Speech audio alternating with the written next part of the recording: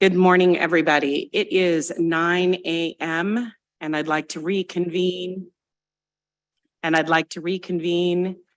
The August meeting of the California Building Standards Commission.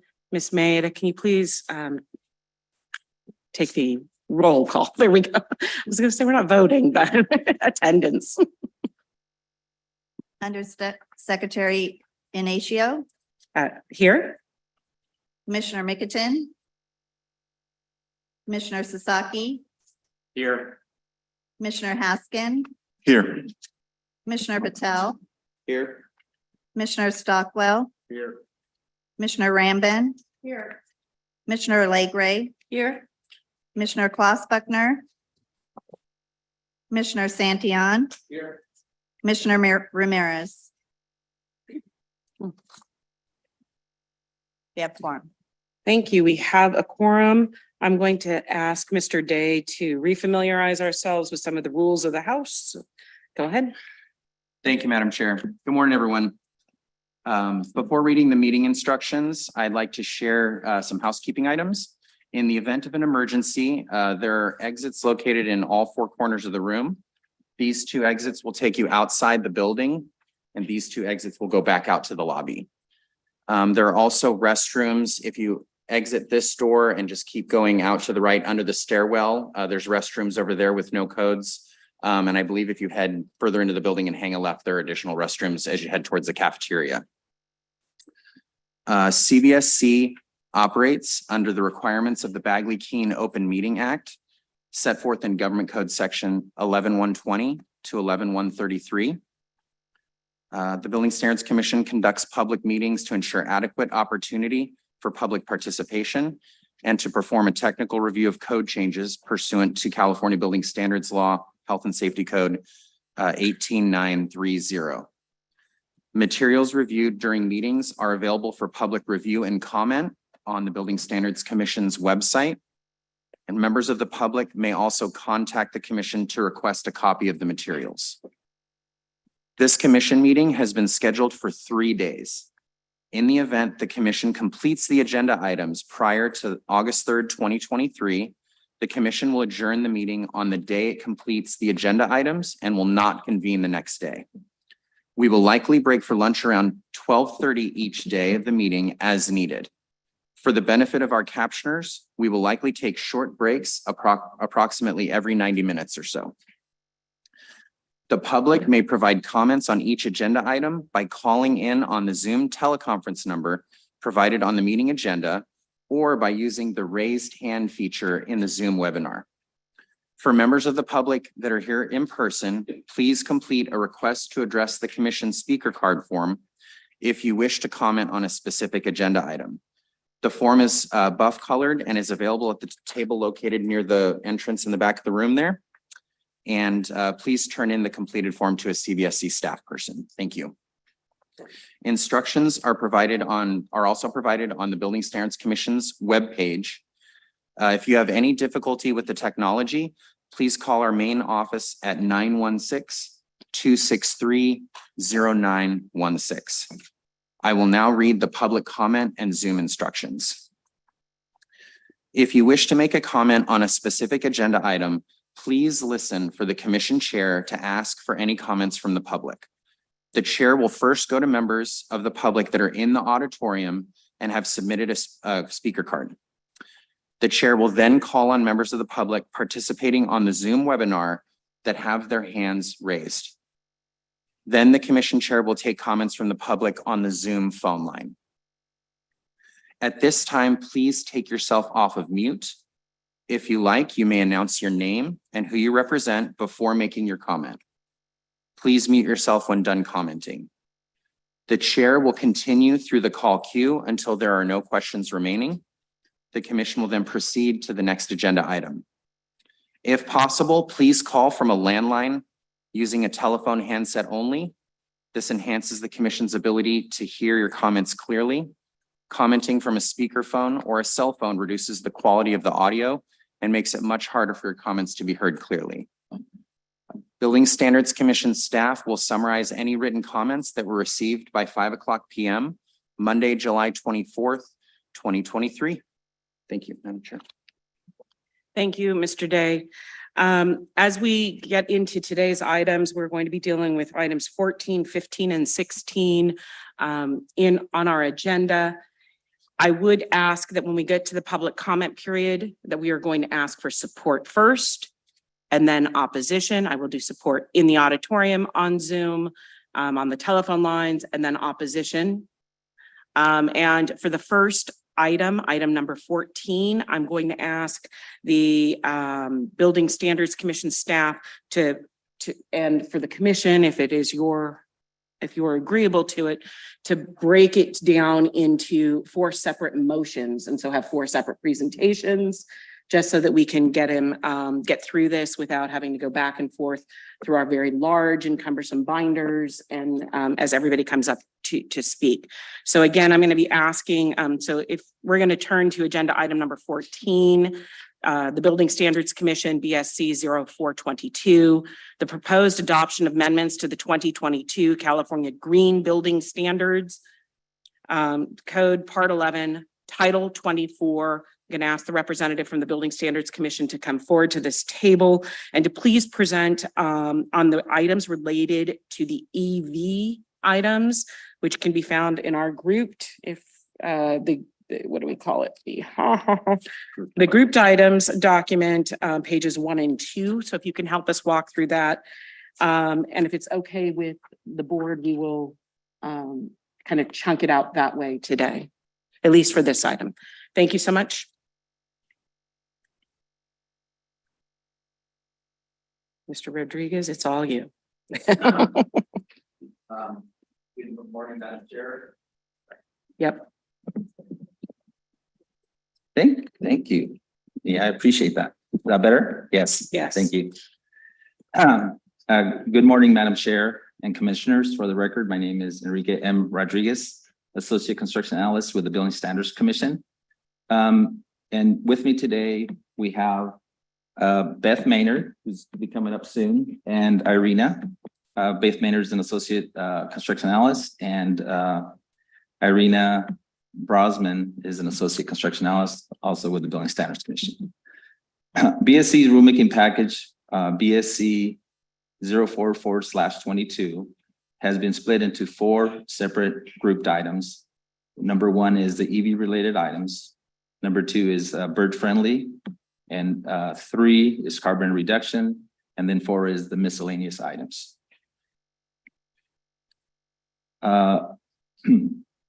Those grouped items are found in your binders just after the SAM-CAM table, just for reference. I'll be presenting BSC's grouped items number 1, which is our electric vehicle proposals for non-residential occupancies within BSC's authority as part of the 2022 intervening code adoption cycle.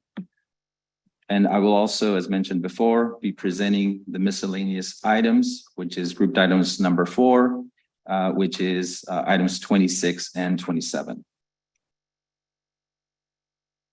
The specific rulemaking grouped items that I will be presenting today are as follows. Grouped item number 1, number 5, 6, 7, 17, and 18. As listed on page 1 and 2 of the grouped items document, which is located just after the salmon cam sheets in your binder.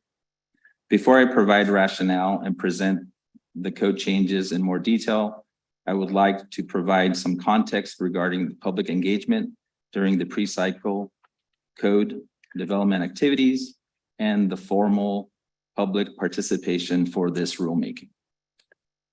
Number 1, in response to comments heard at the 2021 Cal Green Commission hearing regarding the need for a Cal Green workshop, BSC in coordination with DSA and HCD developed a green charter and created a Cal Green EV work group.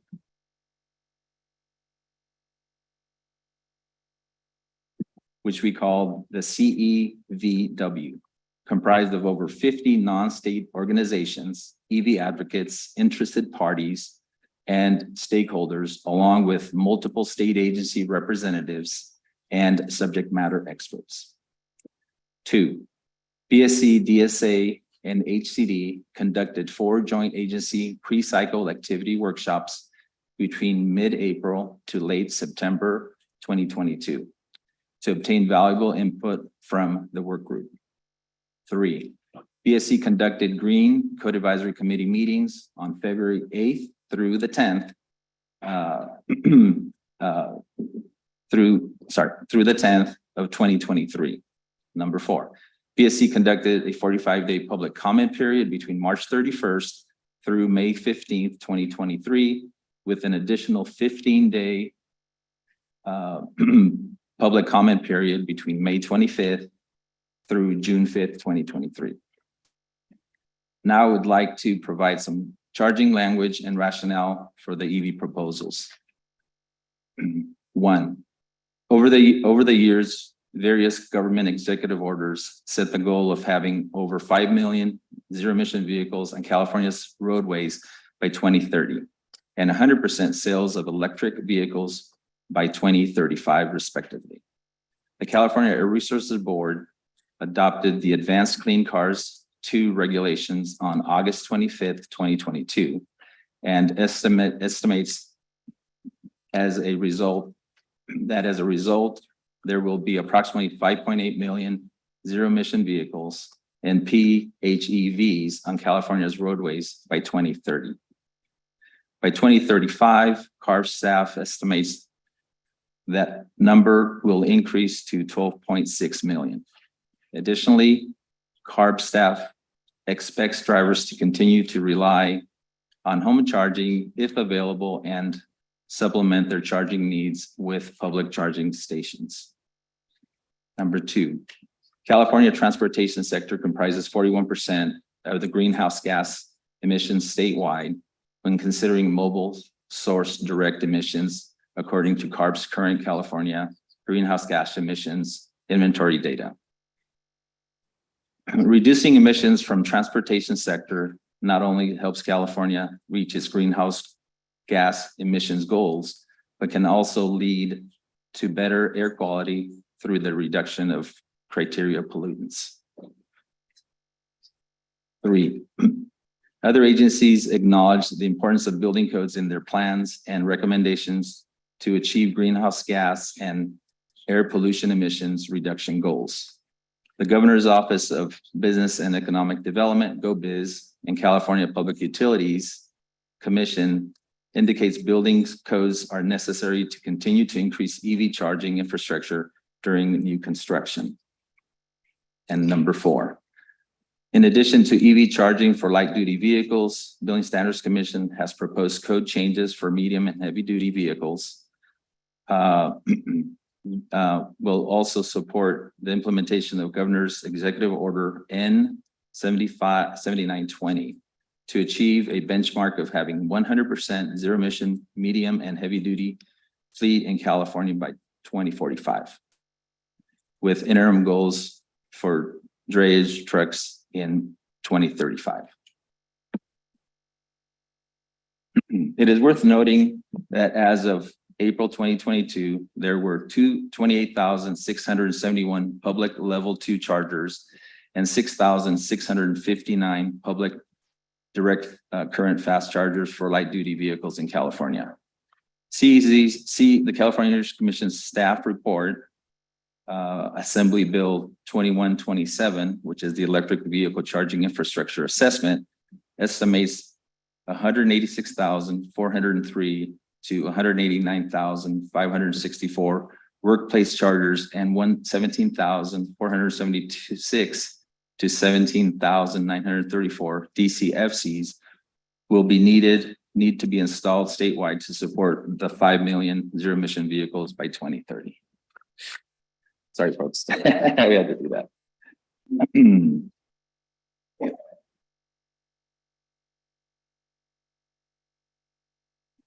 The proposed code changes to the building standards in front of you today will help fill the gap by requiring the installation of electric vehicle chargers and provide flexibility. These regulations also lead to substantial environmental benefits through reduction in greenhouse gas emissions, criterion pollutants, and fossil fuel dependency, leading to improved public health and potentially result in significant cost savings, avoided costs associated with future installation of electric vehicle charging stations at non-residential buildings. Now I would like to present the CalGreen EV related items, which is 1, 5, 6, 7, 17, and 18. The initial statement of reasons document contains detailed information about legislation, executive orders, and the history of CalGreen, along with the rationale for each code proposal. I will provide a brief overview and summarize the proposed code changes. I will also indicate the Commission Action Matrix Table, CAM, page number, the section number, and the section name of the items presented, along with the grouped items table page number, so everybody can follow along. Moving on to the proposed code changes. Item number 1, BSC proposes to adopt new and modify existing EV definitions in coordination with DSA and HCD. For sub items 1-1, 1-2, and 1-4 through 1-6, refer to the yellow CAM table, which is on page 1 and 2, along with the grouped items, which is table page 1. For sub-item 1-3, refer to the green CAM table, page 1, and grouped items table, page 1. Moving on to item 5, BSC proposes to adopt new and modify existing EV code sections for light-duty vehicles as shown. For sub-items 5-1 through 5-5 and 5-7 through 5-10, refer to the yellow CAM table, which is found on pages 2, 3, and 4. And for the grouped items, it's page number 1. For sub-item 5-6, refer to the green CAM table, which is page 5, and the grouped items table, page 1. Moving on to item number 6, BSC proposes to adopt new EV sections for additions and alterations for light-duty vehicles. For sub-items 6-1 through 6-3, refer to the green CAM table, which is pages 5 and 6. And for the grouped items, it's table page number 2. Moving on to item number 7, BSC proposes to adopt new and modify existing code sections for medium and heavy-duty vehicles. For sub-items 7-1 through 7-3, refer to the green CAM table, which is on page 6, and your grouped items is table page 2.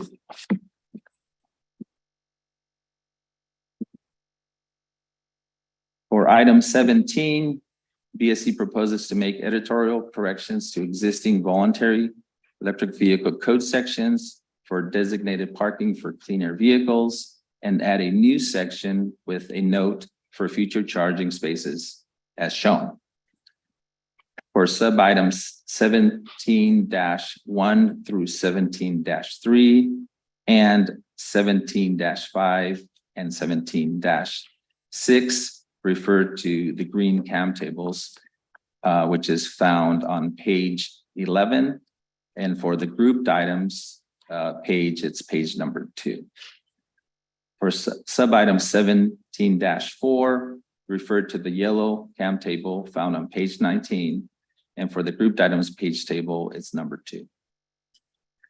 Moving on to the last item, item 18, BSC proposes to modify existing voluntary code sections and add new sections and tables as shown to align with similar amendments made to the mandatory electric vehicle charging proposals that are found in item number 5.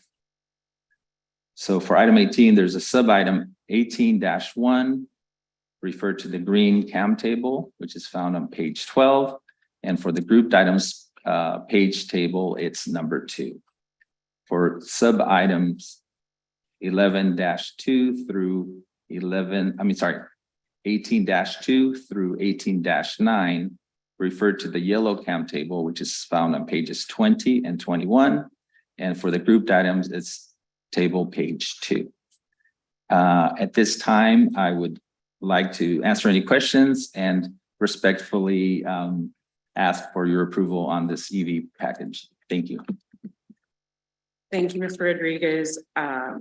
At this time, I would like to open up this item or this portion of this item relating to the EV items just presented to our commissioners. And I'd like to start with Commissioner Sasaki.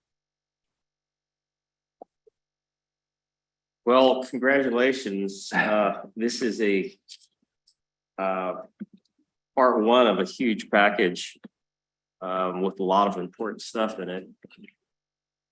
I guess one question is, since there's so much new information here, how are we going to do outreach to design professionals, other folks who are going to be utilizing all of these? Yeah, Commissioner Sasaki, are you referring to the EV portion or the other proposed changes? No, the EV portion. Okay, so this package, the real kind of substantive change that we have for this intervening code cycle is the introduction of a new section for additions and alterations. That is really like I think one of the main change. Some of the other ones are basically clarifying and allowing, for example, we've introduced a new section as an alternative compliance pathway using the power location method that basically is taking what we currently have for EV capable spaces with required installed chargers. We've done a secondary alternative pathway that is just using the power method, and you can choose any EV capable level, level 2, low power level 2 DCFCs to comply with the requirements for that site. So those are, I believe, are like the big changes. The other ones are just making allowances for trade-offs with using, let's say, one DCFC to comply with 4 EV, 2 EV, 1 to 2 EV capable spaces. And then we've also introduced a low power level 2, which uses a 20 amp circuit versus a 40 amp, which is the standard for level 2.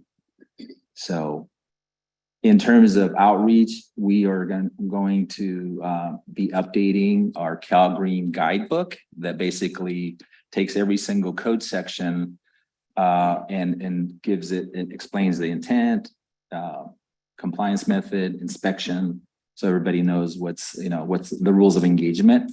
And so we will be updating the current 22 non-residential guidebook and then be doing a supplemental, which will capture these intervening code updates, and we'll issue that as a supplement that will be posted on our website. So Thank you. yeah, thank you, Mr. Saki.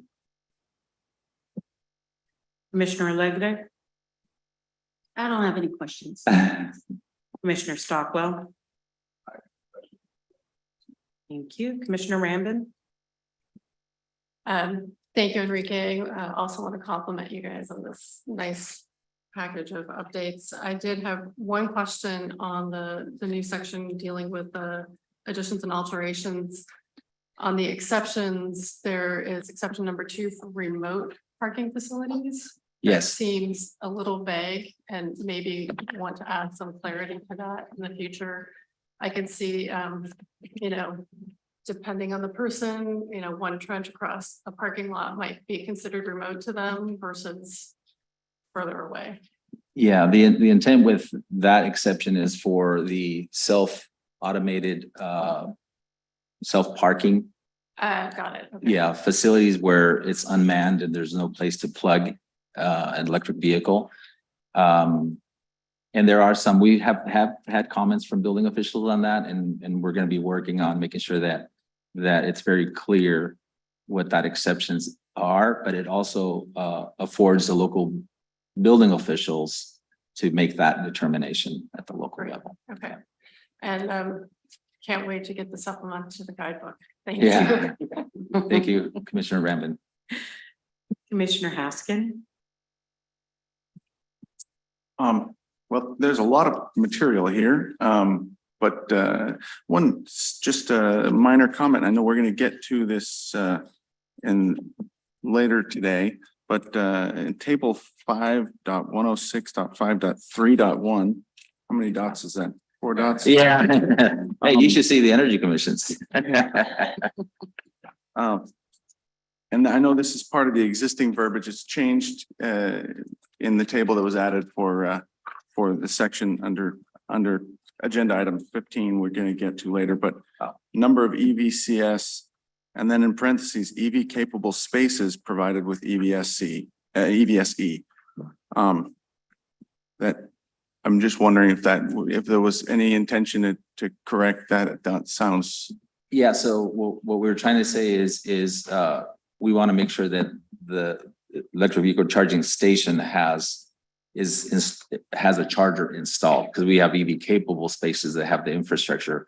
We just want to clarify that this one has a charger installed, because to comply with the EVSC requirement in column number 3, it can be low power. I mean, it can be level 2 chargers, or it can be a DCFC. So in the body of a code section, we define what the EVSC means, and it can be level 2 and or DCFCs. But we didn't want to put level 2 DCFCs in that column. So we're trying to minimize it, but there's a footnote that explains what Okay, that is. all right, that makes more sense. I appreciate the clarification. Thank you. Thank you, Commissioner Haskin. And yeah, I think that's it for me for now. Thank you. Thank you. Commissioner Ramirez. Nothing at the moment. Thank you. Commissioner Patel. Thank you, Madam Chair. Thanks for making billing BSC staff for putting this together. I did have one question on the addition and alteration section. There are 3 conditions that would require them to do EV charging updates. The first 2 are fairly clear, I think. The third one, though, when additions or alterations to existing buildings are triggered, this is section 3, pursuant to code section 301, and the scope of work includes an increase in power supply to an electrical service panel. So the section in chapter 3 that kicks it in would be additions and alterations that are more than 1,000 square feet. It's an addition, or any work that's more than $200,000 in valuation for an alteration. So you need to have one of those conditions. So let's say I'm doing a TI, tenant improvement, and I'm doing $200,000 worth of work in the TI. And the scope of work includes an increase in power supply to an electrical service panel.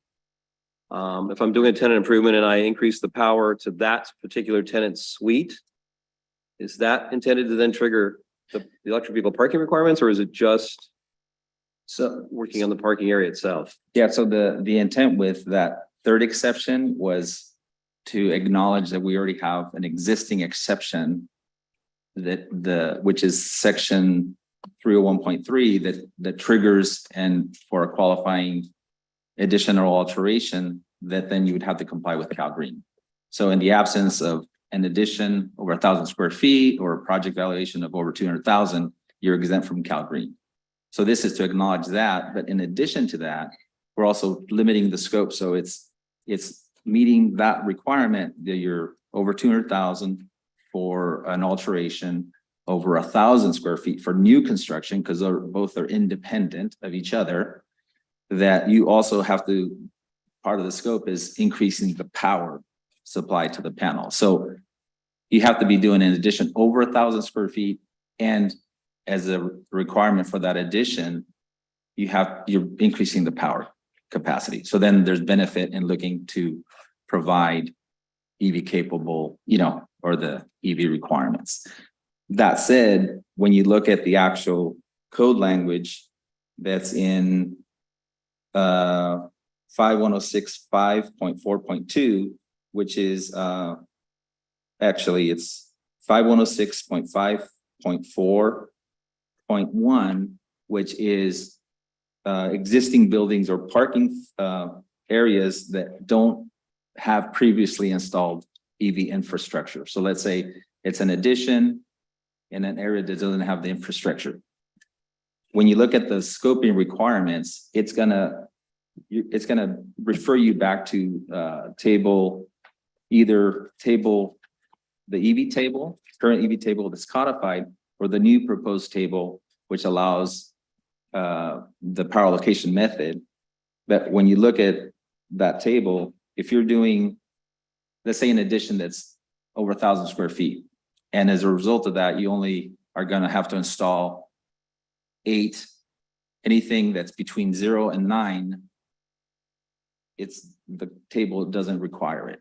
So this is going to require, when you're basically installing between 10 or more new parking spaces, is what's going to trigger the requirement for either EV capable and or installed chargers. So even though you're triggering and meeting that exception, you still have to look at the table, and so it still may not affect you. So it's kind of still limited in scope. It's going to be for larger additions and alterations. Okay, so I had a question. So what would you define as an increase in power supply? Are we talking about the transformer or just increase in the panel size in the space, or? We didn't really define it as the transformer, but just depending on the existing, like if there's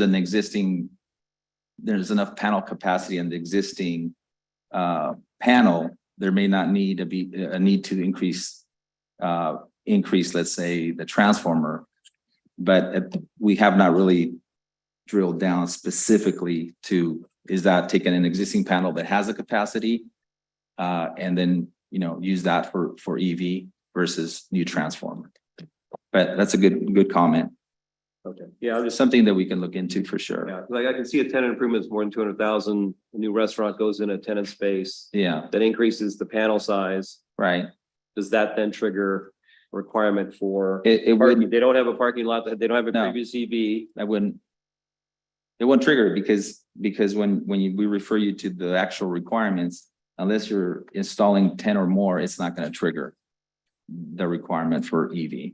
Okay, so unless I'm adding 10 or more new parking spaces. Yes. I got you. Okay. Yeah. So it'd have to be, at that point, you'd probably have to increase your panel capacity to add those additional square footage. Okay. Yeah. Can I ask a follow-up question on that part? So just to clarify, it's if you're adding parking, it's not based on an existing parking lot that has 100 spaces in it, for example. Correct. Okay. Yeah, it's just for new parking spaces being added, but there are some exceptions here that it could be that you're, so it could be that you are, let's say, doing, so there's 3 basically triggers, right? One of them is when the scope of construction work includes an increase in power supply to an electrical panel as part of a parking facility addition or alteration. So let's say you're already doing something on the site, you're increasing the panel. Now there's an opportunity to put in some infrastructure. The number 2 is when a new photovoltaic system is installed, covering existing parking areas. So it could be you're doing a big, photovoltaic structure as a system, and it's affecting a parking area. Then because you're going to be doing trenching, putting in electrical, that would be another opportunity to put in some EV. And then the third one is the one that Commissioner Patel mentioned, which is additions and alterations that are currently in the code that would trigger the requirement for CalGreen. Yeah. Thank you. Thank you, Rick. No other questions at this time. Thank you. Commissioner Santillan? Thank you, Commissioner. All right, at this time, I would like to turn this item over to for comments from the public.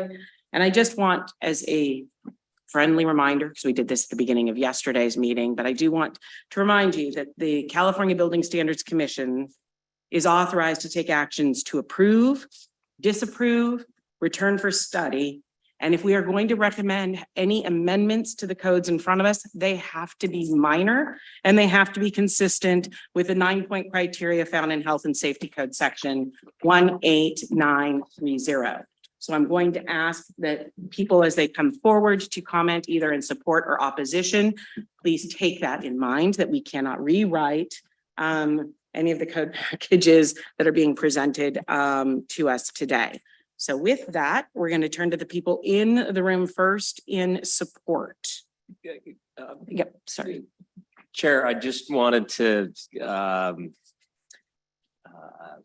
clarify also what the meaning of further study means and what that means for whether or not if the commissioners chose further study for what that means and whether or not, given the timing that the portion that we're looking at that we chose for further study could actually get into the intervening cycle. So if I could have an explanation of that, that would be great. That is a very good point, and I'm going to ask Mr. Day to explain the timing of where we are in the cycle and what pushing back to a further study would mean. Thank you, Madam Chair. Thank you, Commissioner. Yes, further study would, due to the timing in the cycle, would be recommending an action that the agency further study the proposal in a future code cycle, not the current code cycle. Thank you. Thank you. With that said, Mr. Day can read the cards. Yes, thank you, Madam Chair. We did receive some comment cards in support of item 14. I'm not sure if it's on these specific electric vehicle related items though. So I know we received support from Michael Malinowski. If you wanted to speak on the EV item first.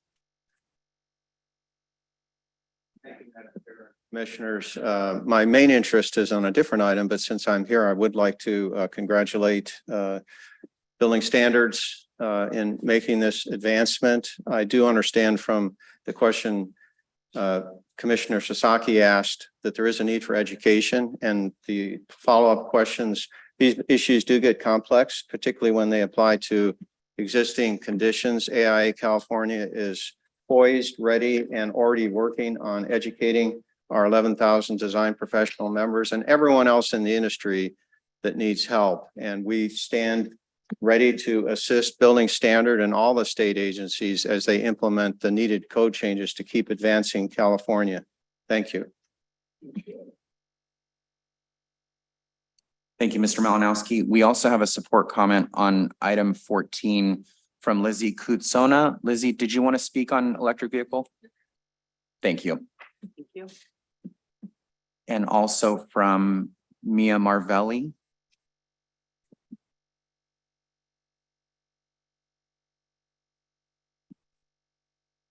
Good morning. Thank you for the opportunity. I'm Mia Marvelli speaking on behalf of myself. Full disclosure, I was the former executive director of the Building Standards Commission when these regulations were being developed by the BSC team. Just speaking in support of the regulations, as Enrique mentioned, this went through a very robust public comment, public participation period. Many of the changes are based on feedback that was received last code cycle. So we being BSC when I was there, hold on to those comments, and we start with those when we create the regulations for the new code cycle. So I want to point that out. Also, I think this was a head start for recent legislation that requires regulations for additions and alterations. So this is a start for that, and that'll be ongoing. So anyway, great work, and thank you for hearing my comment. Thank you, Mia. Okay, thank you. Are there any folks on the Zoom or on the telephone lines in support of the EV related items as part of item number 14 on our agenda? So we'll start with the first hand, Ellie Klossbruckner. Hi, can you guys hear me? Okay. Yes, thank you. This is Ellie Klausbergner, representing myself in support of this package. One quick comment, as we had discussed this a little bit during a side meeting, is that on page 9 of 60, let's see, it's section 5.106.5.3.6. There's an exception C to that section, 1C, where it basically is a little vague as to when would the adversely impacted, when would a construction project be adversely impacted? Where this 1C exception is triggered is on page 9 of 60.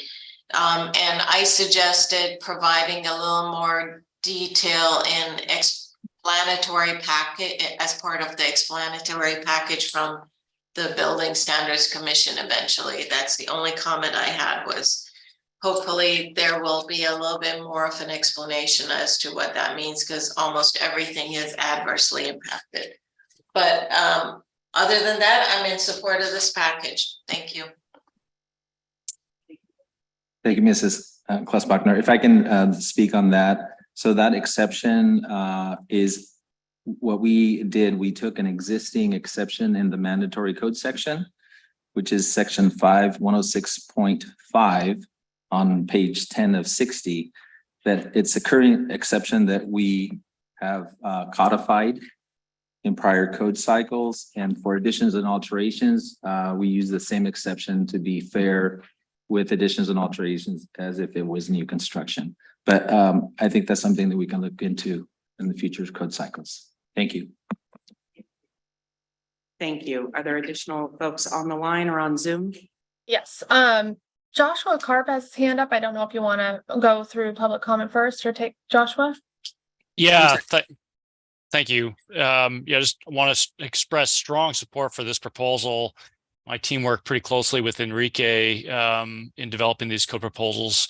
I'm Joshua Cunningham with the California Resources Board. I've led our passenger vehicle regulations, and he alluded to the governor's target. And since then, we've adopted a number of regulations to require electric vehicle sales, as he mentioned.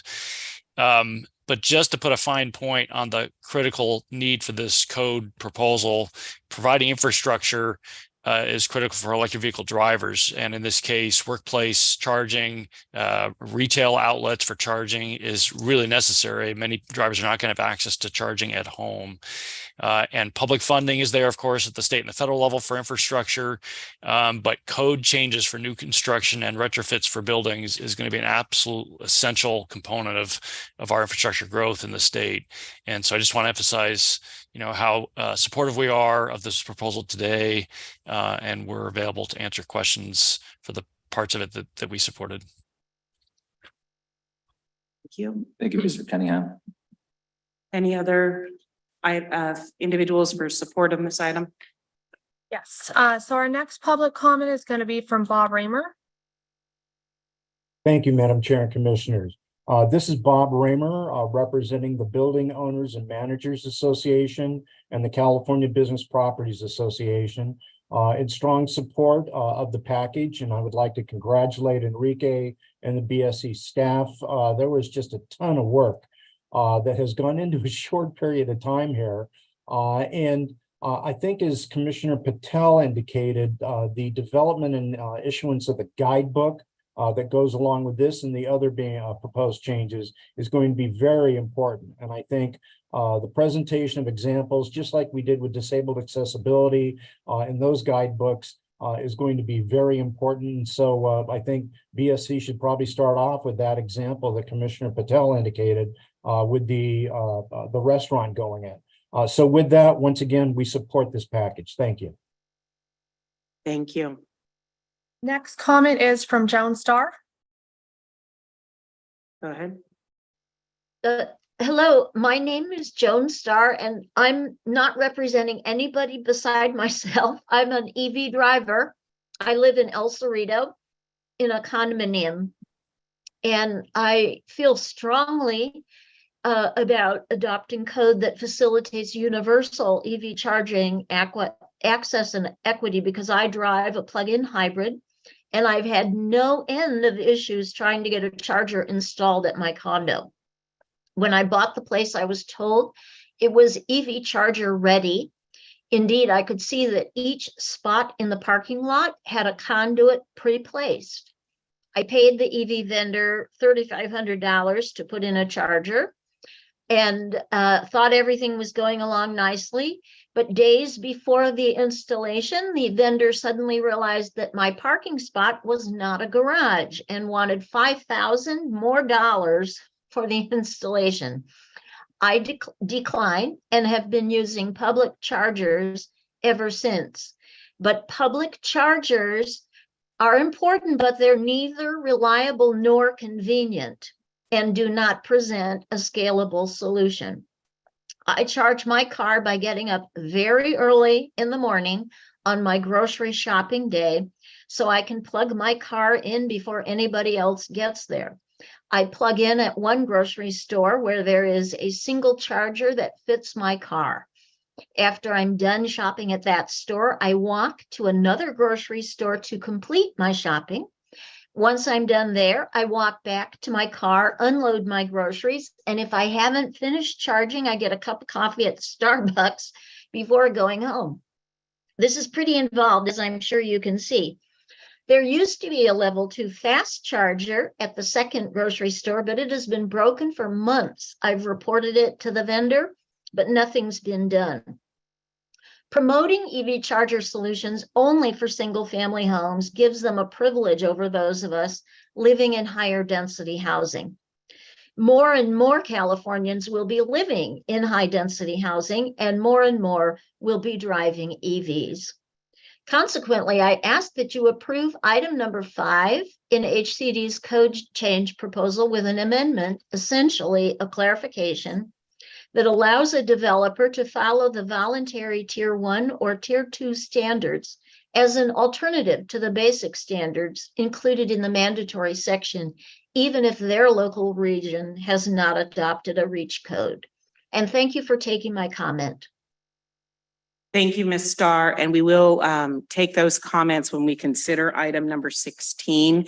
We are on actually a different reg package, but we were all taking notes and did take your comments into consideration. So thank you for those. Thank you very much. Are there any other individuals on the line in support of item 14 pertaining to EV related items? Yes, so our next public commenter is going to be Danette. Go ahead.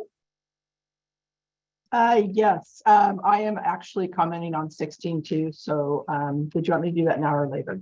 No, I'd like you to please hold your comments until we take up item 16, please. Thank you. Again, we're on item number 14, the Building Standards Commission's regulations pertaining to EV related items. Do we have anybody else wanting to speak in support on this portion of the agenda? Our next hand up is going to be from Matthew Nelson. Go ahead, Mr. Nelson. Commissioners and staff, I'm Matt Nelson, Director of Energy Policy at Walmart. In April, Walmart announced our intention to build public EV charging stations at thousands of our stores and clubs by 2030.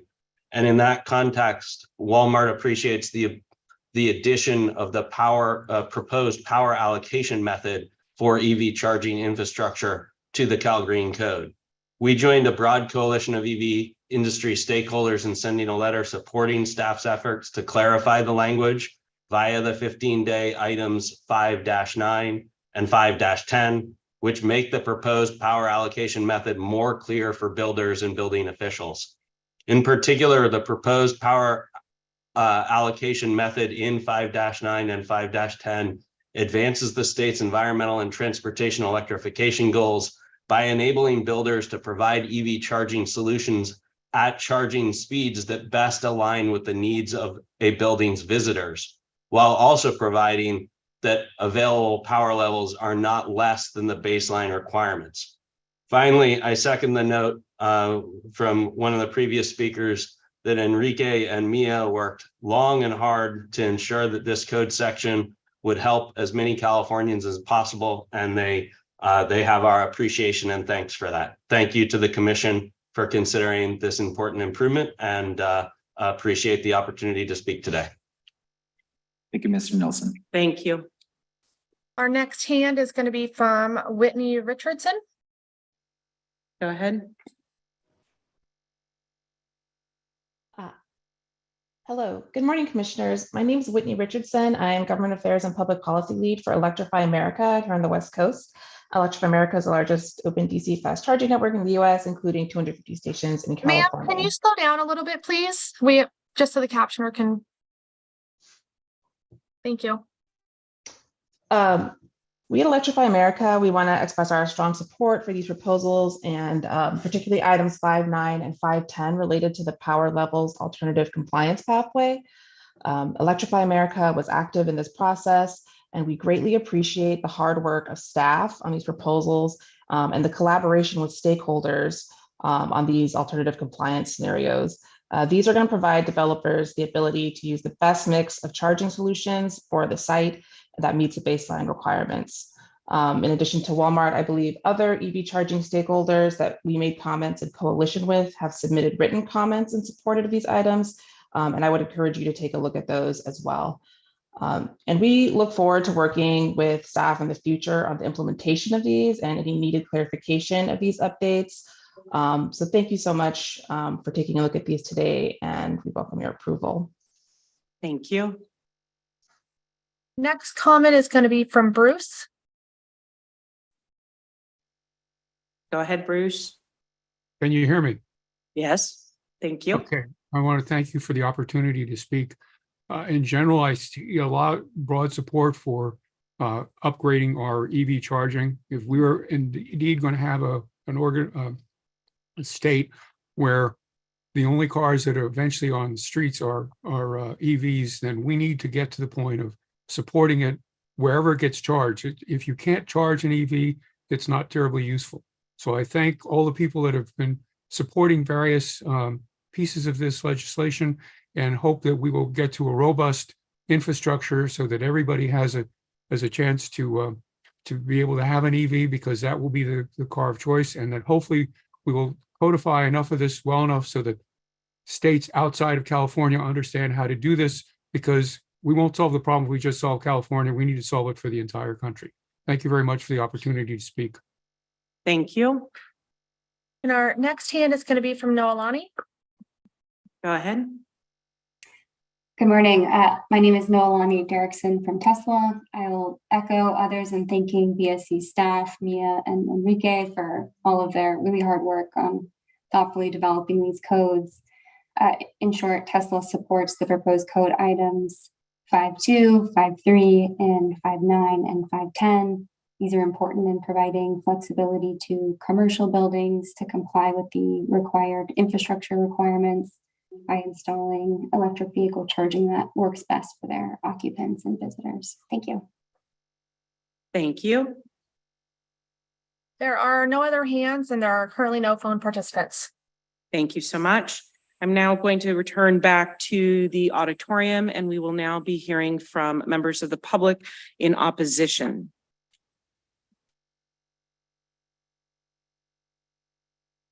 We did receive some comment cards, speaker cards on this item. Just wanted to make sure it's on the EV related items or on another related item. So speak now if you're in opposition to EV. Okay, seeing nobody coming forward. Is there anybody on the telephone line or the Zoom lines in opposition? There are no hands raised and no phone participants. Okay, I would like to just quickly check in with the building standards staff. Were there any written comments submitted to the commission prior to this meeting? If so, would you please summarize them here? No comments received, Madam Chair. Okay, that concludes the public comment portion of the EV related items. as grouped together on our agenda, members of pages 1 and 2 of the grouped items document. And this is the Building Standards Commission Package BSC 04/22, items 1 through items 18-9. The proposed adoption of amendments to the 2022 California Green Building Standards Code, Part 11, Title 24. Do I have a motion? Commissioner Sasaki moved to approve. Commissioner Rambin, second. Okay, there is a motion and a second. Is there any further discussion from the commissioners on this motion? Hearing none. Ms. Maida, can you please call the roll? Commissioner Sasaki, Aye. Commissioner Rambin, Aye. Commissioner Stockwell, Aye. Commissioner Legray, Aye. Commissioner Santillan, Aye. Commissioner Ramirez, Aye. Commissioner Haskin, Aye. Commissioner Patel. Aye. Thank you. The vote is unanimous and the motion is carried. I would like to now ask the Building Standards Commission staff to present their items as part of the Building Standards Commission BSC 04/22 proposed adoption of amendments of the 2022 California Green Building Standards Part 11, Title 24, items related to bird-friendly building design. Sorry, I just wrote bird-friendly on my Post-it note. That was it. What are we doing here? Buildings. Thank you, Madam Chair and Commissioners. Appreciate your support for our EV related items. Thank you very much. Good morning, Madam Chair and Secretary. Good morning, Madam Chair and Commissioners. My name is Beth Maynard and I'm an Associate Construction Analyst with the Building Standards Commission. And I am here to present Agenda Item 14, which my portion contains the portion of bird-friendly building design for the 2022 California Green Building Standards Code. The associated express terms, initial statement of reasons, commission action matrix, bird-friendly are items 2.1 through 2.9, items 21 through 20-6. The ISOR contains detailed information about legislation, executive orders, and the history of Cal Green. I'll provide a brief overview and summarize the information. BSC received a petition in March 25th, 2019 to include bird-friendly building design as a voluntary measure in the 2019 intervening code cycle. During that code cycle, the Green Code Advisory Committee recommended further study. And since then, BSC has been working on resolving the further study items and modifying the proposed regulations before you today. BSC worked with the State Fire Marshal and the California Energy Commission during our pre-cycle phase to determine if there were any conflicts with regulatory language regarding glazing, exterior requirements, and nighttime conditions lighting. BSC chose to provide language to inform the code reader regarding exterior treatments in the fire severity zones in Chapter 7A as it applies to non-residential buildings. BSC conducted 2 stakeholder workshops in June and September of 2022, during which the draft regulations were presented and discussed. These workshops were attended by state agencies, interested parties, stakeholder representatives such as Quiche Environmental, San Joaquin Audubon Society, the US GBC, CBIA, the State Fire Marshal, American Bird Conservancy, Kaleidoscape, US Fish and Wildlife, National Fenestration Rating Council. BSC solicited feedback from the group, and the outcome of the feedback is included in the proposals before you today. BSC proposes to add section A5-107 and subsections A5-107-1, A5-107-2, and A5-107-3 with exception, and A5-107-3-3.1. And these are in the voluntary section of the Cal Green. The bird-friendly building design and subsections adopt the proposed amendments that addressed bird-friendly standards for planning and design of buildings. The intent of these voluntary standards is to reduce the number of bird deaths caused by collisions with buildings. BSC is proposing concepts and alternative materials to vision glazing and other building features for designers and developers to use when designing buildings to reduce bird collision. During the Code Advisory Committee meeting held February 8th through the 10th, BSC received further study on a couple items. Section A5107, the CAC recommended to remove the word note as it had no regulatory authority. Also suggested to remove the word high regarding the fire severity zones, that these measures may be impacted in all of the fire hazard severity zones. It was suggested we add historic reference in the response to decorative windows that may not be able to be replaced with bird-friendly building design. BSC accepted and removed the word high to the fire severity zones and added hazard as per the California Building Code. We also added an exception for the historical buildings referencing the California Historical Building Code. Section A5107.3, CAC suggested we add beacon lights in response to the FFA and considered astronomical time switch control to programmable to seasons. BSC accepted and chose to add aeronautical beacon lighting required by the Federal Aviation Administration. The recommended astronomical time switch can be considered a time switch control device, which is what we have within the nighttime conditions. Section A5107.2, while the CAC recommended approve, the stained glass discussion came up during the CAC meeting, and BSC looked into this after the meeting and is proposing to add this to the list of special conditions. Stained glass can be very safe, but it is often insulated by putting clear paint on the outside, which can make it very reflective. BSC did receive 3 public comments during our 45-day public comment period, mostly in support of. There were a couple suggestions to amend items in the future, and at this time, BSC did not make any further amendments. BSC respectfully requests the Commission to adopt and approve this submittal for the 2022 California Green Building Standards Code bird-friendly regulations. This concludes my presentation, and I'm happy to answer any questions. Thank you. I'd like to open up this portion of item number 14 for the commissioners' discussion. I'm going to start with Commissioner Alegre. Turn your microphone on. My microphone is on. Can you hear me now? I'm usually very loud. All right.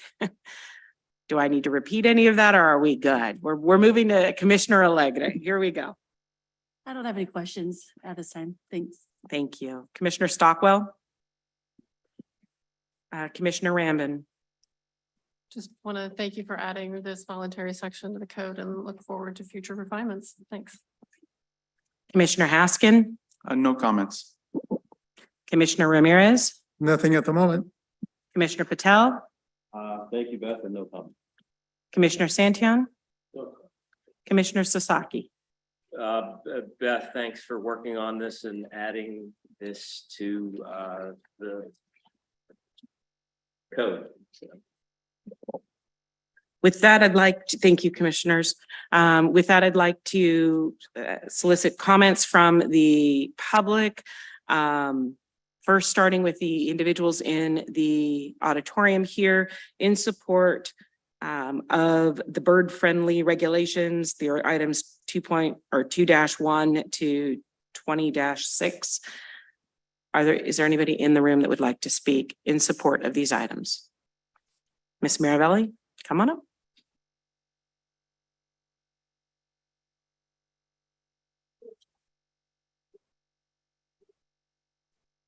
No. Okay, good. Thank you.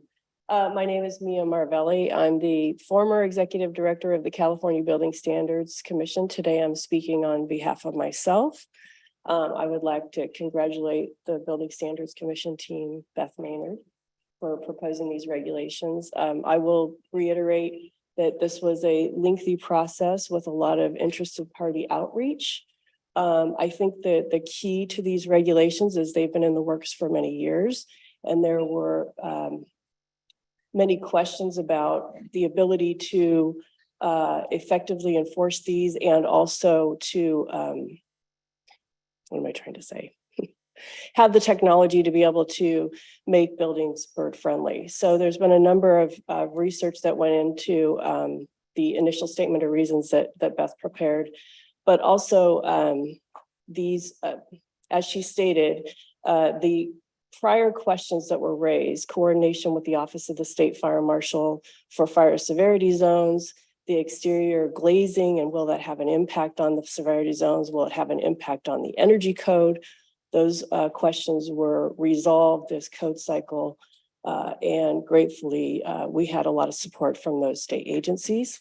In addition, we spoke with the California Department of Fish and Game, and they're aware of these regulations, and so is the California Natural Resources Agency, who has other efforts to preserve biodiversity in California. And you may or may not know this, but this building is actually designed with bird-friendly glazing. And so we're happy to be here today. So thank you. My comment is in support if I didn't say that. Thanks. Thank you. Other members in the auditorium in support of the bird-friendly regulations portion of item 14. Seeing nobody coming forward, going to move to the Zoom and telephone lines, please. Yes, we have a comment from Bob. Thank you. This is Bob Raymer representing CBIA, BOMA, and the California Business Properties Association. And in strong support of this package, I'd like to congratulate Beth, the BSC staff, and in particular, Jane Taylor, who's been working off and on this for over a decade now. This proposal's been fine-tuned, as Mia just indicated. The issues related to the wildfire severity zones and the energy efficiency standards have been resolved. Notes have been put into the regs. And so with that, we're glad to see this finally get into the code. Thank you. Thank you. There are no other hands raised. We do have one phone participant, the person with number ending 1093. If you have a comment, now is the time. Okay. Thank you so much. Mr. Day, did the commission receive any written comments on this item prior to today's meeting? If so, can you please summarize them? No comments received, Madam Chair. Thank you. That concludes the public comment portion, and I'd like to turn item number 14, the subsection pertaining to bird-friendly regulations, items 2-1 to 20-6, found on page 3 of the grouped items document in our agenda, back to the commission for a motion. Commissioner Rambin moved to approve. Commissioner Allegri seconds. I have a motion and a second. Is there any further discussion from the commissioners on this item? Seeing none, Ms. Maida, can you please call the roll? Commissioner Patel, Aye. Commissioner Haskin, Aye. Commissioner Ramirez, Aye. Commissioner Santillan, Aye. Commissioner Allegri, Aye. Commissioner Stockwell, Commissioner Rambin, Aye. Commissioner Sasaki. Aye. Thank you. Unanimous vote. That motion carries. Sorry, now I'm too close. I'd like to thank you so much for Thank you. And I just want to take a moment to thank Jane Taylor, who is actually in the audience today. She's instrumental in all of this, and her hard work and dedication to this is what made it so successful. So thank you all. Thank you.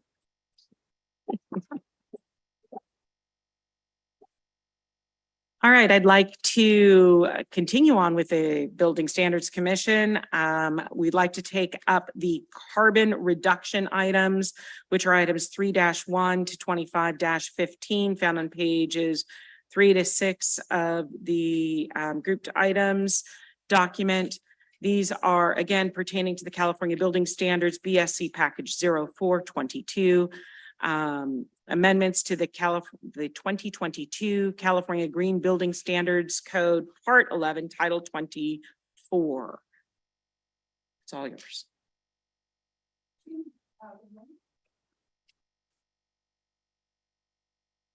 No, it's gotta be green.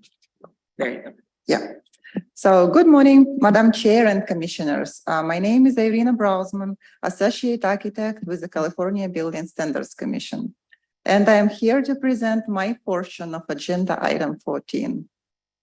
And my portion of the BSC proposal is the new mandatory and voluntary regulations developed as a result of 4 Cal-Green Carbon Reduction Collaborative Pre-Cycle workshops held in 2022.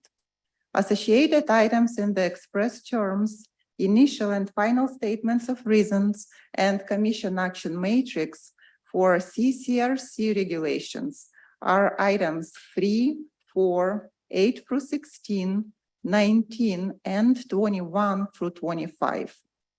These regulations will affect non-residential occupancies, except for those where other state agencies have the authority to adopt green building standards. State buildings, UC and CSU.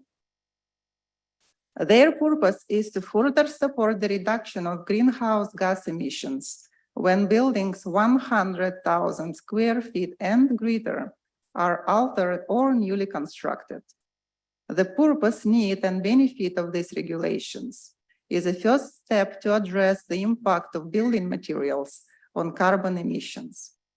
To maximize flexibility, 3 alternative pathways are provided. The first one is building reuse. When reusing a building, maintain certain percentage of the existing structure and enclosure.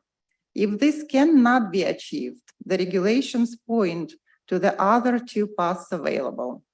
The second one is a whole building life cycle assessment. Conduct a cradle-to-grave whole building LCA, demonstrating reduction in global warming potential. The third one, product GWP compliance, and that is prescriptive path. Specify construction materials that do not exceed certain global warming potential values. ISOR contains background, rationale, and the history of Cal-Green. So I am going to provide a brief summary of that information. When the Cal-Green Code was first published in 2008, it included several greenhouse gas and embodied carbon reduction topics, such as building reuse, material sources, and their recycled content, and life cycle assessment. Many of the updates to Cal-Green over the past 15 years have been in response to enacted legislation and executive orders, focusing on stormwater pollution prevention, bicycle parking, electric vehicle charging, and other areas. Carbon reduction topics had less attention in those years. However, it started to change just recently. In recent reports published by the California Energy Commission and the California Air Resources Board, embodied carbon has received more attention.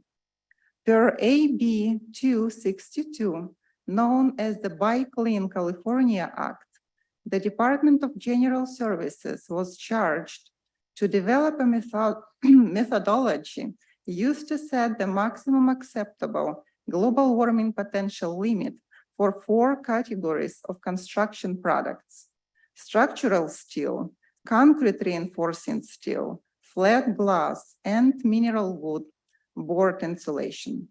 State agencies that award contracts are responsible for ensuring through EPDs that these materials do not have a GWP that exceeds the limits set by DGS.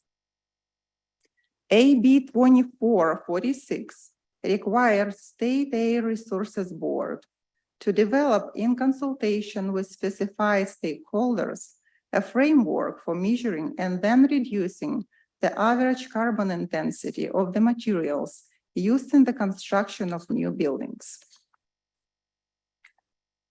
Then a petition was submitted by the American Institute of Architects, California in 2019, requesting that California adopt the Zero Code. But after several discussions with AAA, it was determined that Zero Code is outside the scope of the Cal-Green Code. but continued discussions led to more focused CalGreen topics, which then led to BSC and DSA, developing CalGreen Carbon Reduction Collaborative, we call CCRC. CBSC website contains a comprehensive list of other organizations that participated in the 4 CCRC workshops and development of the draft code changes.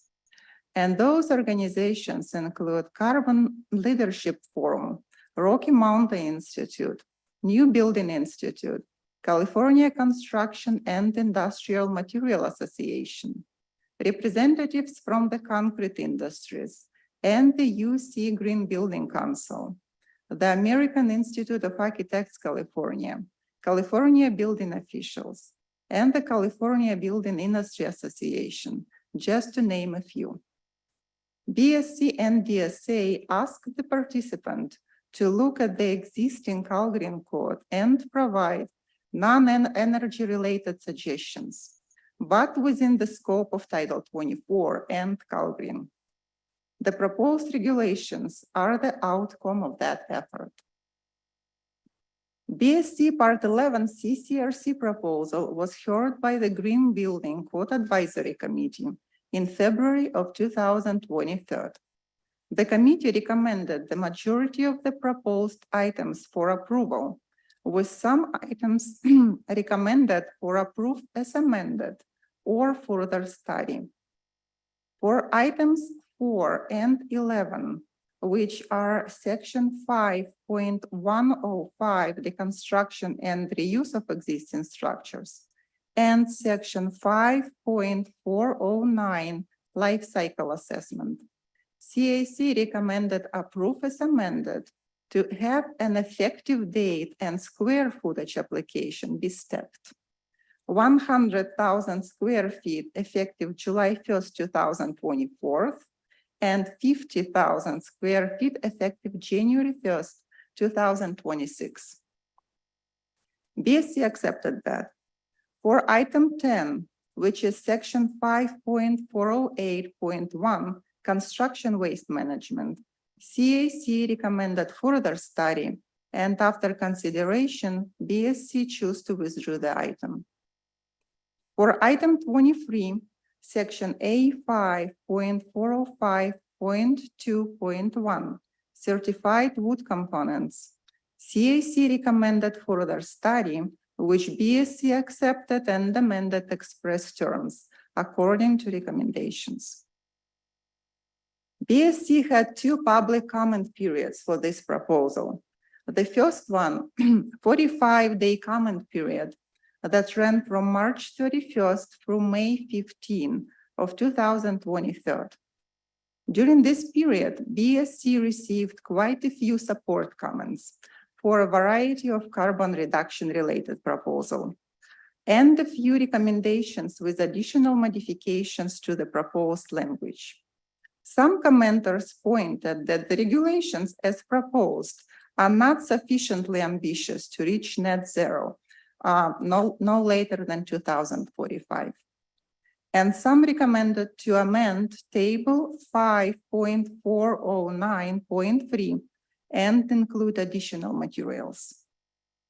AAA California recommended to amend sections related to verification of compliance for the whole building life cycle assessment and GWP compliance pathways, requiring provided worksheets be signed by the design professionals of record and included in the construction documentation, and adding references to sections 702.2 and 703.1 as provisions that may be required by the enforcing agency. BSC summarized all the received comments and provided responses in the FSOR. Then we had additional 15-day comment period that ran from May 25th and through June 9th of 2023. During this period, BSC received a few comments, which were also summarized and responded to in the FSOR. Now I will give a brief overview of CCRC related items as they are indicated in the grouped items table. Item 3. BSC proposes to adopt new Green carbon reduction related definitions in Chapter 2 in coordination with DSA. All the proposed definitions are on the final express terms, page 4. Item 4 starts on page 4 of the final express terms. BSC proposes to adopt new subsections under sections 5.105, deconstruction and reuse of existing structures. There is a new scoping section for additions and alterations to comply with one of the 3 compliance options for the reduction of embodied carbon. Item 4 also contains mandatory regulations for the first compliance pathway in section 5.105.2, reuse of existing building. When an addition or alteration to existing building occurs, a minimum 45% of the building primary structural elements and lateral elements shall be maintained. A new verification section is proposed to require the construction documents to demonstrate compliance. A sample worksheet 3 is proposed to be added to Green Chapter 8, which is covered under item 15, that can be included in the construction documents. New reserved section about the construction is added as a placeholder for future use. Item 8 is on page 11 of the final express terms and contains proposed amendments to the existing scoping section of 5.401.1 to include greenhouse gas emission reduction and provide clarity. Item 9 is on page 12 of the final express terms. BSC proposes to add appropriate new defined terms to the list in section 5.402 definitions for consistency in the code. However, the terms are defined in Chapter 2. After 45-day public comment, one of the new terms on the list was revised to match Chapter 2 definitions. Item 10 was withdrawn. Item 11 starts on page 12 of the final express terms. BSC proposes to adopt new subsections under section 5.409 life cycle assessment that was previously reserved for future use. And this code cycle, BSC in coordination with DSA proposes to add new mandatory regulations there. BSC proposes new scoping section for whole building LCA and GWP compliance options for the reduction of embodied carbon for new buildings, alterations, and additions. This item also contains new sections with mandatory regulations for the whole building life cycle assessment pathway. A new verification section is included and requires a summary of the GWP analysis provided by the software and worksheet 4 signed by the design professional of record be included in the construction documents. In response to 45-day comments I mentioned before, BSC proposed some modifications to the language in the 15-day ET.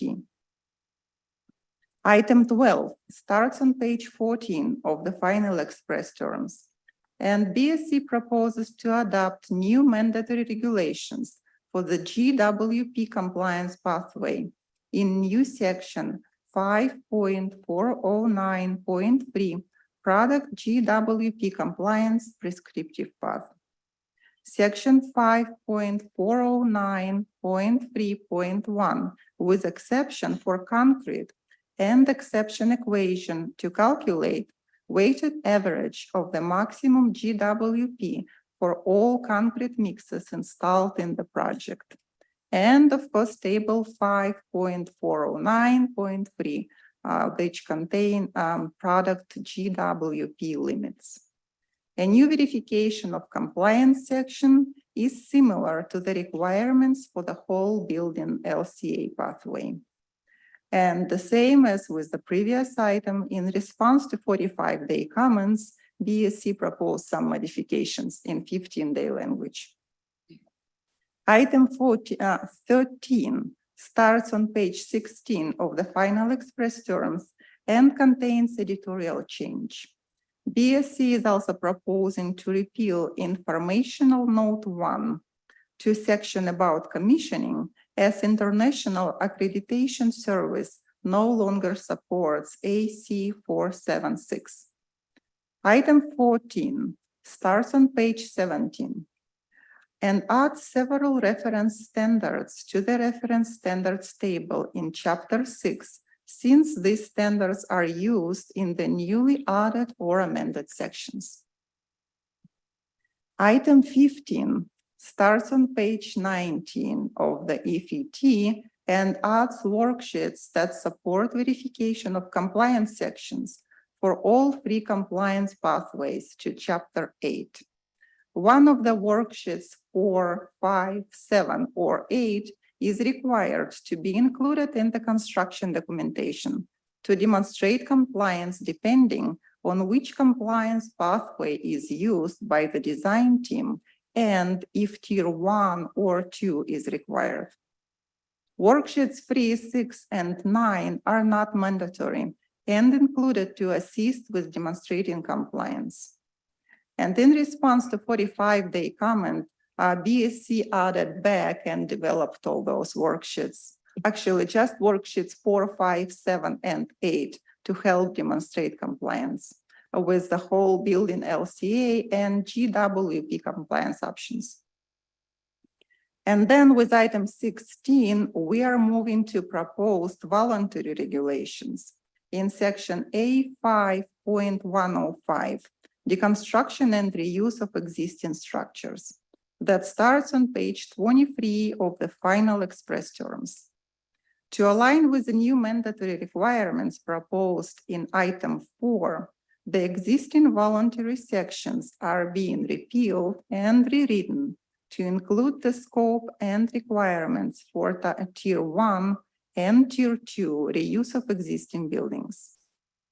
In item 19, that starts on page 30 of the final express terms, BSC is proposing new voluntary measure for shade trees in new section A5.106.11.3 and minor edits to other sections, including section A5.106.11, reduction of heat island effect, and its subsections to accommodate proposed shade tree regulations and clarify the difference between several different heat island effects, hardscape, cool roof, and shade trees.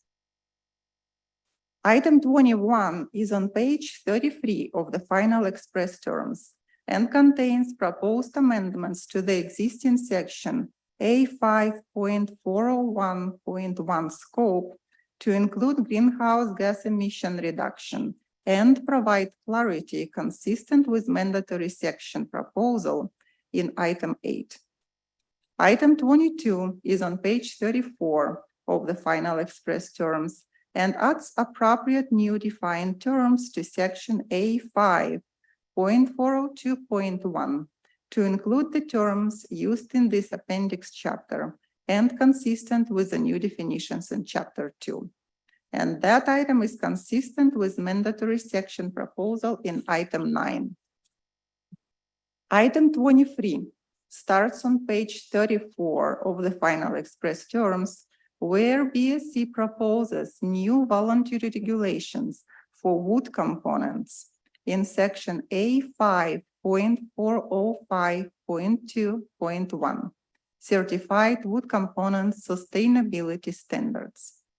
BSC has no modifications to the language proposed after 45-day public comments we received, but we may consider those suggestions in the future cycles. Item 24 starts on page 35 of the final express terms and contains clarifying amendments to section A5.405.5, cement and concrete, and its subsections, as well as adds a more supplementary cementitious, hope I said it right, material and recycled aggregate options that may be used in concrete mixes. BSC is also proposing 2 new voluntary sections that permits a longer age of maturity for concrete as long as it's in compliance with ASTM standards, and another section that permits the use of returned fresh concrete in compliance with ASTM or Caltrans standards. And the last item, item 25, starts on page 39 of the final express terms. To align with the new mandatory requirements proposed in items 11 and 12, the existing voluntary section A5.409.1 general is repealed, and new sections are proposed to include the scope and requirements for Tier 1 and Tier 2 whole building LCA in section A5.409.2 with subsections, and product GWP compliance in section A5.409.3 with subsections and table A5.409.3. BSC is also proposing to amend existing voluntary section about whole building life cycle assessment of additional impacts and repeal several sections as the whole building LCA mandatory and voluntary sections are amended to include verification of compliance sections there and conduct whole building LCA in accordance with specified reference standards rather than specifying specific building methods or products in CalGreen. In response to 45-day comments and to match proposed mandatory regulations, BSC proposed some modifications to the language in 15-day AT. That concludes my presentations, and BSC respectfully requests the approval of the proposal. And I am open to questions. Thank you so much for that very thorough run through. There is a significant number of items for us to consider. I do want to note that we have been at this for 90 minutes and we do want to take a break for our closed captioners. So I feel like this is a good breaking spot on the natural, so thank you. It is 10:32. We will come back at 10:40, let's call it 10:45. And then we will resume with comments and discussion from the commission. Thank you.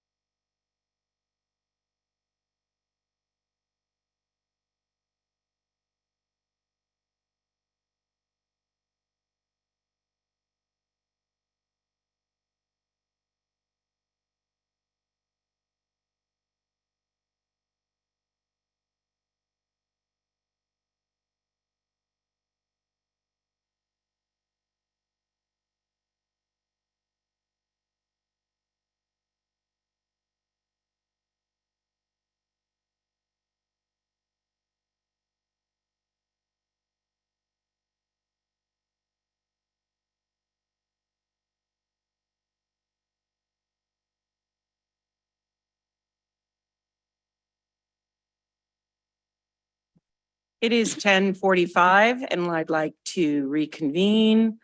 We're looking at item number 14, the carbon reduction items of item 14 of our agenda. And I'm going to open this item to the commissioners for discussion. And I'd like to start with Commissioner Patel. Thank you, Madam Chair. First, I would like to thank Irina and the Building Standards Commission staff for tackling this mind-numbing subject. In reviewing the regulations, I admit I'm not an expert in this field, but there's a lot of complexity in what you've done and trying to put it in a way that works for everyone. I do have some concerns about the enforceability, implementation that local government's going to have in assisting customers through this process. There's a lot of material. There's a lot of things I think that local government may not be as familiar with as far as where these products can be obtained, how to verify these products are meeting the baseline requirements. And I think that is a concern. I don't know from the design professional side how impactful this is going to be. I do know the buildings that are over 100,000 square feet tend to have been on the design board for a couple of years, and they've been costed out. So adding this portion to it, I don't know how that impacts those really large buildings, and those are my just base comments. I'm very supportive. I think it's a very good goal. I think we're all 100% behind the idea of the decarbonization of buildings. So I'm not going to ask any questions, but I think I'd like to hear from what the public has to say before I make it. So thank you. Commissioner Sanders.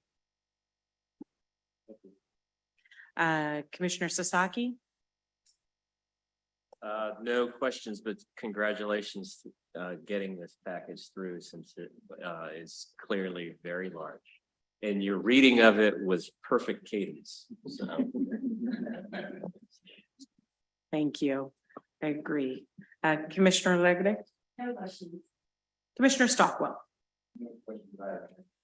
Commissioner Rambin. Just a couple of comments. Thank you, Irina and BSC staff. Again, I would look forward to additional guidebooks being updated for the implementation, since compliance really is relying upon the design team to verify. And as Commissioner Patel said, it's a lot of information, and I think it's very important that we implement these things. But having that guidebook would be very helpful. Thanks. Thank you. Commissioner Haskin. Yeah, I'd like to echo the other commissioners' comments, and especially one specific thing that I really like, item 14-1, adding that table, the reference table showing the reference standards and what sections they're in. Very helpful. It's a very helpful addition. So thank you for this package. Thank you. Commissioner Ramirez. Nothing at the moment, thank you. Thank you. I'd like to now take comments from members of the public on item number 14 pertaining to the carbon reduction items.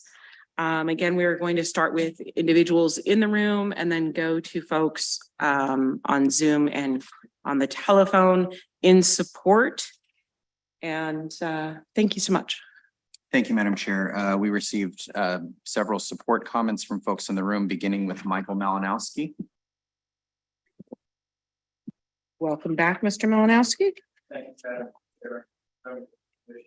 Mike Malinowski on behalf of AI California. Our 11,000 design professional members prepare the designs, do the construction documents, prepare the code analysis, and manage the project delivery for virtually every project in the state of California that will be affected by these regulations. We support these wholeheartedly, and we want to thank CBSC and DSA and their incredible staff, the incredible hard work that it took over a relatively short period of time that involved literally hundreds of stakeholders and stakeholder entities to get this down in the book. To keep my comments brief and to the point, and we have tried to organize comments that you will hear to avoid duplication. But I'd like to do a quick recap of 8 facts and start with that. Number 1, the need for decarbonization of our built environment in California is not up for debate. It's the law. The only question is how we reach the goals and when. Number 2, the built environment is a major contributor to greenhouse gas pollution.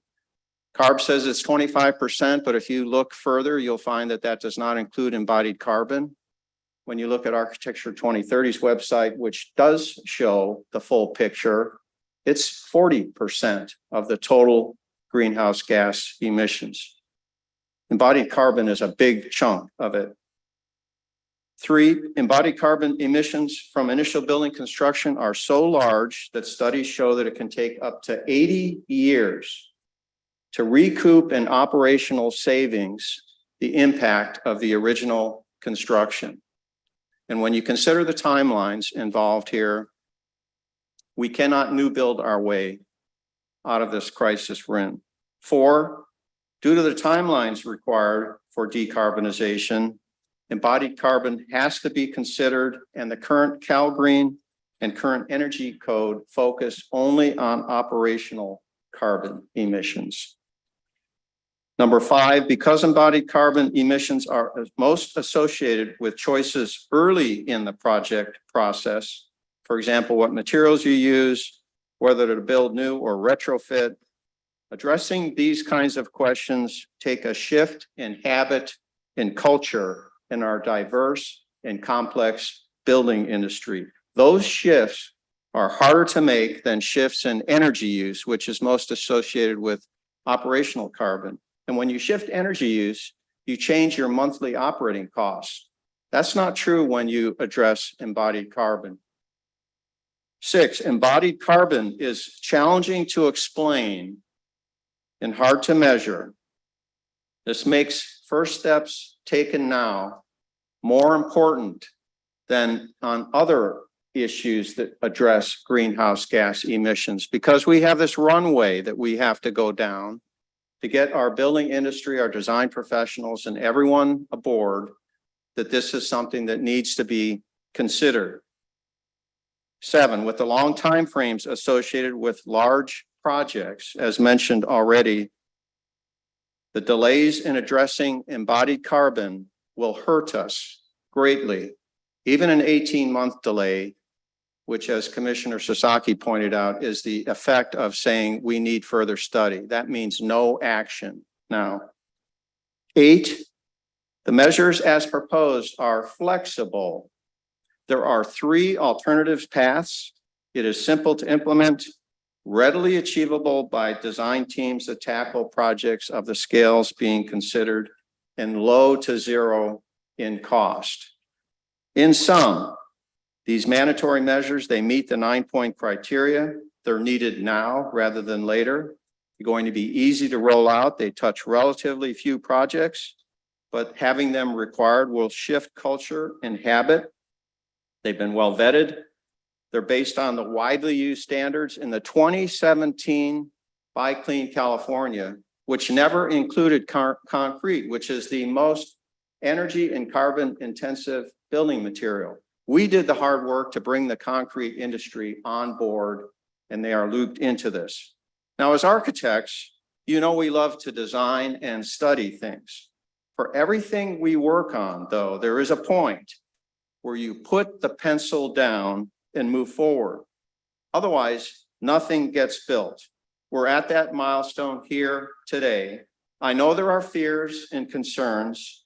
We believe those are based mostly on lack of knowledge and information. The AIA California will share the needed knowledge. We're going to conduct the training. We're going to help our clients overcome the very minor obstacles involved in implementing these requirements.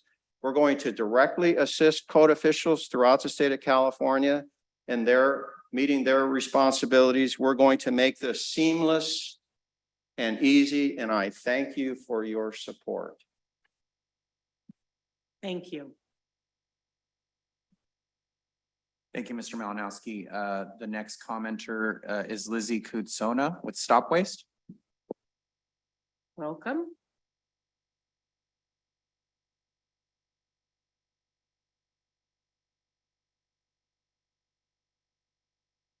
Good morning. My name is Lizzie Kutsona, and I'm here on behalf of Stop Waste, which is a local government joint powers authority in Alameda County. We urge the commission today to approve the recommended amendment. It is timely as it will prevent the piecemeal adoption of local government embodied carbon policies, and it will prudently ease the industry's path toward the embodied carbon. Speak a little slower, please. I'm sorry. And it will prudently ease the industry's path toward the embodied carbon reduction requirements set into motion by the state legislature. A growing number of jurisdictions are realizing the critical and unique role for governments to install guardrails to curtail embodied carbon. Jurisdictions across multiple Bay Area counties, ranging from urban to suburban and rural, have begun pursuing or have indicated in formal planning documents their plans to pursue embodied carbon policies. Stop Waste has been convening a number of jurisdictions seeking to coordinate these activities for regional consistency to ease compliance for the building sector.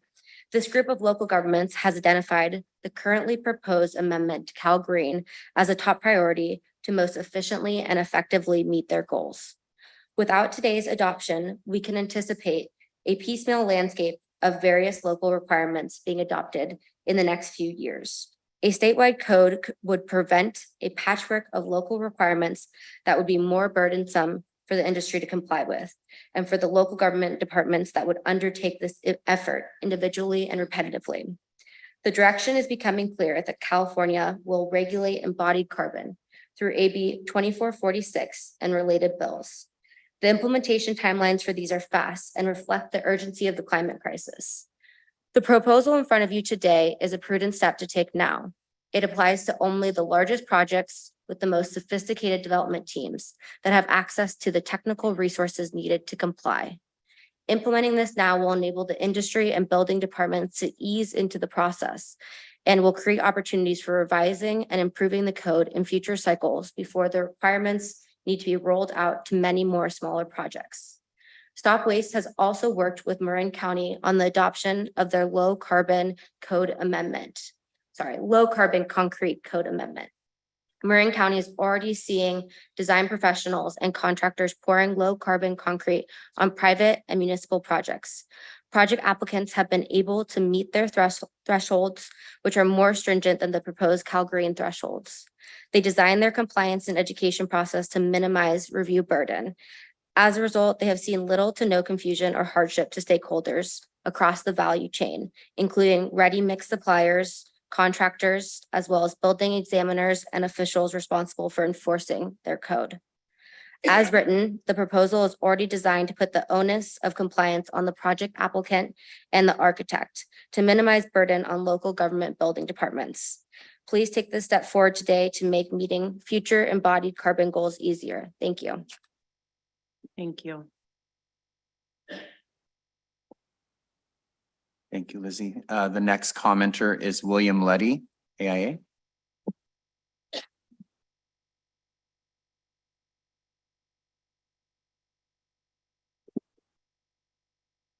Good morning, Madam Chair and members of the commission. I'm William Letty, a practicing architect in San Francisco and Vice President of Climate Action at the American Institute of Architects, California. Exactly 2 years ago, UN Secretary General Antonio Guterres called the 2021 UN Intergovernmental Panel on Climate Change report, quote, "Nothing less than a code red for humanity. The evidence is irrefutable. Greenhouse gas emissions are choking our planet and placing billions of people in danger," unquote. 2 years later, we're all experiencing the tragic results of international inaction. July was the hottest month in 125,000 years of Earth's history. Wildfires have decimated over 42,000 square miles of Canadian forests, an area larger than 50% of the nations on Earth. The ocean off the Florida coast has turned into an enormous hot tub with temperatures above 100 degrees Fahrenheit. And unprecedented, as we all know, unprecedented climate events have devastated communities in California and around the world. Commenting on these alarming events on Monday this week, Mr. Guterres stated, "Leaders must lead. No more hesitancy, no more excuses. No more waiting for others to move first. The evidence is everywhere. Humanity has unleashed destruction. This must not inspire despair, but action. We can still stop the worst, but to do so, we must turn a year of burning heat into a year of burning ambition. The good news is that California is poised to once again show the world a way forward. We know that the global construction industry, as was mentioned earlier, accounts for about 40% of total greenhouse gas emissions, mostly carbon dioxide from the burning of fossil fuels. We also know that rapidly reducing the embodied carbon emissions of new construction over the next 7 years is a critically important and extremely achievable strategy to cut greenhouse gases and help limit some of the worst impacts of the climate emergency. The American Institute of Architects California strongly supports the urgent approval of these revisions to Cal Green. This should be our burning ambition. We can't afford to wait any longer. Thank you. Thank you. Thank you, Mr. Leddy. Our next commenter is Scott Shell.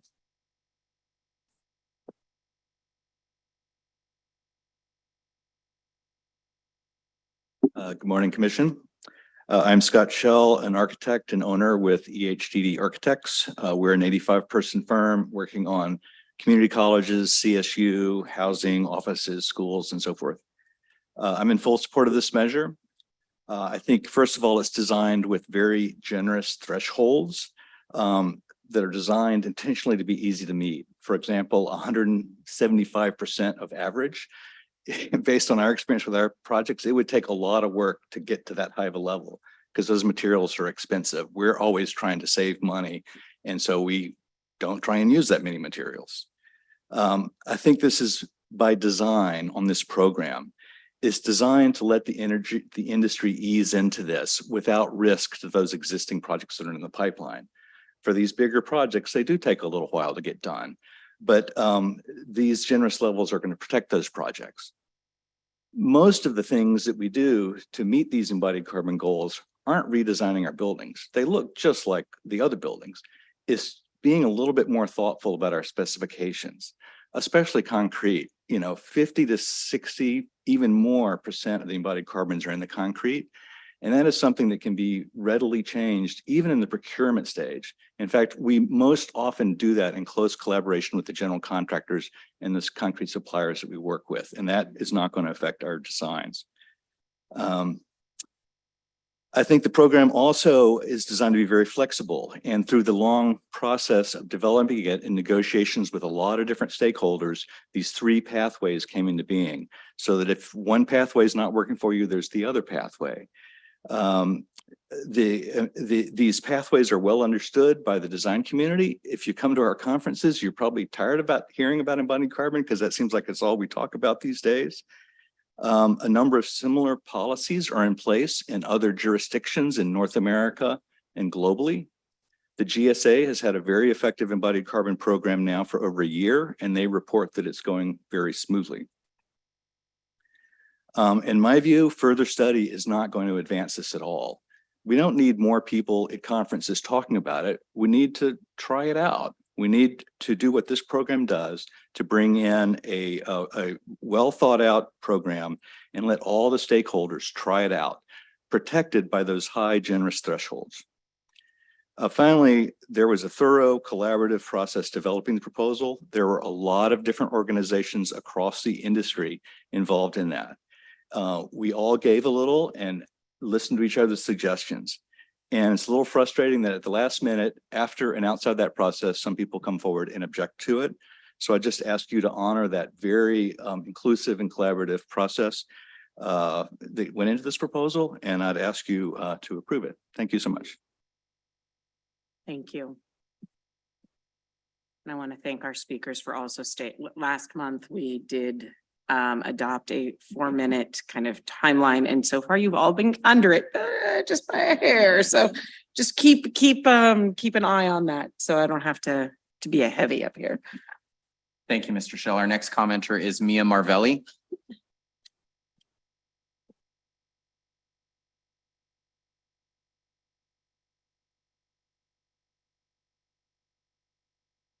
Thank you so much. Again, this is Mia Marvelli, speaking on behalf of myself. Full disclosure, I was the former executive director of the Building Standards Commission. I did work on these regulations with the Division of the State Architect and with our BSC team, and I appreciate Irina taking the heavy lift today to present these items. I appreciate going later in the comment period because I don't need to reiterate the many fine comments that were already said. I concur with all of those points. I'll just reiterate a few. I think it's important, and Irina brought this up, is that there have been many years and many state of emergencies over the past 12 years that have required the Building Standards Commission to update regulations in Cal Green that are not specific to life cycle assessment and embodied carbon. We focused on water, electric vehicle charging, and other regulations. So this is a good time to approach that, but to support that is there's been quite an evolution in the availability of, excuse me, product declarations that support, and also industry has increased their availability of those products. So I think the ongoing work that DSA has done to, DGS has done for the Buy Clean California also supports these regulations. And then the recent passage of AB 2466 by the governor, which will require the Building Standards Commission to work with CARB on future embodied carbon strategies, also supports this. One of the questions that's been raised in the past is, are these actually building standards? And I'll remind everyone the purpose of Cal Green is to incorporate sustainable building practices and selecting building materials that have low greenhouse gas emissions and support embodied carbon is obviously clearly a building standard. So I wanted to reiterate that. I think lastly, I'll leave with, there's a collaborative process that occurred. You've heard that. There were a number of comments received where the Building Standards Commission and DSA modified the regulations during a 15-day comment period to ensure that the design professional, the onus is on the design professional to assure that the plan specifications and the building will be built to comply with the new regulations. And then lastly, one of the charges with the Cal Green Code Collaborative, which was developed specifically to look at Cal Green holistically for these items, this will be an ongoing group. And the next step is to work on the education and outreach piece with the same interested parties that were participating before. So I think that's key. It was raised that the Cal Green verification guide will be updated, that this information will be in there. And then I know that the Building Standards Commission works closely with CalBO on education and outreach.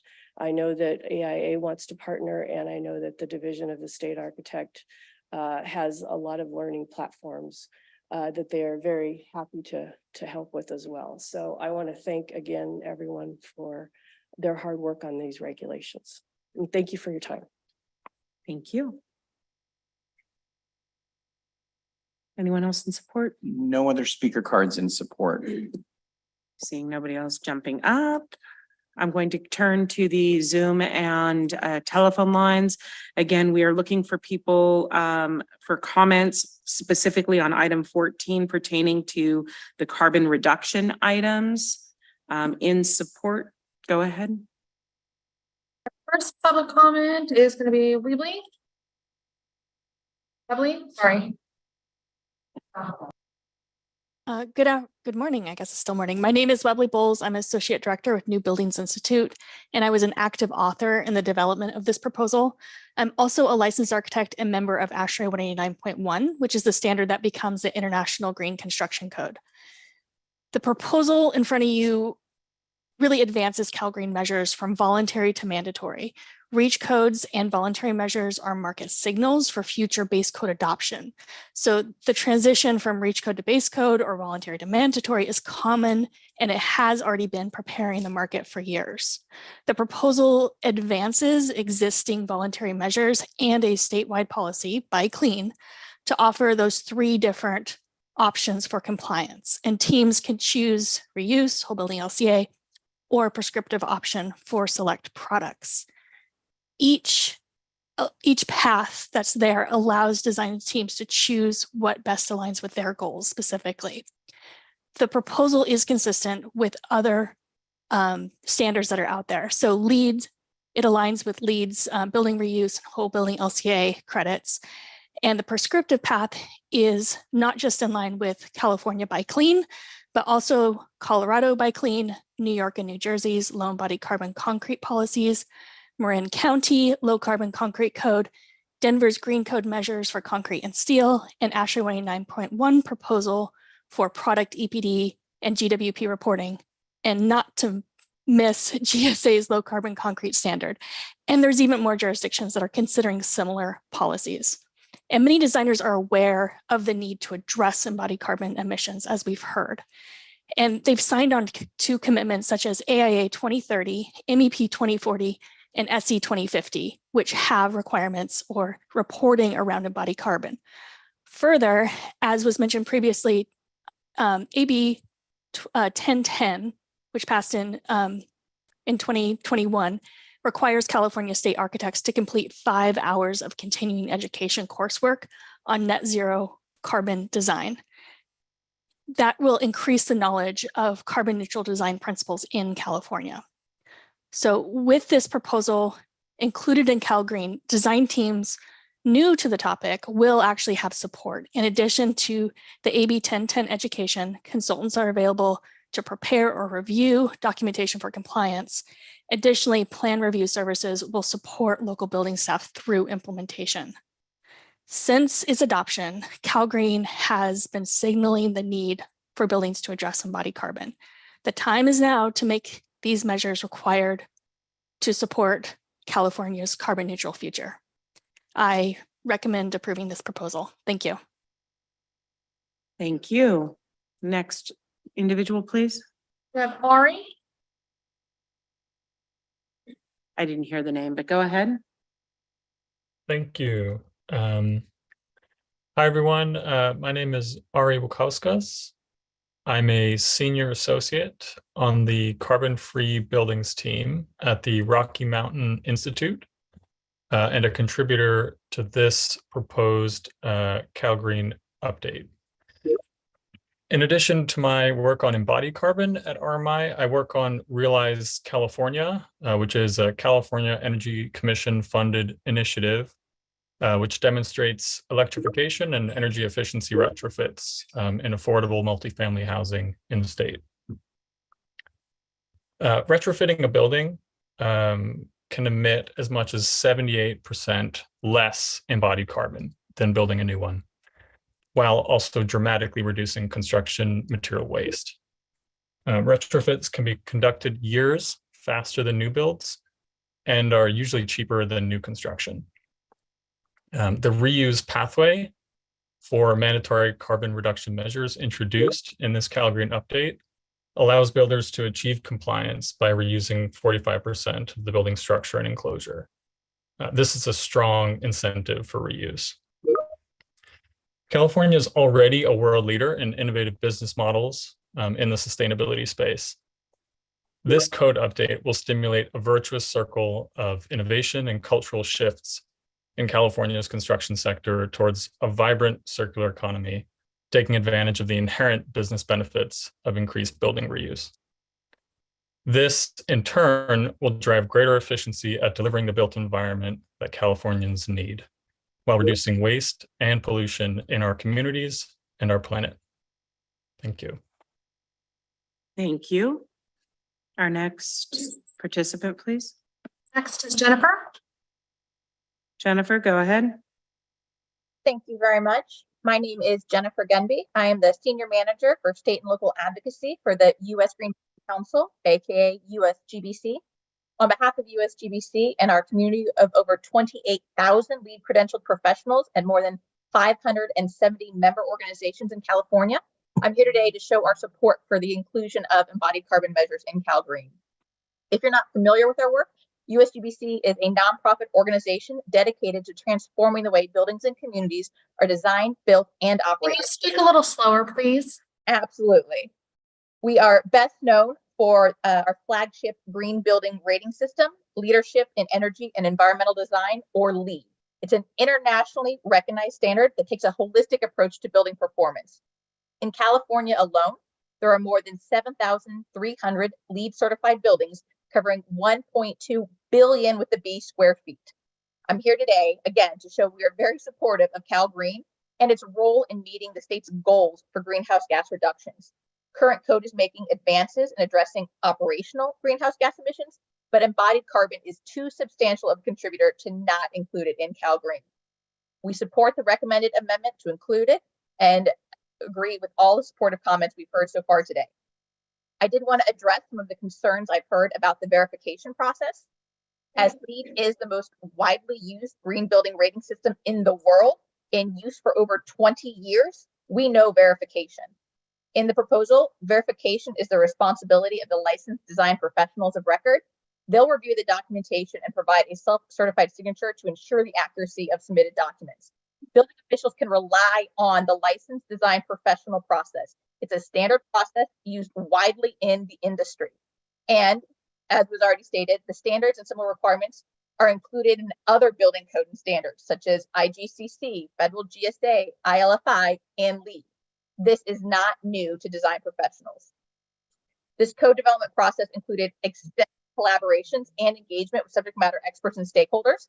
And again, not to repeat what other commenters have said, we agree that this proposed measure is well researched and well considered. Thank you for your consideration of our comments and your commitment to this public process. Thank you for that. Our next individual on Zoom or on the phone lines.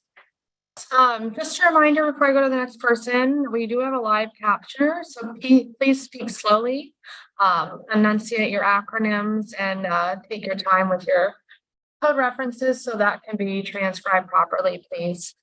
Next public comment is going to be Luke. Hello, thank you for the opportunity to speak. My name is Luke Lombardi. I am a structural engineer and sustainability consultant for Borough Happold, as well as the chair of the Legislative Action Committee for the Structural Engineers Association of Southern California. And I've been involved with the development of this policy along with other advocates from the AIA. I'm here to address concerns during the 15-day review period pertaining to structural safety, and we're really here to reassure everyone that public safety remains the #1 priority of structural engineers, and the proposed code amendments do not take away from any of the existing requirements or robust safety, structural safety measures in place from structural code and testing protocol. All existing and emerging technologies go through extensive standards and testing to be permitted for construction and approved by the structural engineer during the submittal and procurement process. I am in full support of adoption of this proposal and would point to the fact that there are over 120 structural firms now committed to SC 2050, and as part of that commitment, submitting life cycle assessment data to the program database. Additionally, as of 2021, AIA 2030 had stated that they had over 1,000 projects submit LCA data to their program, and practitioners are completing these calculations as well as clients are asking for it. I also just looked this morning at EC3, which is the free online software that gives you access to different products. And I looked at concrete, and there are over 35,000 concrete EBTs in California alone. The data is available and there are solutions today, and we really need this policy to facilitate scaled adoption. There's no time to waste, and delaying implementation would be a failure of our climate commitments. As an alternative way of viewing the structural safety challenge, I'd also just share a quick experience from this year's Structures Congress, the biggest conference for structural engineers, where there were discussions from ASCE and industry leaders around actually changing building code to update weather loads due to more extreme weather events from advancement of climate change. The gravity of that is really immense as a structural engineer. It's a recognition that all buildings that have been built wouldn't be prepared for a warmer climate. It speaks to the importance of this policy, and that if we do not mitigate emissions, we will need to adapt more damaging severe climate. And we owe it to ourselves to do everything we can to mitigate these impacts, of which the building industry is significant. So thank you for your time and consideration. Thank you. Next is Avide. Thank you. Go ahead. Hello, and thanks for this opportunity. My name is Avide Higigi. I'm a licensed practicing architect at ZGF Architects in Los Angeles. We are a 800-person firm, and we mostly design large institutional projects. So pretty much all of our projects will be impacted by this proposal. And I'm just here to say that nothing, and I mean absolutely nothing, that is in this proposal is out of the ordinary for the way that we have been designing our projects so far. And so we are happy to support this proposal. I've been practicing for 12 years with multiple projects that have achieved these specific proposed embodied carbon reductions with no added cost and no schedule impact to us or to the owners. An example is our California Air Resources Board project in Riverside. It is 500 million square feet, 500,000 square feet. It is a net zero carbon and energy headquarter that was able to achieve 10% whole building embodied carbon reduction by just using better concrete. That's literally all we did, and it was zero cost impact. Another project we recently completed is Richards Boulevard Office Complex. And that was also able to achieve low carbon measures by procuring low carbon EPDs. That project had to comply with Buy Clean California. So all that we did really on the design side was specify low carbon EPDs for those certain materials in our specs. And then we just made sure that that was installed on site. Again, these EPDs are readily available on our end. It takes maybe 15 minutes to find these EPDs. And the cost for doing these whole building LCAs from our experience so far has been that it's about less than 1% of the construction cost. So just to put that into perspective for you. So I fully support the whole building LCA and Buy Clean California. And we're doing all of this already because our clients are asking for it with zero to little impact on design teams. So I urge you to approve this proposal, and I thank you for your time. Thank you. Our next member of the public, please. It's Anish or Anish, I'm sorry. Hello, my name is Anish Talak and I'm calling in from Oakland. I'm a licensed architect in the state and currently work at the Rocky Mountain Institute. I've worked to support project teams complying with CalGreen in the Bay Area for many years, and I'm very familiar with the code. While this proposal contains a lot of information, I want to reiterate to the Commission that the proposal is long because it provides 3 distinct, clearly defined options for compliance. And I want to focus my comment of support on the whole building life cycle assessment pathway, which brings CalGreen into alignment with industry best practices for addressing embodied carbon. The whole building LCA option has been developed to provide a performance pathway that expands the field of strategies that practitioners can use to demonstrate embodied carbon reduction. One example, the carbon benefits of using durable materials that last longer and need to be replaced less often through a building's life can be modeled and included in a cradle to grave whole building LCA.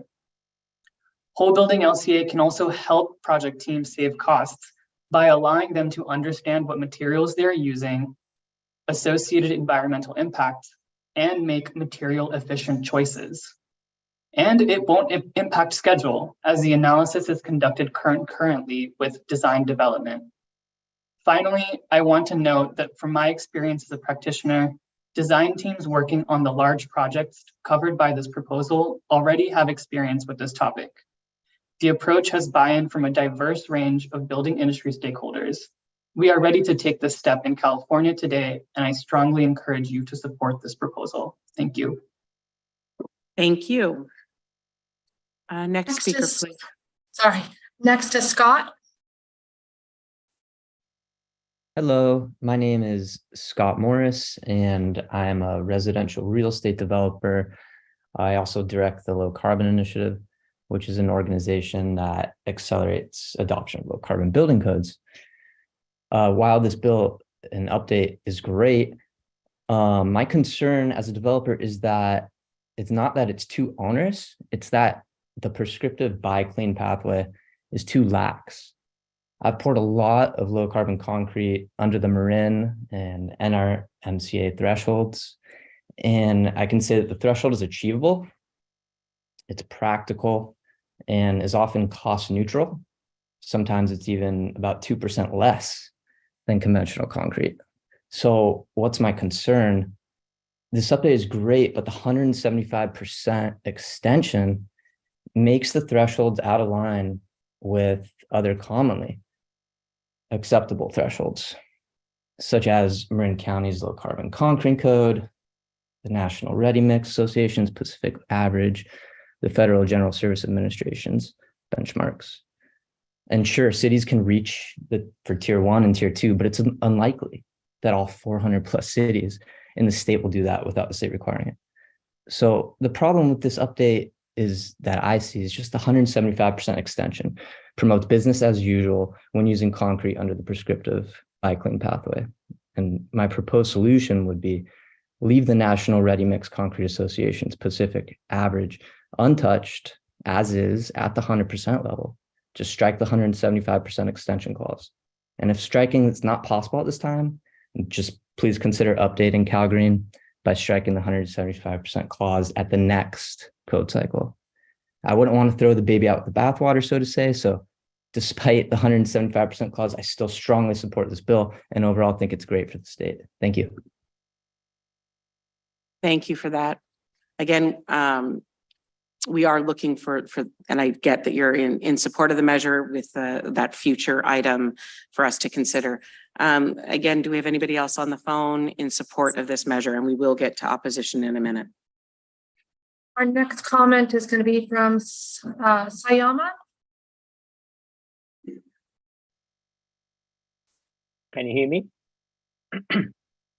Yes, go ahead. Thank you. Thank you. Good morning, commissioners. I'm Suyama Bodhinayaka, a California resident, parent, and a design professional. I'm here as a member of the American Institute of Architects, AIA California Climate Action Steering Committee, serving over 11,000 AIA California members, and also as the Director of Advocacy and Sustainability at AIA Orange County, the third largest AIA chapter in California, with over 1,000 members serving 32 cities.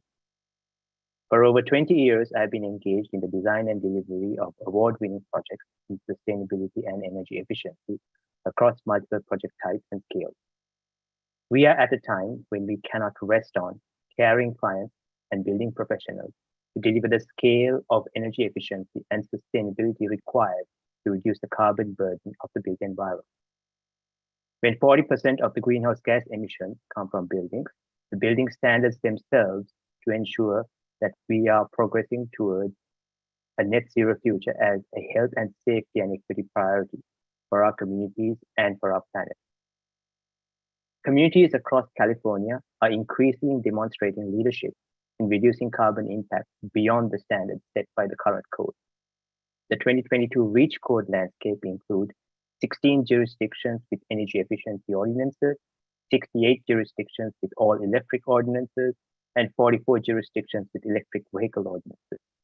Each of these 128 ordinances passed with overwhelming support from the design professional community. The proposed mandatory measures of carbon reduction in non-residential buildings is an important, unified, quantifiable direction for Californian communities as they expand their built footprint. As we heard, all proposed mandatory measures for reducing embodied carbon in this building type and scale are well within the commitment and existing practices of the design professional community. I look forward to the leadership and guidance this commission can provide. Thank you. Sorry, thank you. Next public comment, please. Ed? Hey, commissioners, thank you very much for considering this item. My name is Ted Tiffany, speaking on behalf of myself. In the past, I've been working with the U.S. Green Building Council and Cal Green as the alignment for those two standards. And this is an alignment of the embodied carbon measures in the U.S. Green Building Council standards. As you witnessed today, the majority of the large construction architects, structural engineers have been in support of this measure, and that's telling of how important this is. I sit on the ASHRAE Decarbonization Task Force, who is also working on guidance and education on embodied carbon. And this advancement of the standard is to align the work that you've already started to do this week with advancing the allowance of low global warming potential refrigerants in California building standards. This will advance the whole building life cycle process that the California Energy Commission has started with operational carbon in their standards, low global warming potential refrigerants in Cal Green, and now embodied carbon standards in Cal Green. Completes the circle. I call it the three-legged stool of whole building carbon analysis. And this standard is set for California, will help the rest of the nation. So I encourage you to adopt this standard today, as you have most of the constituents that would be impacted by this wholeheartedly agreeing and supporting the development of this standard. So thank you very much for your consideration on this. Thank you. Do we have another public comment? Next is Chet. Go ahead. Yes. Good morning. My name is Chet Whittam, and I'm here to testify in support of this proposed amendment and to express my personal thanks and admiration of Ida Claire, the current state architect, for her courage in taking leadership in this vital effort to help reduce the carbon footprint that is impacting every aspect of our lives. I've spent over 65 years, yeah, I can't believe that either, in the design and construction arena, as a private sector architect for 45 years, as the senior architectural advisor for Los Angeles Community College District's $6.1 billion construction program, as a member of the Los Angeles Unified School District Bond Oversight Commission, as well as the California Hospital Building and Safety Board. I also served as the 1989 president of AIA California and as the 1995 president of the National American Institute of Architects. In 2011, Governor Brown appointed me the California State Architect, where I served for 7 years through 2018. I'm currently an adjunct professor in the architecture department at East Los Angeles College. I've shared my background with you for a very specific reason, unrelated to my ego. In reviewing this well-developed proposal, I've studied it from the perspective of my many careers in the design and construction arena. And I asked myself the following questions in reviewing. How would it impact my professional responsibilities as a practicing architect? How would it affect the economics of a project? What would the impact be on the construction industry?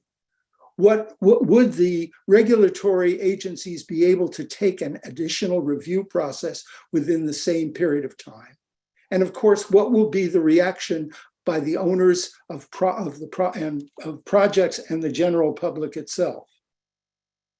My conclusions are simple. The effect on the various segments of the design and construction industry will be negligible. While these are incredibly important issues, there's an additional idea that must be addressed. Why do we need to do this? And should we do it now or wait until it is further refined? As to why and when, the answer is so obvious. Look at what is happening as we speak. Climate change is real. Everybody's feeling it, I know, in Sacramento to all the way to Northern California, etc. Whether it is a natural phenomenon or a result of human activity or both, it is happening at a pace that is increasing rapidly. We're running out of time. We must make changes to how and what we build. We must take every possible step to reduce our carbon footprint. I understand the reluctance of those that are concerned with the idea of new regs and their potential impact on their businesses, on the timing of the additional approval process, and of course, on the economics of a project. I am also concerned about those. I cannot guarantee that there won't be issues that will need to be addressed after this proposal is approved and operational. But I can guarantee you that if we don't stop letting the perfect get in the way of the good, it will be too late. I urge you to adopt this proposal and to continue working closely with the design and construction industry in developing additional programs fostering a sustainable and resilient California. Having worked with the BSC as the state architect, I'm very aware of the difficult challenges that you face, and I thank you for your service to the citizens of California. Thank you very much. Thank you. I believe we have 5 more individuals in queue. Go ahead, Barbara. Next is Megan. Hello, members of the commission. My name is Megan Kelsman. I'm a researcher with the Carbon Leadership Forum, also known as CLF. CLF is hosted at the University of Washington with a mission to eliminate embodied carbon in buildings, materials, and infrastructure to create a just and thriving future. I'm here to testify in favor of the Cal Green amendments that provide 3 pathways to reduce embodied carbon in large buildings.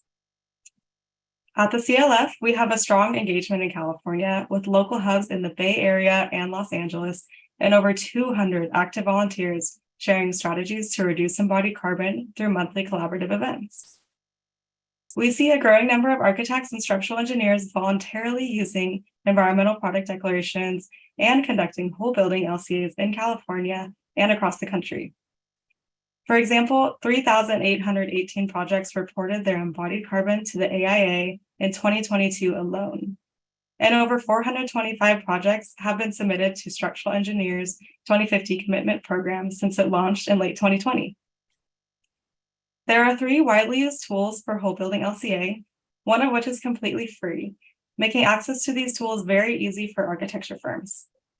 Interest in whole building LCA policies is growing, and we see this pathway utilized more frequently internationally in Canada, the Netherlands, France, Sweden, Denmark, and Norway. California has been a leader in embodied carbon policy by implementing the EPD requirements and global warming potential limits through the Buy Clean California Act. Now, 7 different states have government procurement-based policies similar to Buy Clean California, along with a number of city-scale initiatives. With the proposed Cal Green amendments, California will continue to provide leadership in providing multiple pathways to reduce the embodied carbon of large buildings through reuse, EPDs, and whole building LCAs. These strategies are effective and can be implemented on large buildings in today's market. We encourage California's continued leadership to help achieve our greenhouse gas reduction goals. Thank you for your time. Thank you. Next is Ismar.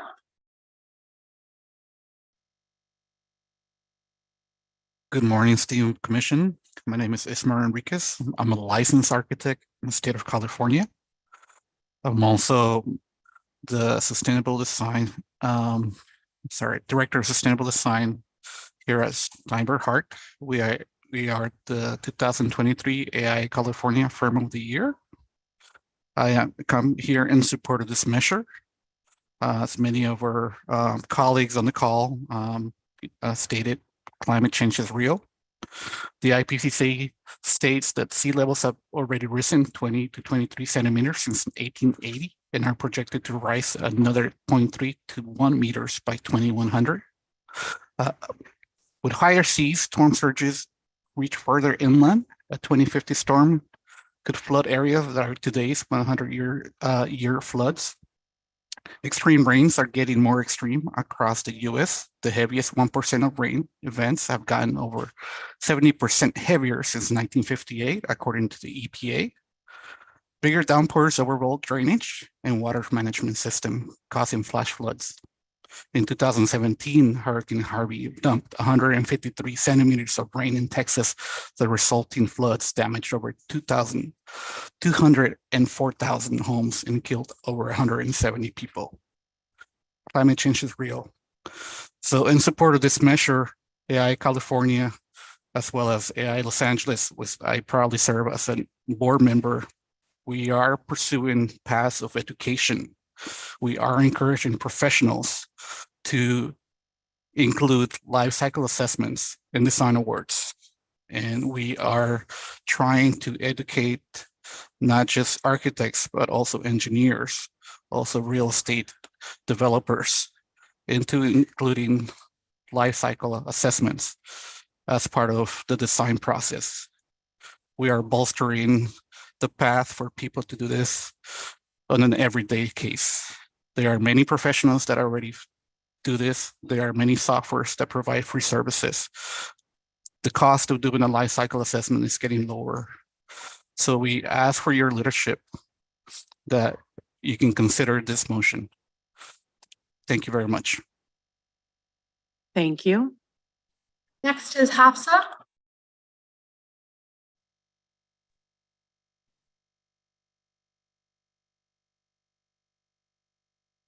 Go ahead.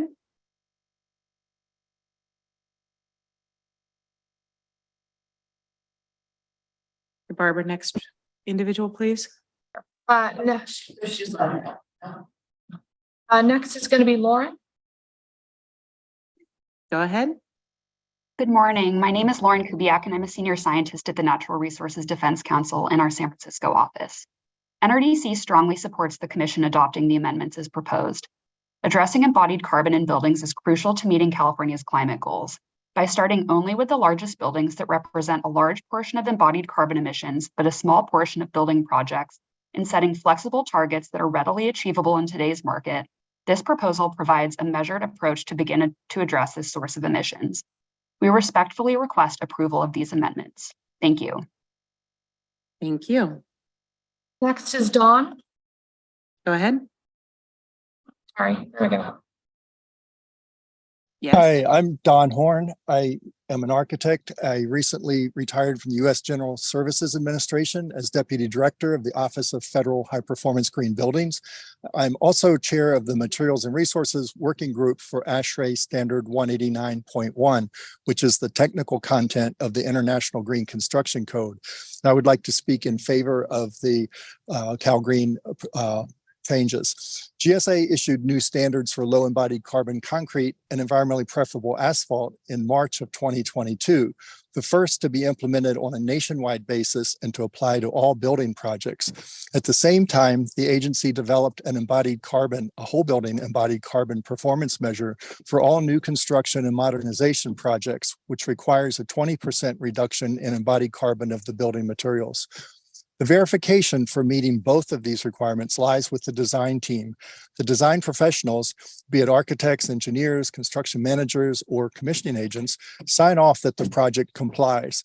There have not been any complications as a result of this process.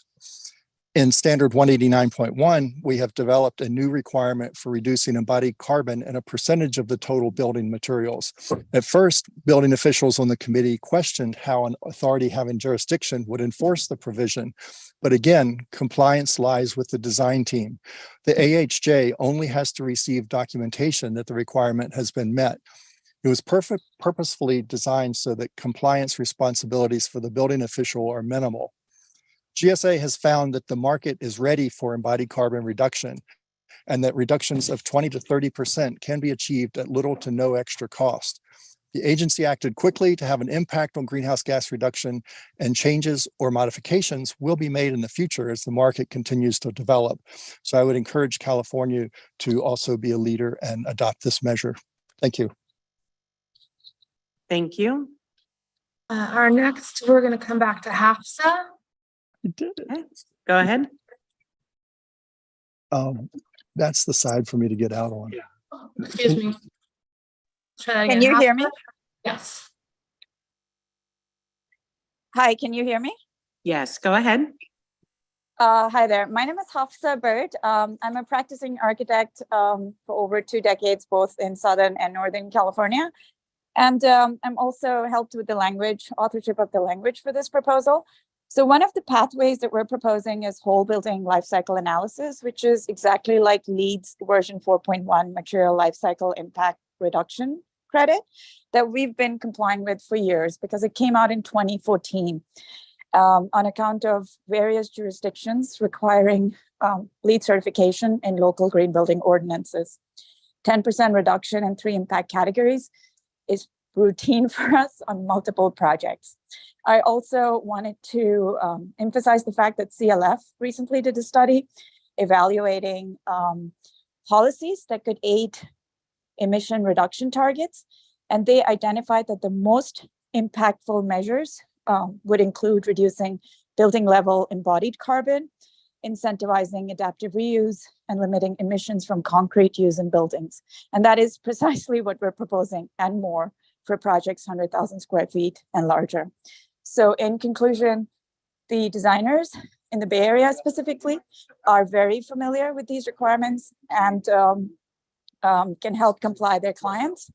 And I am fully support this. Thank you. Thank you. Are there any other folks wanting to comment and support?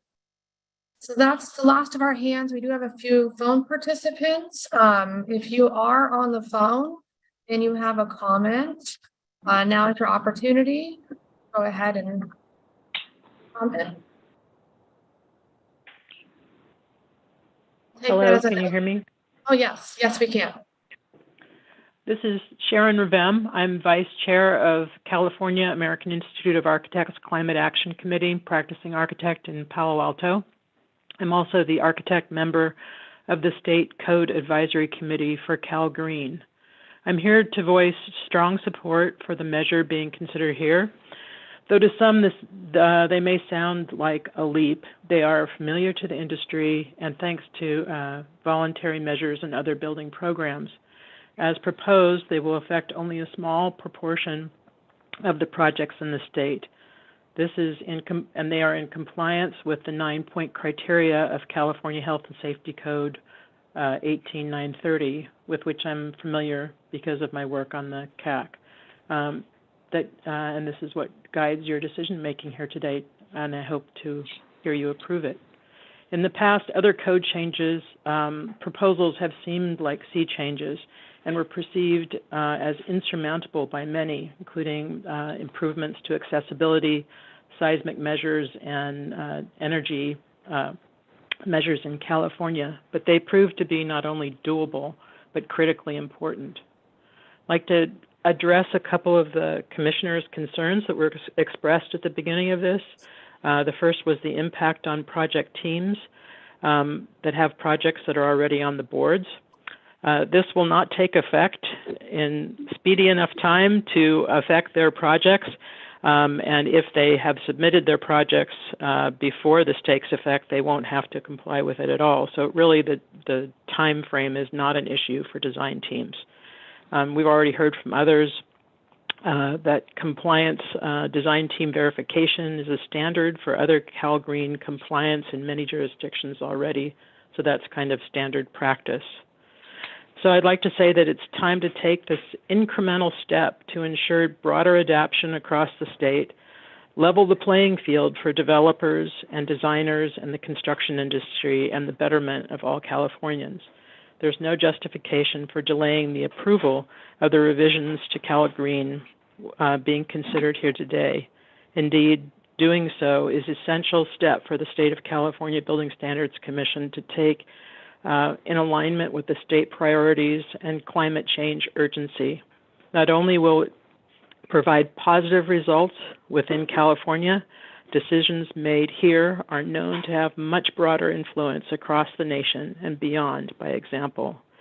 We are in strong support of these proposed improvements and ask that you recognize the urgency and importance of improving these Cal Green revisions without delay in the context of having just experienced the hottest month on the planet in its history. Thank you. Thank you. Do we have any other folks on the telephone that would like to speak in support of this item?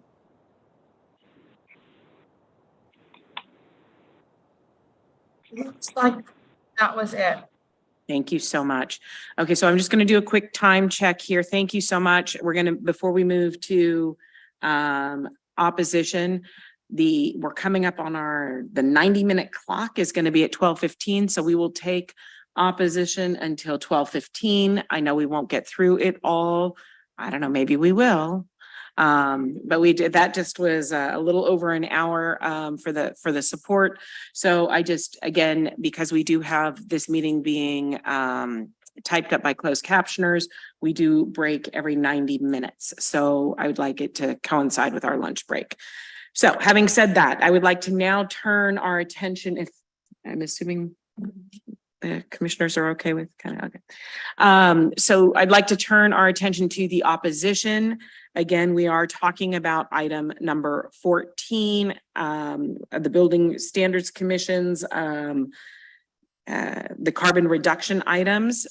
Are there individuals in the room that would like to speak in opposition, please? Yes, Madam Chair. First speaker is Greg Mahoney.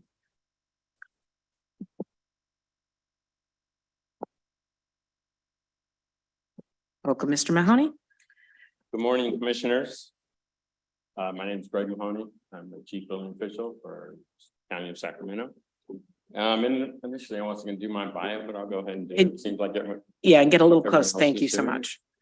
I served as the chief building official and sustainability manager for the city of Davis for 14 years. And I wrote the first building or a green building ordinance in the region and first energy reach code before there was a Cal Green, and adopted tier 1 Cal Green every subsequent code cycle. So I'm not anti-green.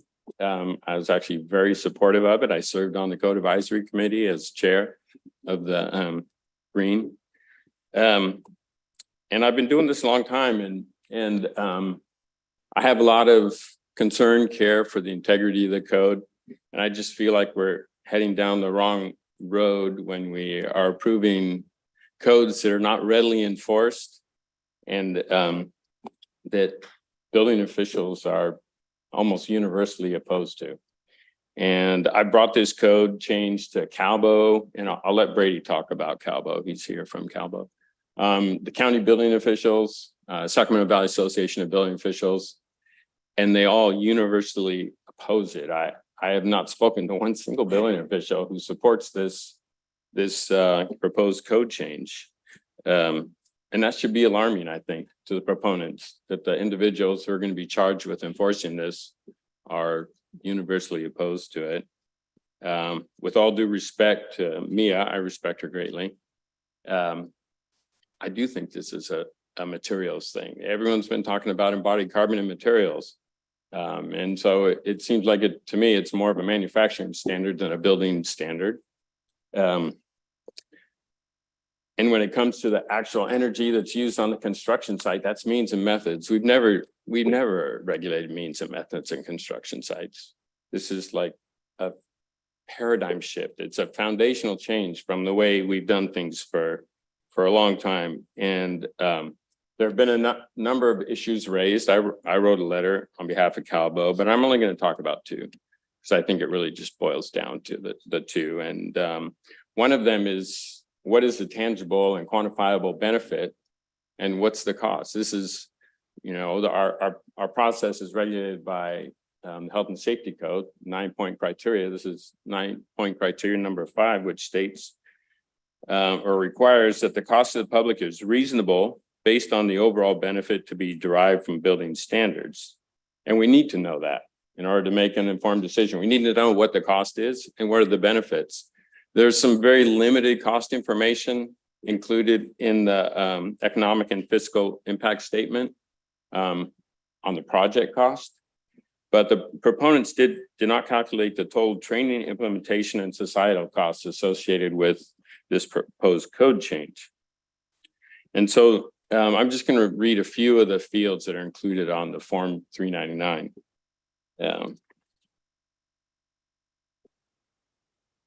And I know in our packet, and you have about a minute. So just, I only have a minute. you have a minute left. Really?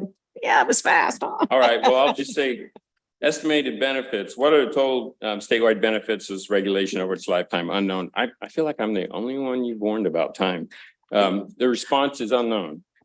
Summarize the total statewide costs and benefits from this regulation and each alternative. Unknown. I get that it's difficult to answer these questions, but just because it's difficult doesn't mean you don't have to do it. We have to comply with state law. The other issue really is compliance. I mean, is enforcement. We were told, you know, it's very difficult to become a certified life cycle assessment certified professional. It takes years in the field. So we're not going to be able to hire any of them. And one of my questions would be, so what if the designer decided they don't want to sign that? They don't want to sign it and say, yeah, I'm going to affirm compliance. And what do we do? Then we just have to let it go. And I don't think that's appropriate. And I think that when we abdicate our responsibility, or when I'll start over. I think the commission, by approving this, is clearly sending a message that CalGreen isn't as important as the other codes, because we're allowing them to be approved by the people who are designing the projects. And if we go to CalGreen Chapter 1, Section 102.3, alternate methods of documentation shall be acceptable when enforcing agency finds that proposed alternate documentation is satisfactory to demonstrate substantial conformance with the intent of the proposed green building measure. So by approving this proposed change, Commission is authorizing this alternate method compliance that theoretically we could use for the entire green code. I mean, the code gives us that leeway, and now a precedent is being set that we don't have to perform plan reviews and we don't have to do the inspections. We just need someone to say it's good. I don't think this is what I don't think this is good for the integrity of the code. I would certainly never do that with health and safety issues, the other parts of Title 24, but by approving this, we're opening the door to have that be the approach for approving items in CalGreen. Thank you for your comments. And one more thing, I heard so many people saying this is so easy. Everyone knows how to 49 do seconds, it. Okay. So do it. You don't need CalGreen to tell you to do it. If it's so beneficial and so many people are supporting it, then do it. You don't need us. Thank you for your comments. Mr. Day. Thank you, Mr. Mahoney. The next commenter is Brady Guertin.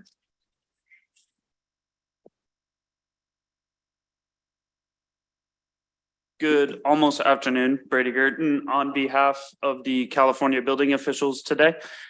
Just wanted to first express our gratitude to the Building Standards Commission during the 15-day comment period addressing some of our concerns. We do still have some further concerns with the current regulations that we wanted to at least bring to the attention of the commissioners. So appreciate the opportunity to speak to those today.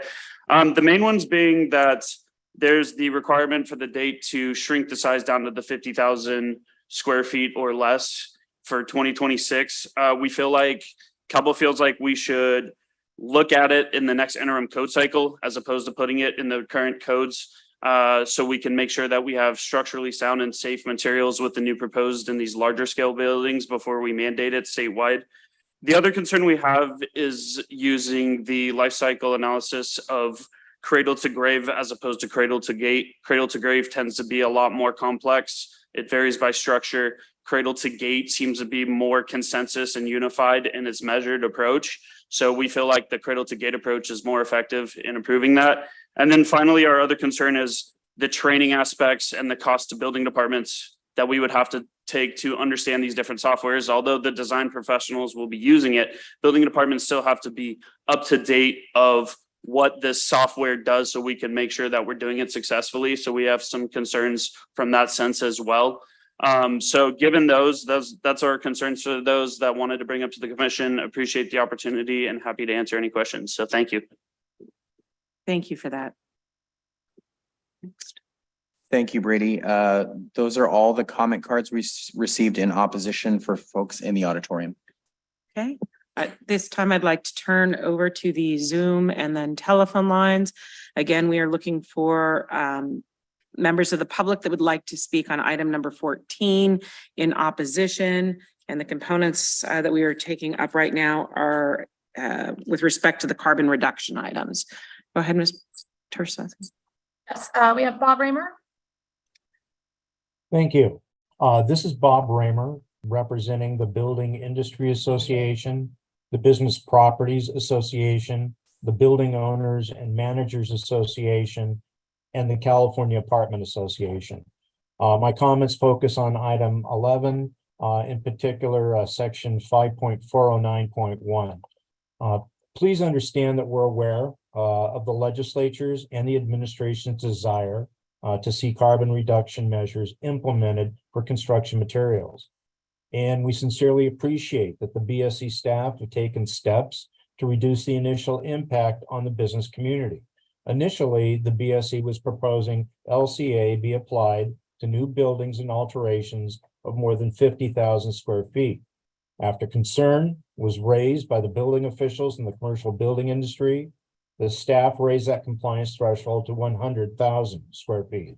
However, our concern focuses primarily on the inclusion of the last sentence in section 5.409.1, which automatically reduces the threshold for LCA to 50,000 square feet starting on January 1st, 2026.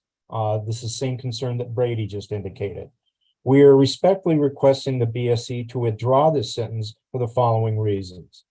This assumes that the initial rollout of LCA for larger buildings will go smoothly, and that building officials, manufacturers, and builders will have a good handle on this very new topic.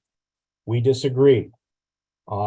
To say the least, when I've asked people about this in the enforcement community, very few people are even aware of the term, let alone the building standards related to this.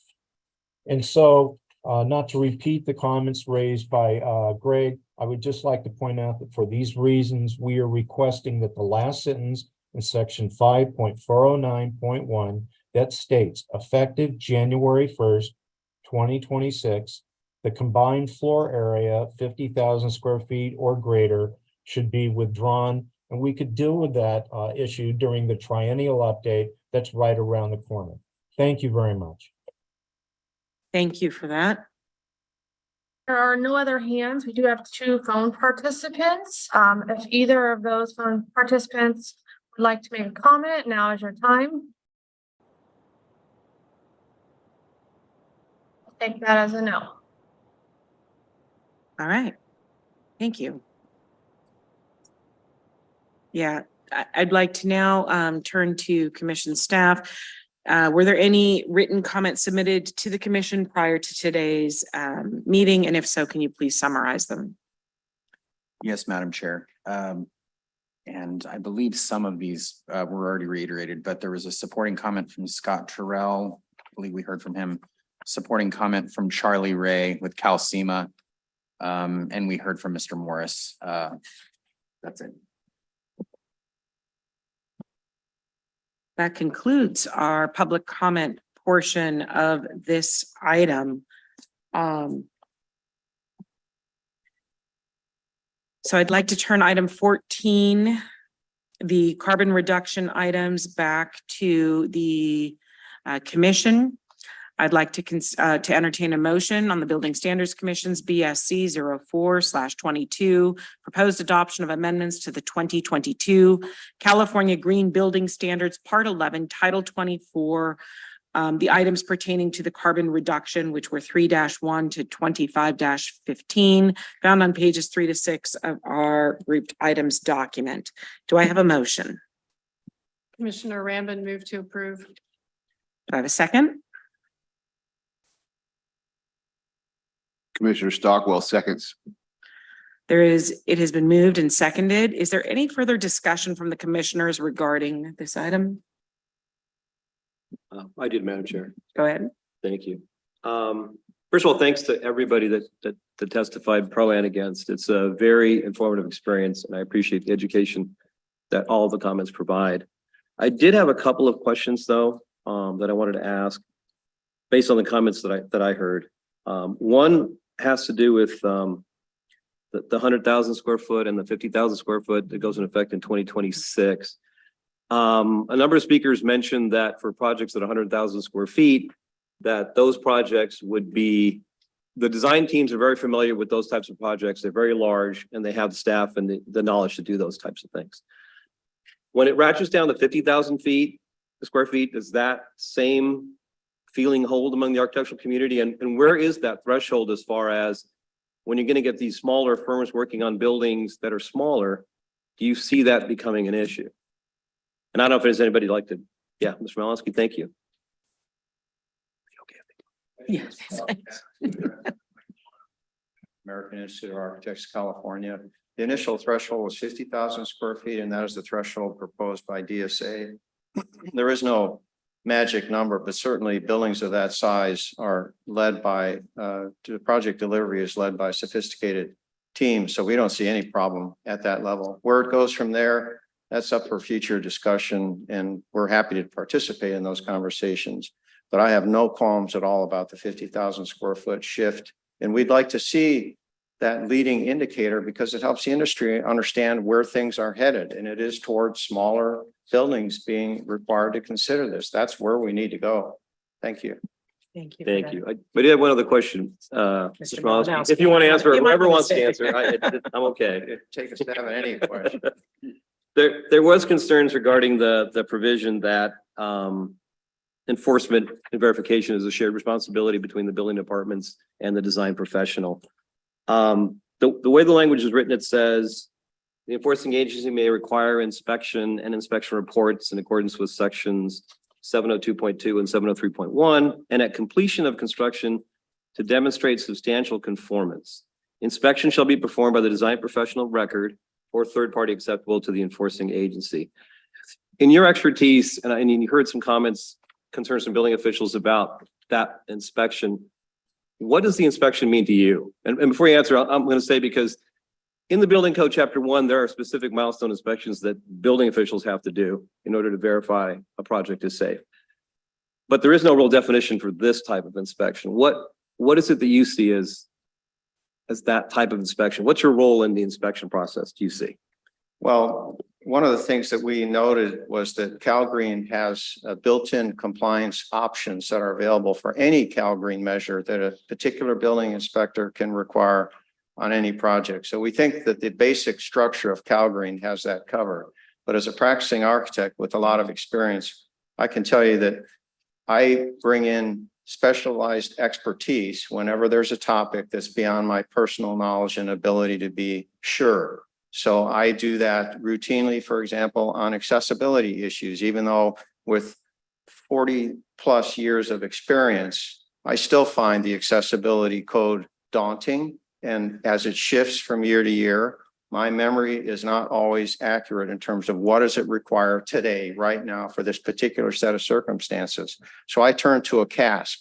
And what we have found is the building industry is very flexible in terms of cultivating expertise in different areas as needed. So we have a whole industry of special inspectors that perform structural special inspections in all these fine-grained areas.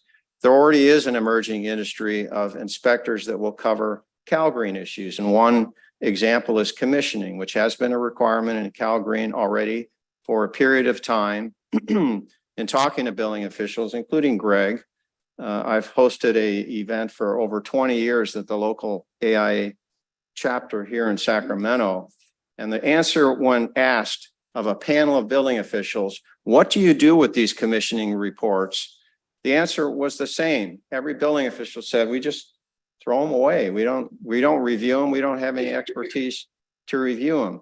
Now, a design professional, though, that is managing the project, we don't throw those things away. We don't expect the building official to have that expertise, but we hire people who are going to be standing up for it because we're the ones legally responsible. If there is an issue, and there have been litigation examples, even on something like commissioning, we are the ones who are at risk.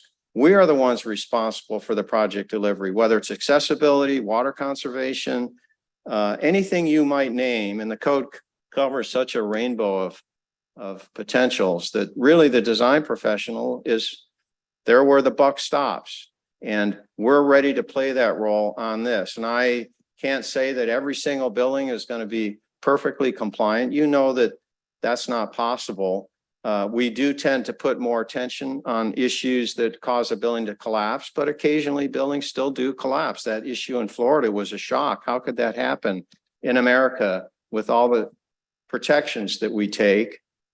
It requires a whole sequence of bad things to happen. When the balcony collapsed in that hotel decades ago, or the balcony in Berkeley that collapsed. These things do happen. Architects are kept up at night, and as our engineers, worrying about that, and we take extreme measures to try and make sure that on our watch those things won't happen, and we will take this embodied carbon measure just as seriously. I apologize for rambling a bit, but I'm very passionate about this, so excuse my. Thank you. Do you have any other questions, Commissioner? No, thank you. Do any of the other commissioners have any additional comments or questions on this item before I call for a vote? Seeing none, Ms. Maeda, can you please call the vote on this item? Commissioner Santillan. Aye. Commissioner Ramirez. Aye. Commissioner Haskin. Aye. Commissioner Patel. Aye. Commissioner Sasaki. Aye. Commissioner Rambin. Aye. Commissioner Stockwell. Aye. Commissioner Legray. Aye. Thank you. The vote is unanimous and the motion is carried. Okay, it is now 12:12. We've got 3 minutes to spare with my closed captioners. I want to thank everybody for the incredible dialogue and discussion, for all of the work that went into this particular item. And I know that we've got much more work to do coming ahead in this area. I want to take a 45-minute break, if that works for the commissioners. 45-minute lunch break. So that would bring us back here at 1 o'clock, and we will be taking up item number 15 from the state architect. Sorry. Oh,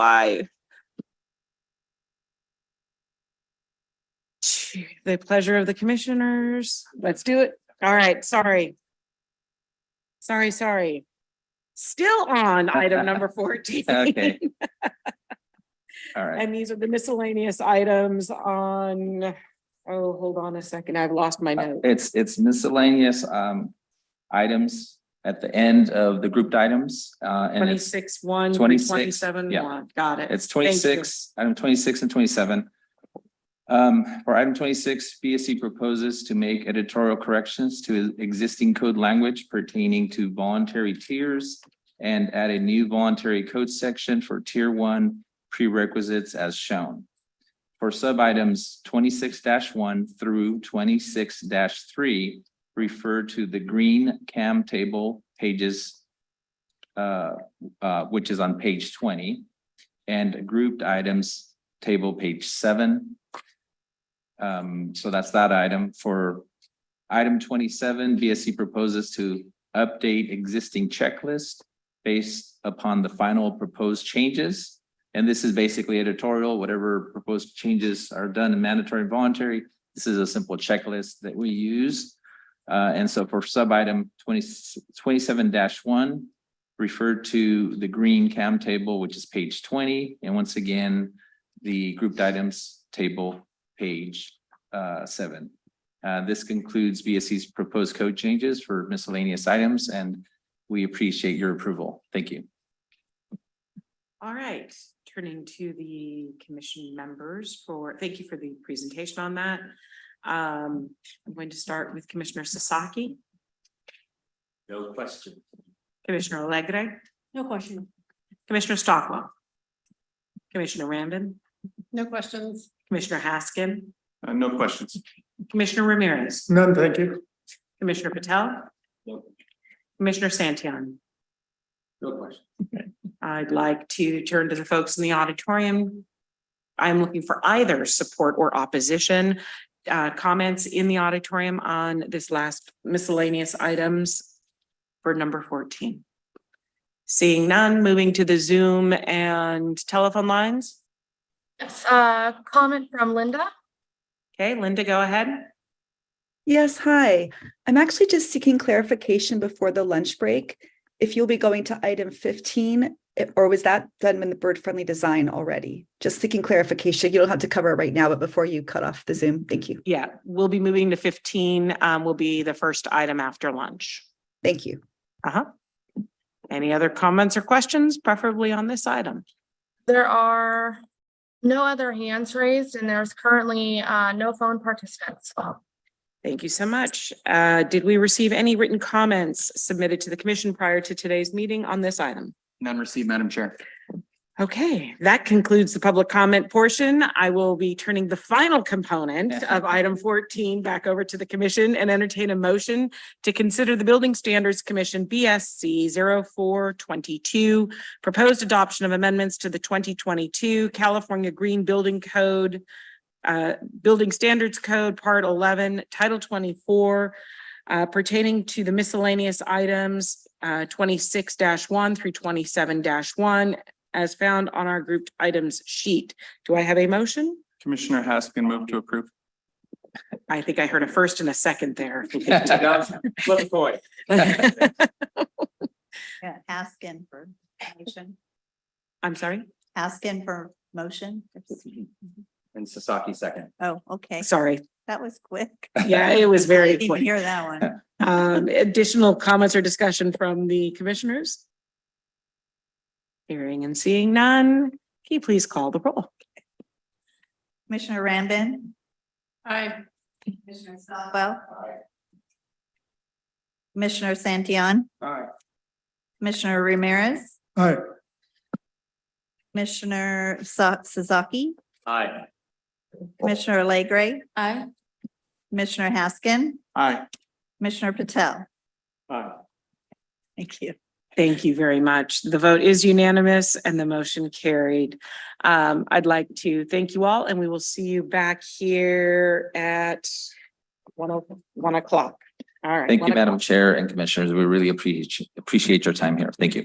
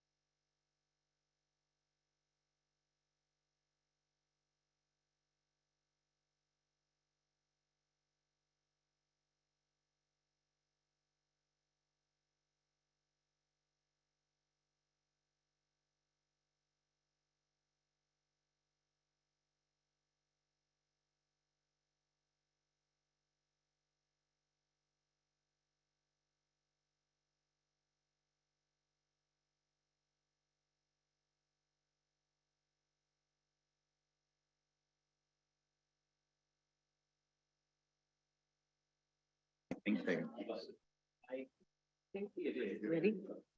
All right. Welcome back, everybody. I hope you enjoyed your lunch. Our next scheduled break will be at 2:30. So we're just gonna mosey unless we adjourn before then, right? Maybe I'm being a little too optimistic.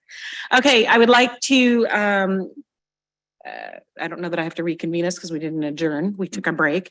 So we're gonna resume our work today with item number 15, the Division of the State Architect, DSA-SS 01-/22, the proposed adoption of amendments to the 2022 California Green Building Standards Code, Part 11, Title 24. The representatives from the State Division of the State Architect have joined us at this front table. Please introduce yourselves and the items you'd like us to consider today. Thank you and welcome. Thank you, Madam Commissioner. My name is Eric Drever. I'm joined today in the audience with Ida Clare, Paul Johnson to my right, and I assure you, Michelle Golden is en route. She'll be helping with the presentation, but I'm sure she got hung up at the cafe. Again, my name is Eric Drever. I'm Principal Architect for Division of the State Architect. DSA Sustainability Unit is prepared today to present to you our proposal for the amendments to the 2022 Title 24, Part 11, California Green Building Standards Code for the 2022 intervening code cycle. It's a mouthful. And I know you're sad to say that every time. Appreciate that recognition that that's a lot. DSA's Part 11 proposal covers three primary topics.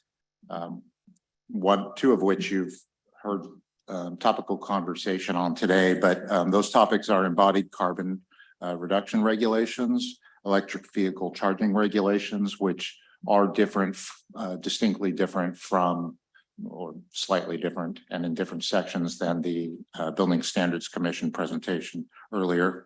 And then the third is CO2 monitoring, which is being extended into alterations. The existing current regulations are being extended into alterations.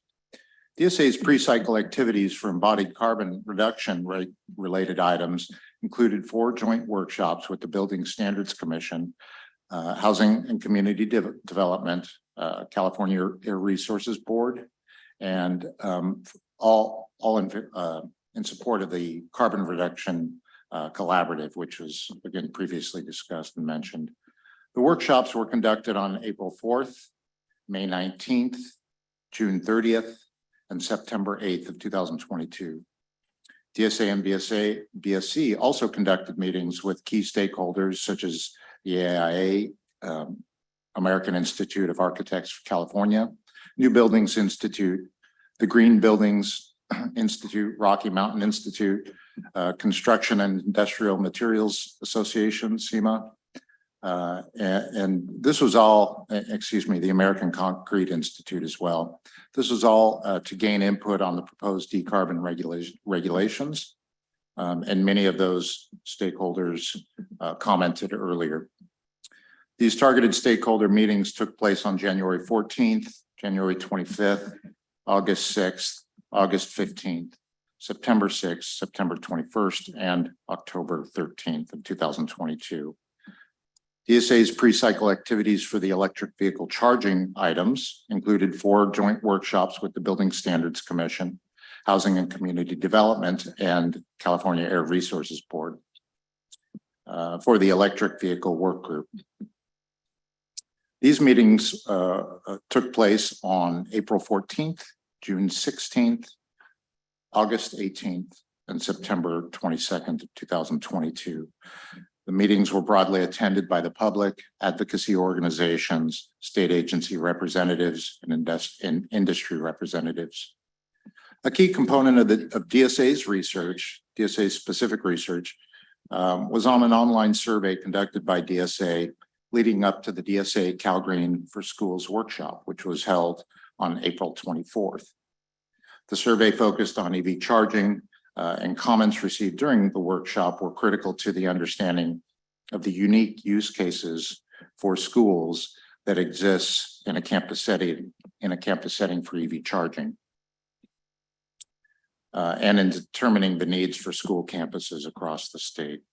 The school-specific EVCS related regulations proposed in separate sections from the other non-residential regulations, emphasize flexibility through the power option, which was discussed earlier, and support longer dwell times, which are appropriate for school settings.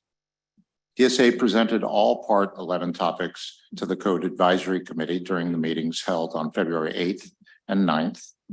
And based on feedback received, changes to the proposed regulations were made and published in the 45-day comment period from March 31st to May 15th, 2023.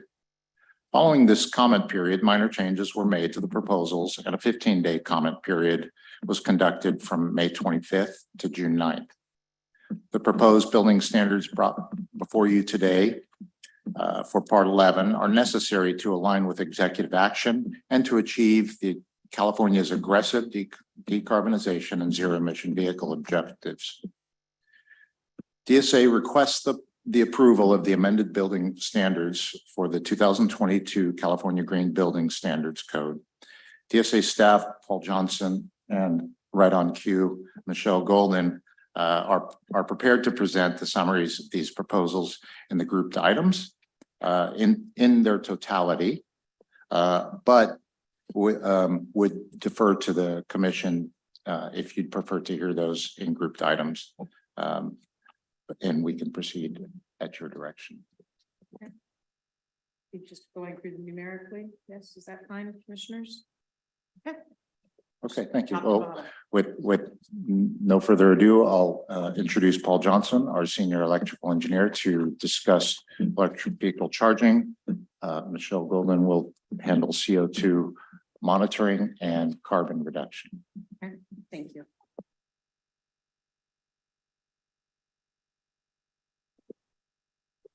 Okay, good morning, Chair and Commissioners. Good afternoon.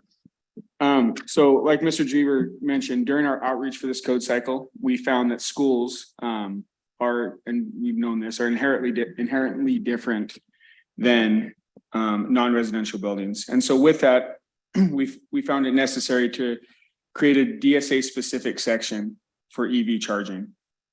We feel that this will better enhance schools' flexibility to meet the needs of their constituents or students and faculty. With that said, we have several definitions that we have co-adopted with BSC and HCD. And I will highlight the one that we are co-adopting, or we are adopting, that they do not. And that is level 1 electric vehicle charging receptacles. And so we're proposing that definition to allow level 1 for public schools. As you move further down our items, I'm going to highlight the sections that are changing. So what we did is we pulled the existing code and created our own section. So I'll highlight what either changed or what's new in those sections, unless we would like to enumerate all of them.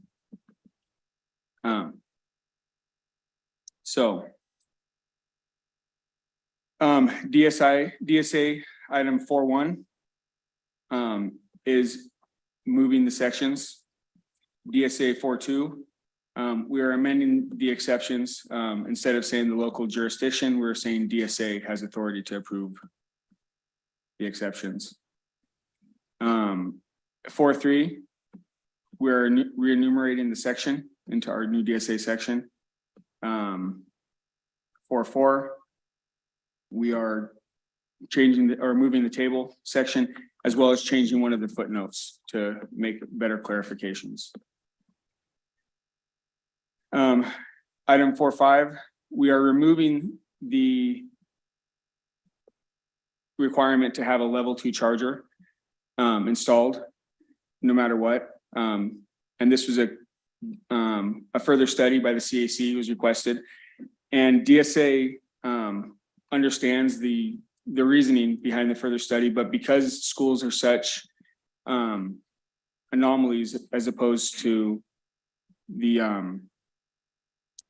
non-residential, that we felt the flexibility given to schools to have the option of level 2 fast chargers, whatever capability that they found to be necessary. And so we disagreed with that and have moved forward with our proposal. DSA 46, we added a new section number. DSA 47, again, new section number. DSA 48, a new section number. DSA 49, we're repealing the existing section about accessible EVCS. DSA 410, we're proposing to adopt the new section for the power allocation method, which is almost exactly what BSC adopted earlier today. DSA 411 is the table that goes along with 410. DSA 412, we're proposing to adopt a new section for additions and alterations for parking facilities. 413 is requiring 413 and 414 are requiring EV to be installed in parking lots when it isn't required with, or when PV projects are associated with that. And then DSA 415 is requiring for certain projects to, when we have had EV capable spaces installed in previous code cycles, this section is requiring the code cycle or the project to install EV chargers in those EV capable spaces when it meets certain requirements.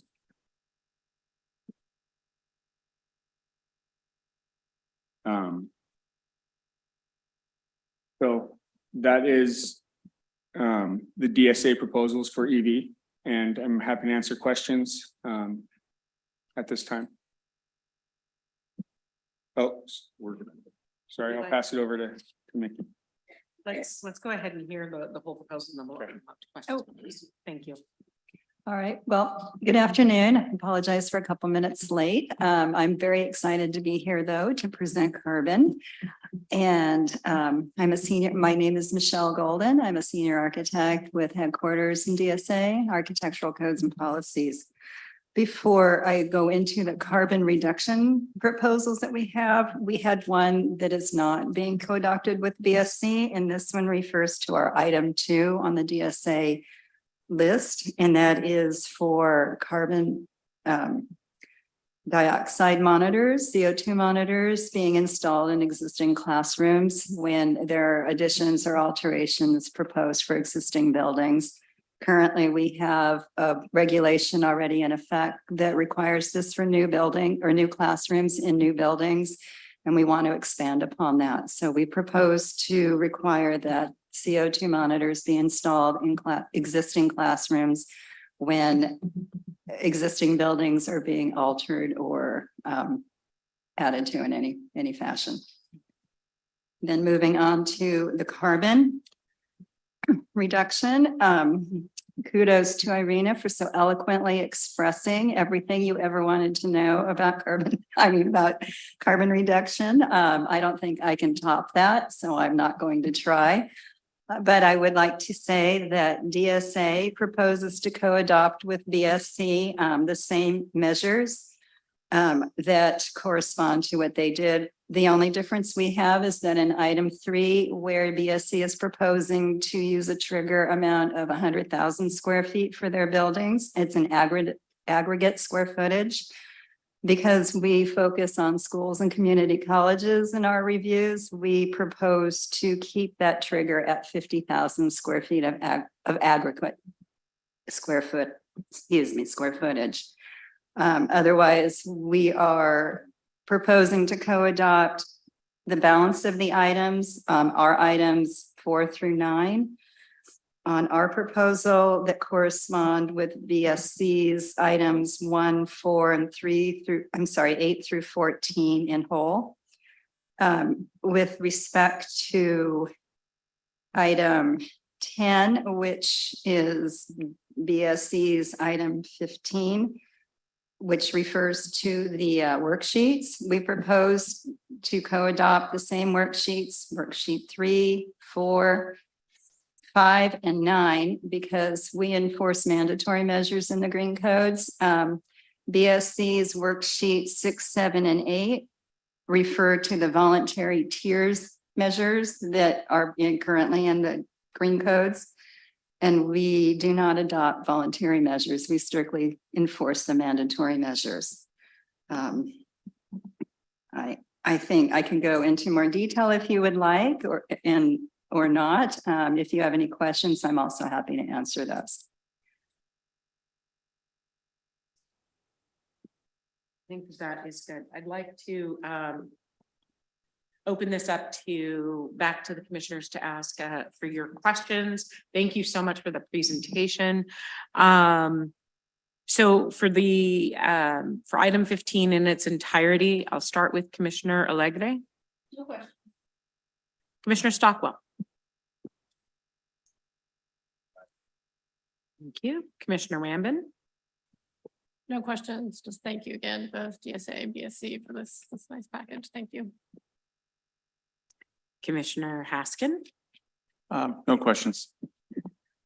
Commissioner Ramirez. None at the moment. Thank you. Commissioner Patel. Thank you, DSA. No questions. Commissioner Santillan. No questions. And Commissioner Sasaki. Thank you, DSA. No questions. Great.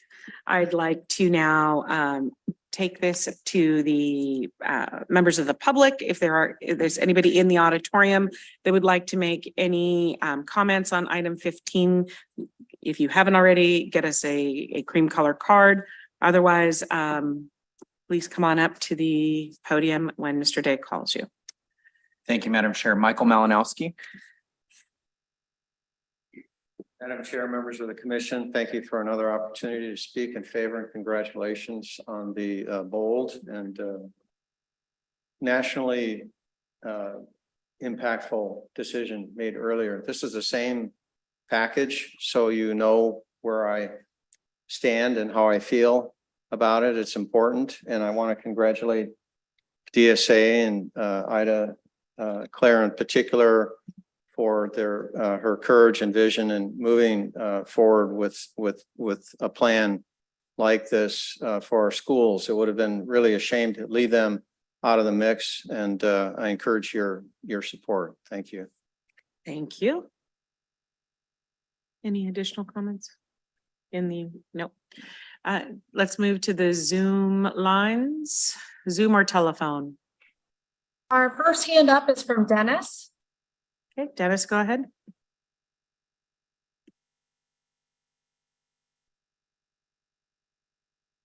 Good afternoon. My name is Dennis Corellis. I'm a architect and former deputy state architect with DSA, and I am going to suggest that you approve these provisions. And I want to commend DSA and our state architect for having the vision to proceed with this. Thank you. Thank you for that. Next hand is from Danette. Go ahead. Thank you. Can you hear me? Yes. Greetings, commissioners. My name is Danette Abbott Wicker, and I'm a resident of Orange in Southern California. I'm asking you to approve item number 5 in HCD's code change proposal with an amendment that allows the developer to follow the voluntary tier 1 or tier 2 standards as an alternative to the basic standards included in the mandatory section. Sorry. Thank you. Thank you so much for that. We're actually still on item number 15. Oh, so sorry. That's okay. Do we have any other comments in support or opposition of item number 15, please? There are no other hands up, and there are currently no phone participants. Thank you. Did we receive any written comments prior to today's meeting? Yes, Madam Chair, and they were addressing both BSC and DSA, so just we'll note them here. Scott Terrell with AIA in support, and Scott Morris, it's kind of a late comment. It was approved as amend, I think mainly directed at BSC, which he called in on. That's it. Thank you for that. That concludes the public comment portion, and I will turn item 15 back over to the commission and entertain a motion to consider the division of the state architect DSA 01/22, proposed adoption of the amendments of the 2022 California Green Building Standards Code, Part 11, Title 24. Do I have a motion? Commissioner Rambin, move to approve. Commissioner Rambin moves to approve. Do I have a second? Commissioner Allegri seconds. And we have a second. Is there any further discussion from the commissioners regarding this item? Seeing and hearing none, please call the roll. Commissioner Rambin, Aye. Commissioner Allegri, Aye. Commissioner Stockwell, Commissioner Sasaki, Aye. Commissioner Patel, Aye. Commissioner Santion, Aye. Commissioner Haskin, Aye. Commissioner Ramirez. Aye. Thank you. The vote is unanimous and the motion is carried. Thank you so much for the Division of the State Architect folks. Thank you, Madam Commissioner and Commissioners. The speed in which we disposed of the items does not reflect the amount of work that went into it in preparation. I do appreciate that, so thank you. All right.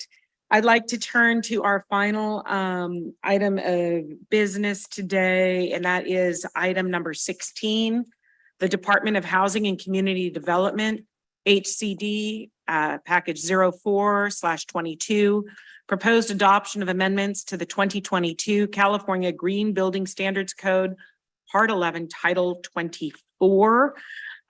Could the representatives from the we've got them online. There we go.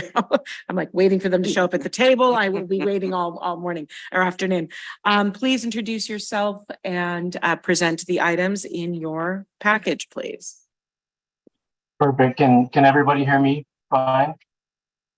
Yes, we can hear you. Thank you. Okay, perfect. Good afternoon, Chair and Commission members. My name is Tyler Mayo. I'm the Title 24 Regulations Manager representing the California Department of Housing and Community Development. With me today is Mitchell Baker, HCD's Assistant Deputy Director. First and foremost, thank you to everyone on the commission that is here today, and thank you for allowing us to present our final building standards package for the 2022 intervening code adoption cycle. I'd also like to give thanks to the other supporting agencies, the Code Advisory Committee, and the stakeholders who have contributed to the development of the California Green Building Standards Code Package, also known as Cal Green. In harmony with the earlier comments from the Commissioner, Building Standards Commission, and AIA, I would like to state that HCD is not primed to make any substantive changes at this stage in the building standards process and seeks to avoid any situation where the only possibility is to withdraw any of our specific proposals, considering all the hard work that HCD and participating stakeholders have devoted to this proposal. In addition, the Code Advisory Committee has already approved what is being presented today, and all stakeholders and interested parties have engaged in the rulemaking process up until this point. HCD's Cal Green proposal discussed today was developed through a coordinated process between HCD, the California Air Resources Board, and the California Building Standards Commission. We also had advice and input from the administration, the California Energy Commission, the Division of the State Architect, and many other stakeholders.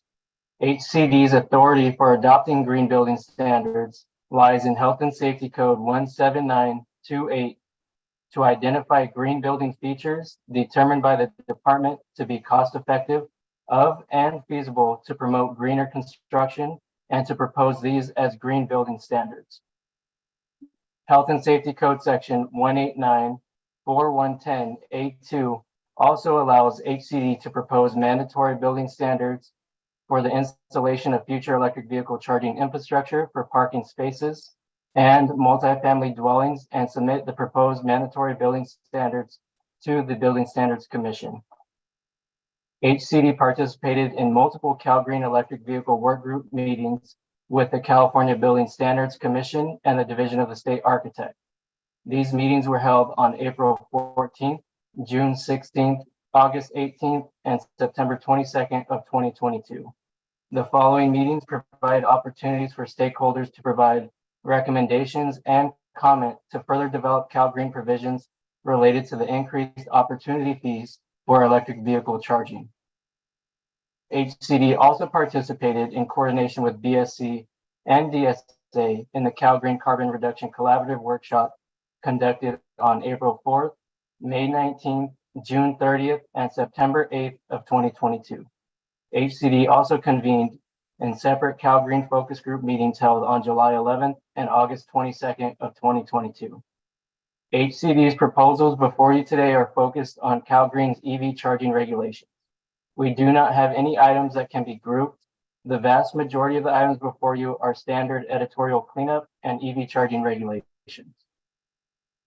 During the intervening code adoption cycle, HCD received stakeholder proposals regarding configurations of EV charging, specifically focusing on multifamily buildings. Our current proposal for the mandatory portion of Cal Green is based on modifications to the existing 2022 mandatory sections, which went into effect January 1st of 2023. For the voluntary sections, HCD has incorporated additional options to use a stakeholder proposal to maximize opportunities for charging multifamily buildings. The proposed changes were discussed and approved during the Code Advisory Committee meetings held from February 8th through the 10th of 2023. During the 45-day comment period, HCD received a total of 1,085 comments. HCD acknowledged all of the comments and responded in the final statement of reasons. There is no change in the final express terms or final statement of reasons due to those comments. HCD respectfully requests your expertise and approval for the adoption of the final express terms and building standards package for the 2022 California Green Building Standards Code Part 11. HCD would like to thank the Commission for their time and sharing of expertise. With your approval, HCD would like to commence with the discussion of proposed changes.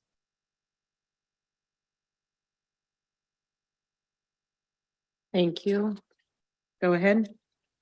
Okay, for item 1, chapter 2 definitions. Item 1 is the definition section of Cal Green. What HCD is proposing has been coordinated with other proposed definitions that have been addressed during the presentations of the Division of the State Architect and Building Standards Commission.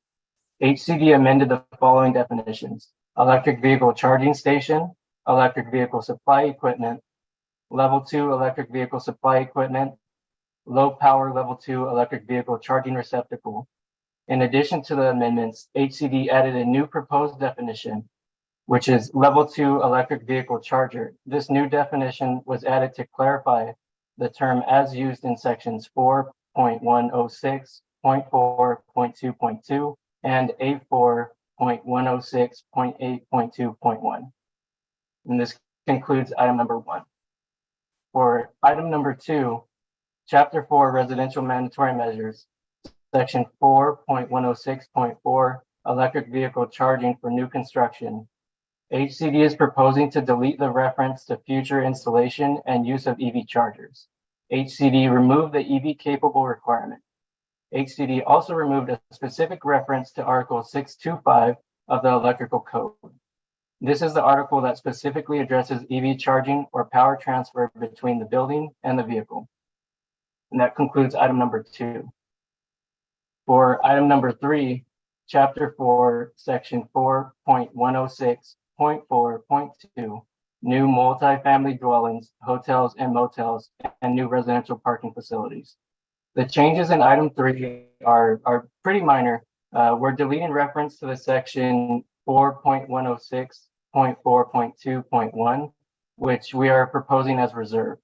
We are also deleting a reference to the term future as the proposal includes actual requirements for EV charging.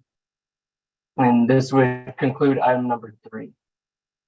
For item number 4, Chapter 4, Section 4.106.4.2.1, multifamily development projects with less than 20 dwelling units, hotels and motels with less than 20 sleeping units or guest rooms. For item 4 in the existing 2022 Cal Green Code, we have separation in provisions or requirements for projects less than 20 units versus projects with 20 or more units. HCD's proposal is to remove that separation and combine the requirements regardless of project size Essentially, it's deleting item 1 and the requirements for EV ready.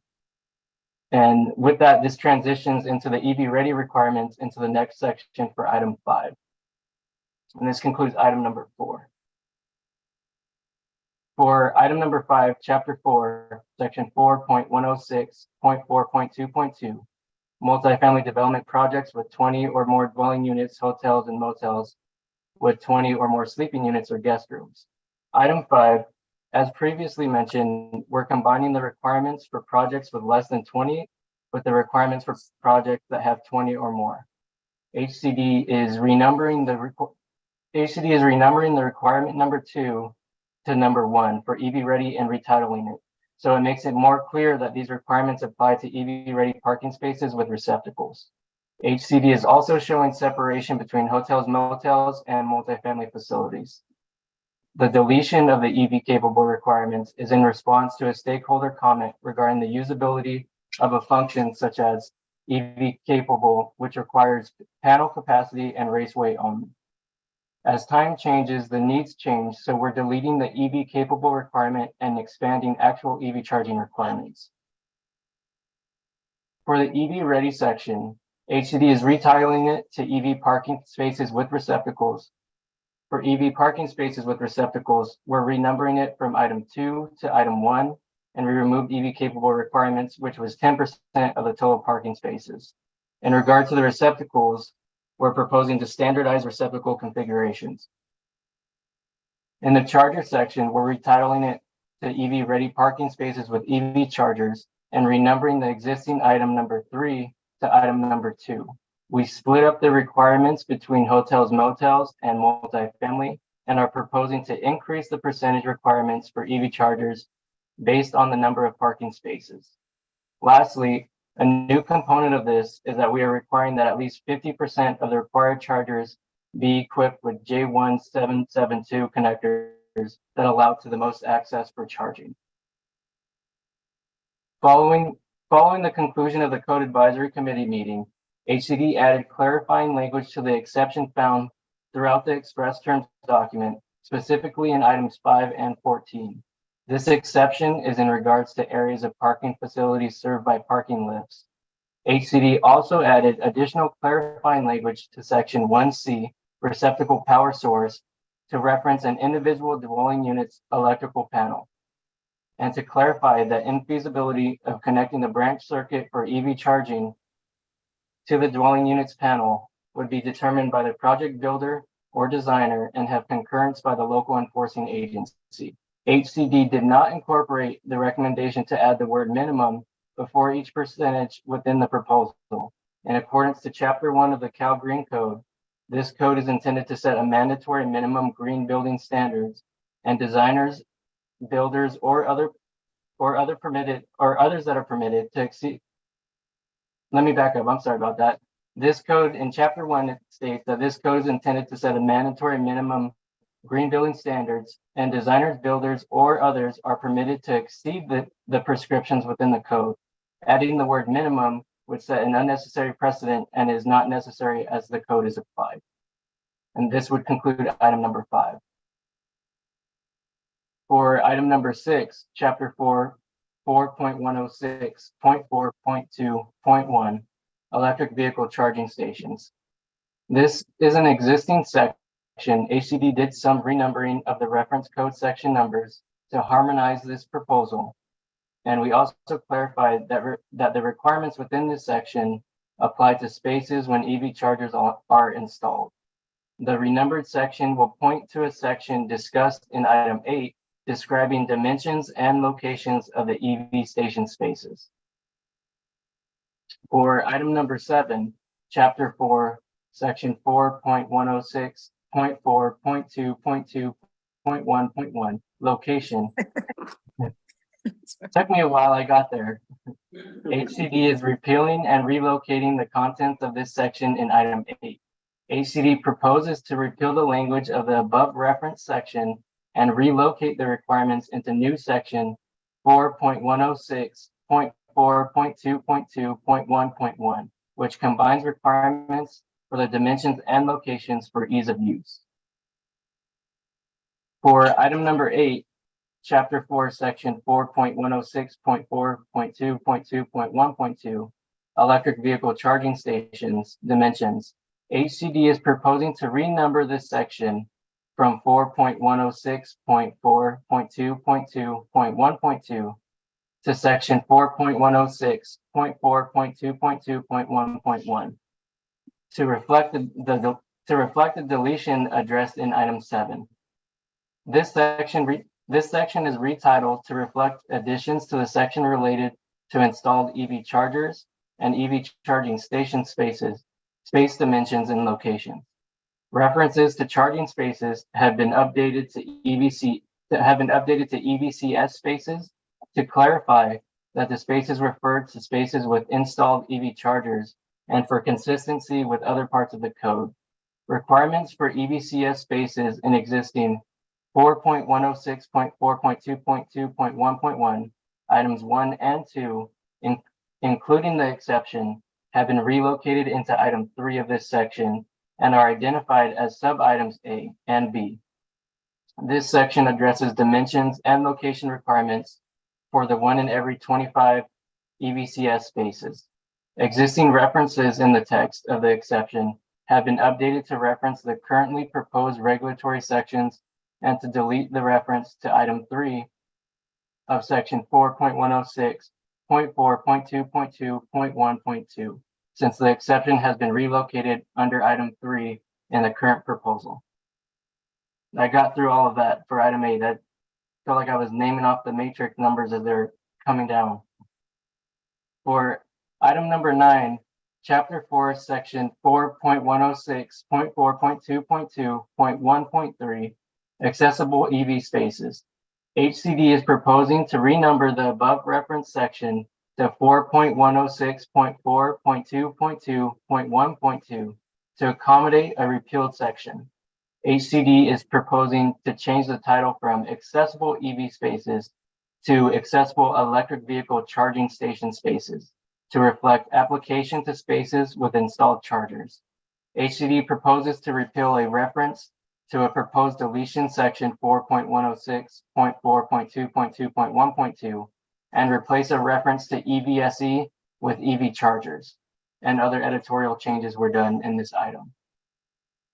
For item number 10, Chapter 4, Section 4.106.4.2.3, EV space requirements, HCD proposes to repeal text from the above reference section and proposes it as reserved. The requirements in this section, in section 4.106.4.2.3, are addressed in the California Electrical Code and are referenced when receptacles and EV chargers are installed. For item number 11, Chapter 4, Section 4.106.4.2.4, identification, HCD proposes to repeal text from the above reference section and propose it as reserved. These requirements have been relocated to section 4.106.4.3, addressing EV-capable parking spaces for existing parking facilities serving multifamily buildings. For item number 12, Chapter 4, Residential Mandatory Measures, section 4.106.4.3, electric vehicle charging for additions and alterations of parking facilities serving existing multifamily buildings. This item is a little bit different than the previous sections. Item 12 addresses alterations or additions to parking facilities that are serving existing multifamily buildings. In this item, HCD clarified that the requirement in this particular section is different from new construction proposals and retain provisions for EV-capable spaces, meaning the panel capacity and raceway. Lastly, for this item, HCD is also proposing requirements for service panel identification. For item number 13, Appendix A4, Residential Voluntary Measures, Section A4106.8, Electric Vehicle Charging for New Construction, HCD is proposing removal of obsolete reference Section A4106.8.3. HCD is proposing the deletion of the reference to future installation of EV chargers and replace with EV ready spaces. HCD is also proposing to remove reference to Article 625 of the California Electrical Code and generalize for code maintenance. So item number 14, A4 residential voluntary measures, section A4.106.8.2, new multifamily development projects and hotels and motels. This is our big item that has a lot of strikeout and underscore when you first take a look at it. So just bear with me once I explain how it's broken down. It should make it a lot clearer for everyone. So for item 14, as a whole, it contains 2 tier proposals, each with 2 options, tier 1 and tier 2. Both of these are voluntary parts of the code. This allows local jurisdictions to have turnkey options in excess of the mandatory measures. HCD is providing 2 separate options for complying. Option A, which is an enhancement of existing tier 1 and tier 2, and option B, which incorporates the proposal from stakeholders, including the EV Charging for All Coalition. HCD is proposing editorial changes. We're changing the reference from new multifamily development projects to new multifamily dwellings. This is to make it more consistent throughout the Cal Green Code. So tier 1 and tier 2 were laid out in the existing 2022 Cal Green, but once option B was incorporated, it made it more difficult to incorporate this into the existing language. So HCD's proposal includes changing the title to new multifamily dwellings, hotels, motels, and removing the existing tier 1 and tier 2 language. With that, HCD developed new language, which incorporates some existing voluntary measures with new amendments. HCD is clarifying that tier 1 now consists of an option A and an option B. One or both may be adopted as voluntary measures by local jurisdictions. Option A is similar to what was in the original tier 1 to begin with, but what HCD is proposing is to increase the percentage of the number of parking spaces to have low power level 2 receptacles from 35 to 50% and split the prescriptive requirements into hotels, motels, and separate multifamily parking facilities. In addition, HCD added clarifications that calculations may include substitute level 2 chargers for some of the required EV charging receptacles for hotels and motels only. HCD also added language that 50% of the chargers are required to have the universal J1772 connectors. This is the receptacle portion of option A, tier 1. Following insight from the CAC members, HCD also added the revised exception that was previously mentioned in item 5 into item 14. This is in regards to parking facilities served by parking lifts. Next is the EV charger portion of tier 1, option A. HCD proposes to increase the charger requirements from 10% to 15% and split hotels, motels from multifamily parking facilities. Once again, we're including that 50% of the chargers have the universal J1772 connector, and we're also including the revised CAC exception regarding parking facilities served by parking lifts. We also included language regarding the automatic load management systems for option A, since HCD specifies percentages. If the locals do not want the 15% of the chargers, they can modify their local code to any percent deemed necessary. Even for the mandatory, just because we mention a specific percentage, that does not limit the designer or builder from exceeding those requirements. They can always go over the percent. Any prescription within the code is a minimum standard in Cal Green. The next portion of this item is HCD's tier 1, option B. This proposal was submitted by stakeholders, including the EV Charging for All Coalition. HCD proposed a 10% requirement for EV chargers in multifamily developments because we feel that it's an important function for the level 2 chargers for guests and other users. Also, for the EV ready parking spaces with receptacles applies to multifamily parking facilities to include low power level 2 charging receptacles and at least 1 parking space for each dwelling unit with assigned parking. Tier 2, similar to tier 1, consists of an option A and an option B. One or both can be adopted locally as voluntary measures. For option A, item 1, EV ready parking spaces with receptacles, we increase the percentage for hotels and motels and for multifamily parking facilities from 40% to 55% for low power level 2 EV charging receptacles. In addition, we propose the exception language that was previously mentioned regarding the parking lifts, and we also have the ALMS provisions that were previously mentioned. For item 2 in tier 2, option A, EV ready parking spaces with EV chargers for hotels and motels and multifamily parking facilities, we are proposing 20% of the total number of parking spaces being equipped with level 2 EV chargers. Tier 2, similar to tier 1, has the same exceptions regarding parking lifts and the same provisions for the use of ALMS. The last portion of this item is tier 2, option B. This tier has been configured based upon the information provided by stakeholders.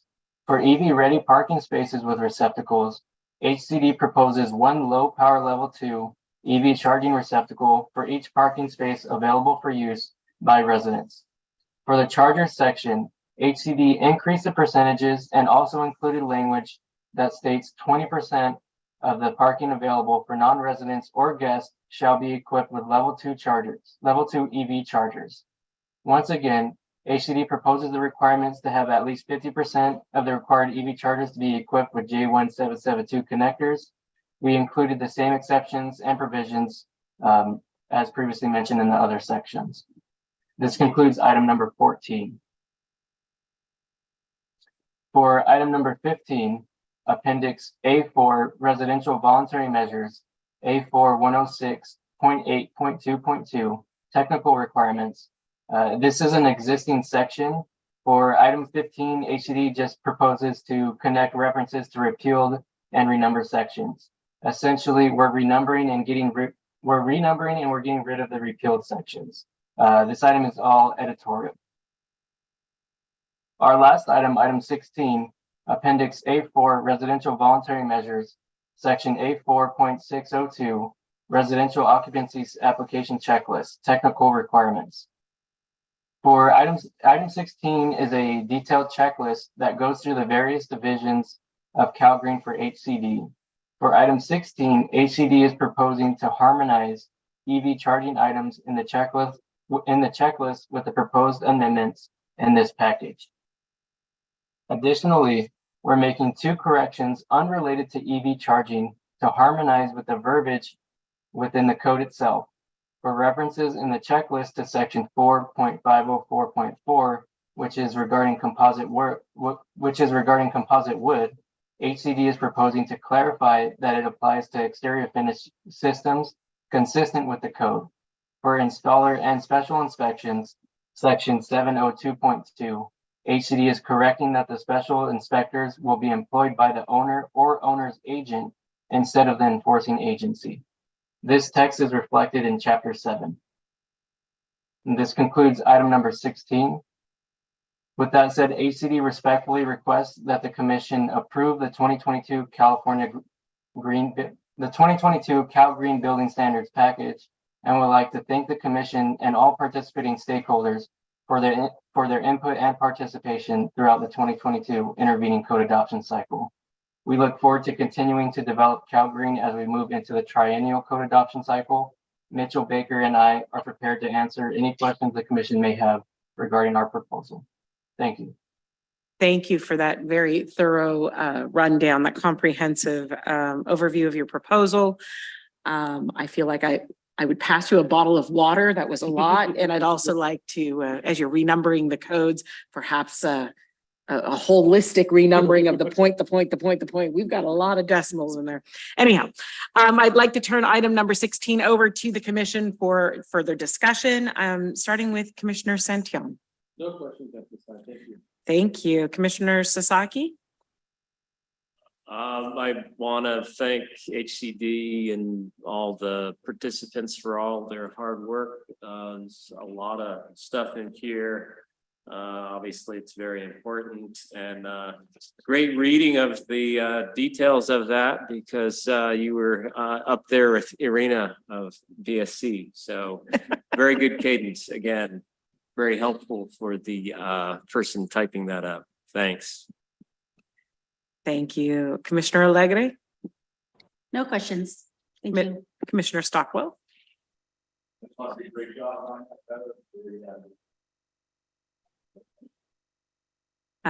Thank you. Commissioner Rambin.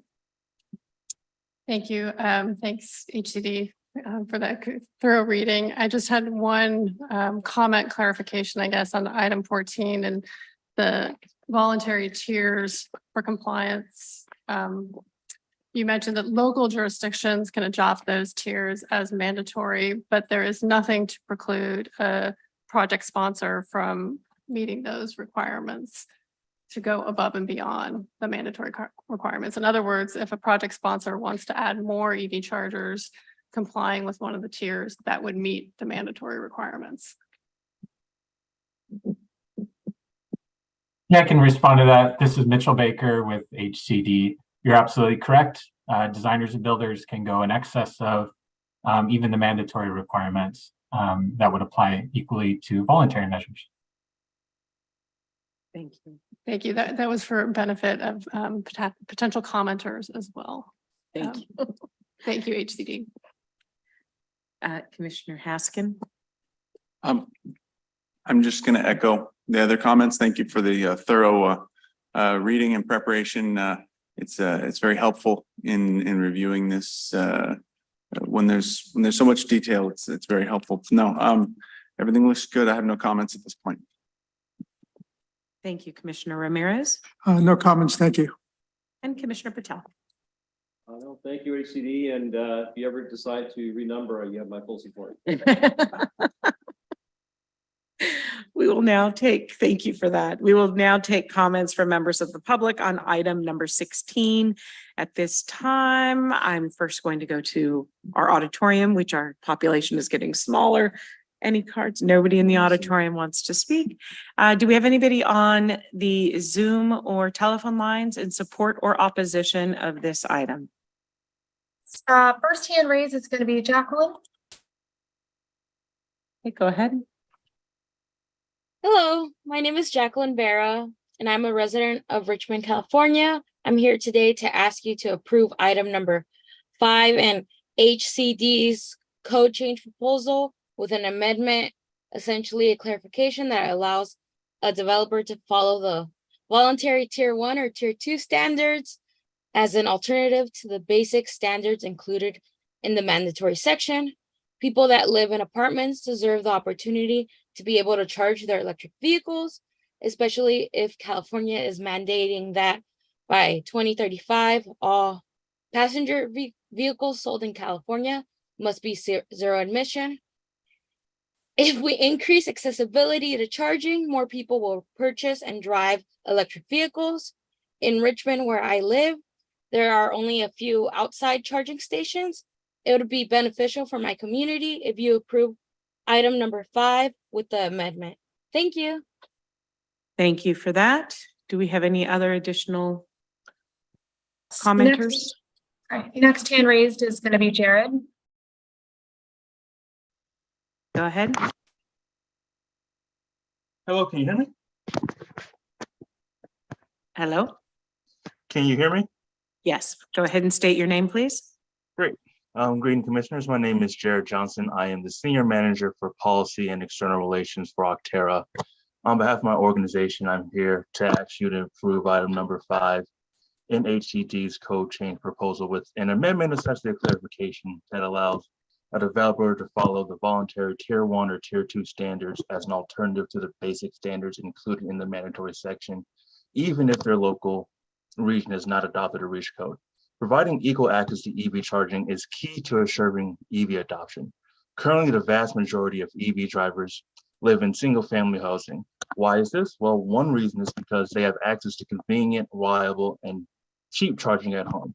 A National Academy of Sciences report showed that for electric vehicles and plug-in hybrids, roughly 80% of charging occurs at home where the EV is parked overnight. For most people, it only makes sense to buy an EV if they have a reliable, safe, inexpensive access to charging where they park at home. So for the 40% of Californians living in multifamily dwellings, the lack of access to EV charging becomes a barrier to accessing the EV market, even as upfront costs for EVs are continuing to get on par with gasoline cars.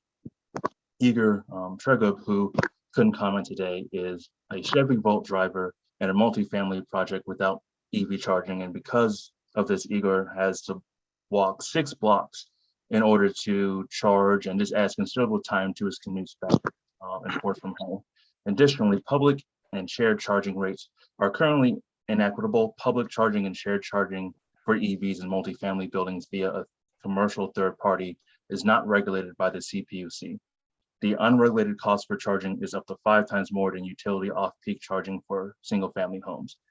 If there is inadequate charging access for multifamily residents, those residents will be forced to rely on the more expensive public charging option. So, commissioners, please ask HCD to add a clarification amendment that allows a developer to follow the voluntary tier 1 or tier 2 standards as an alternative to the basic standards included in the mandatory section. This would enable builders to provide charging for each dwelling unit rather than for a certain percentage of parking spaces. Use this approach would be optional, allowing forward-thinking developers to comply with the code while focusing on charging access for every parking space.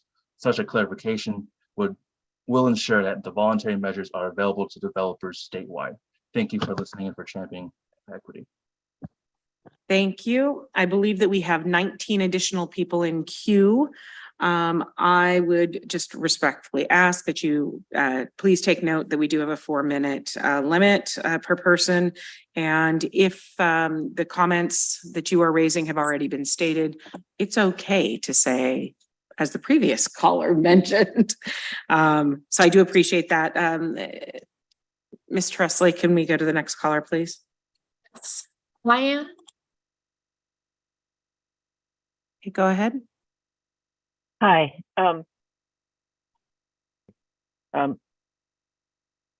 Greetings, commissioners. I'm Wan Trung, an apartment resident in San Jose. I ask you to approve item number 5 in HCD's code change proposal with a simple amendment that allows the developer to follow the voluntary tier 1 or tier 2 standards as an alternative to the basic standards included in the mandatory section, even if their local region has not adopted a REACH code. We need this to increase equitable EV charging across access in new apartments and condos, in new buildings that could last for decades, long past the point where all new passenger vehicles are sold in the state must be zero emissions. Please ensure that apartment residents, often lower income, get equal access to at-home charging, the lowest cost EV charging that residents of single-family homes have access to. Otherwise, residents who wish to own an EV, apartment residents who wish to own an EV will have to pay much higher charging fees, easily one of the biggest barriers to EV adoption. I understand HCD has received over 1,000 comments, but has made no changes based on these comments. I don't think you understand the climate emergency. There is a 30-year lag between the time that greenhouse gases are emitted and when the effects are felt. The catastrophic wildfires, drought, and floods we are experiencing today are largely due to emissions from 30 years ago. Accelerating equitable access to affordable EV charging now is critical to reach our state goals, our state climate goals.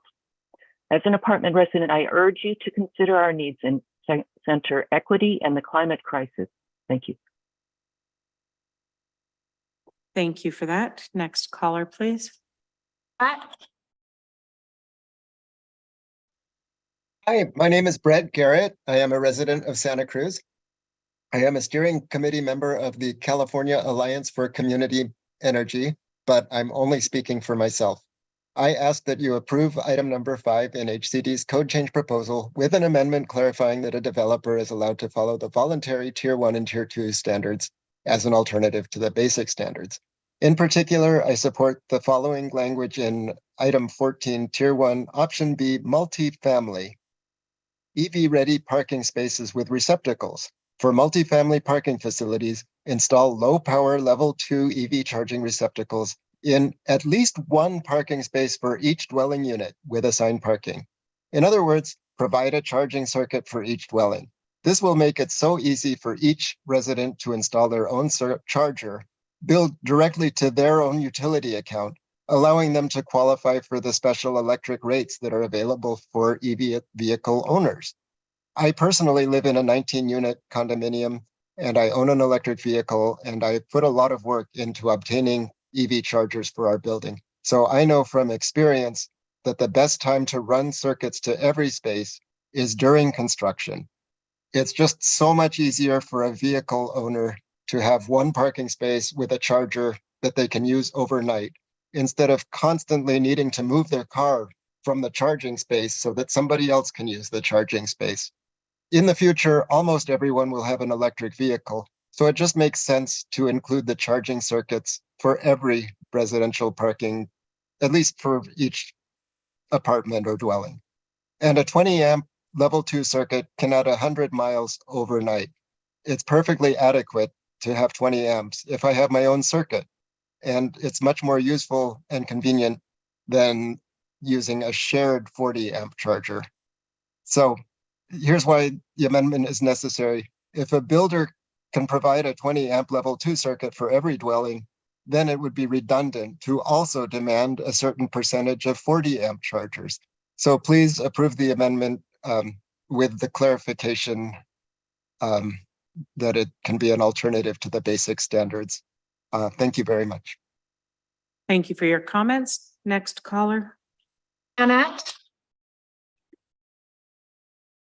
Hi, thank you. I will do what you said. I agree with the people before on tier 1, tier 2. I live in a PUD, which is a planning unit development, concerned about the availability and cost of electricity to charge an EV. With the extreme heat we've been experiencing here and all over the country, nay, the whole world, utility bills are through the roof. My husband and I own a 1,080 square foot condo, and our electric bill was $250 last month. We keep the thermostat at 78 during the day and use all our other appliances late at night, but it doesn't matter. The bills keep going up with no end in sight. As you have heard before, California is mandating by 2035, cars must be zero emission. We need to be the vanguard in the country and make sure that this gets passed, so we are not behind the 8 ball. We are 5 years and counting now in terms of keeping the global temperature below 1.5 Celsius. We're not doing a good job. We need to do better. Thank you. Thank you. Next commenter, please. Just real quick before I go to the next commenter, Amy, our captioner, are you there?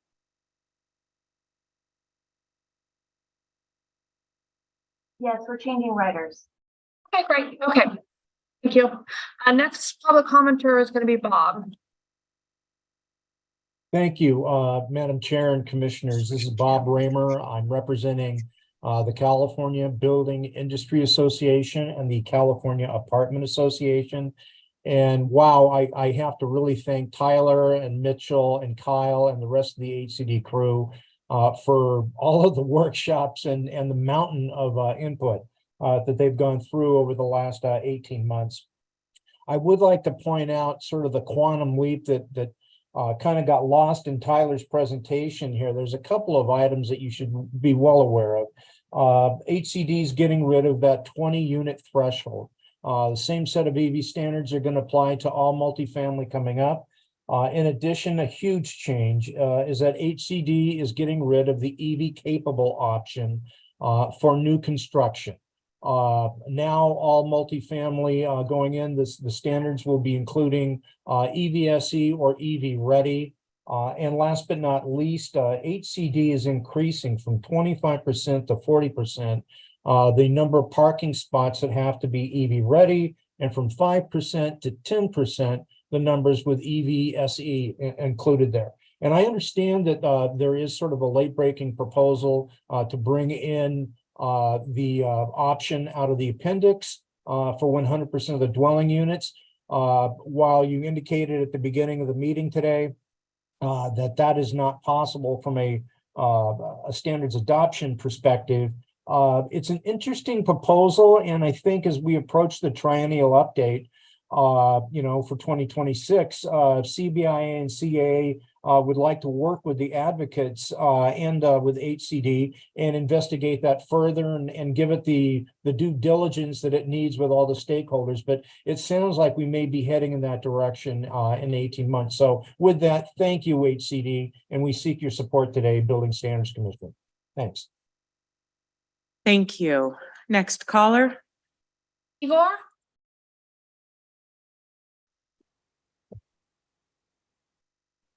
Thank you very much, Chair and members of the Commission. My name is Igor Tregov. I live in Berkeley. I am a member of the Berkeley Environment and Climate Commission, but speaking on my own behalf. I am here today in agreement with many of the speakers that you've heard from, asking you to approve item number 5 with an amendment that allows a developer to follow the voluntary Tier 1 or Tier 2 standards as an alternative to the basic standards included in the mandatory section, even if their local region has not adopted a REACH code. As a previous speaker already mentioned, the main reason that I switched to a plug-in hybrid rather than a full EV is range anxiety. I live in an 8-plex where I rent a unit that is not equipped with EV charging infrastructure. And the nearest charging facility, that's a public charging facility, is 6 blocks away. Approximately 60% of the times I have tried to find a spot there.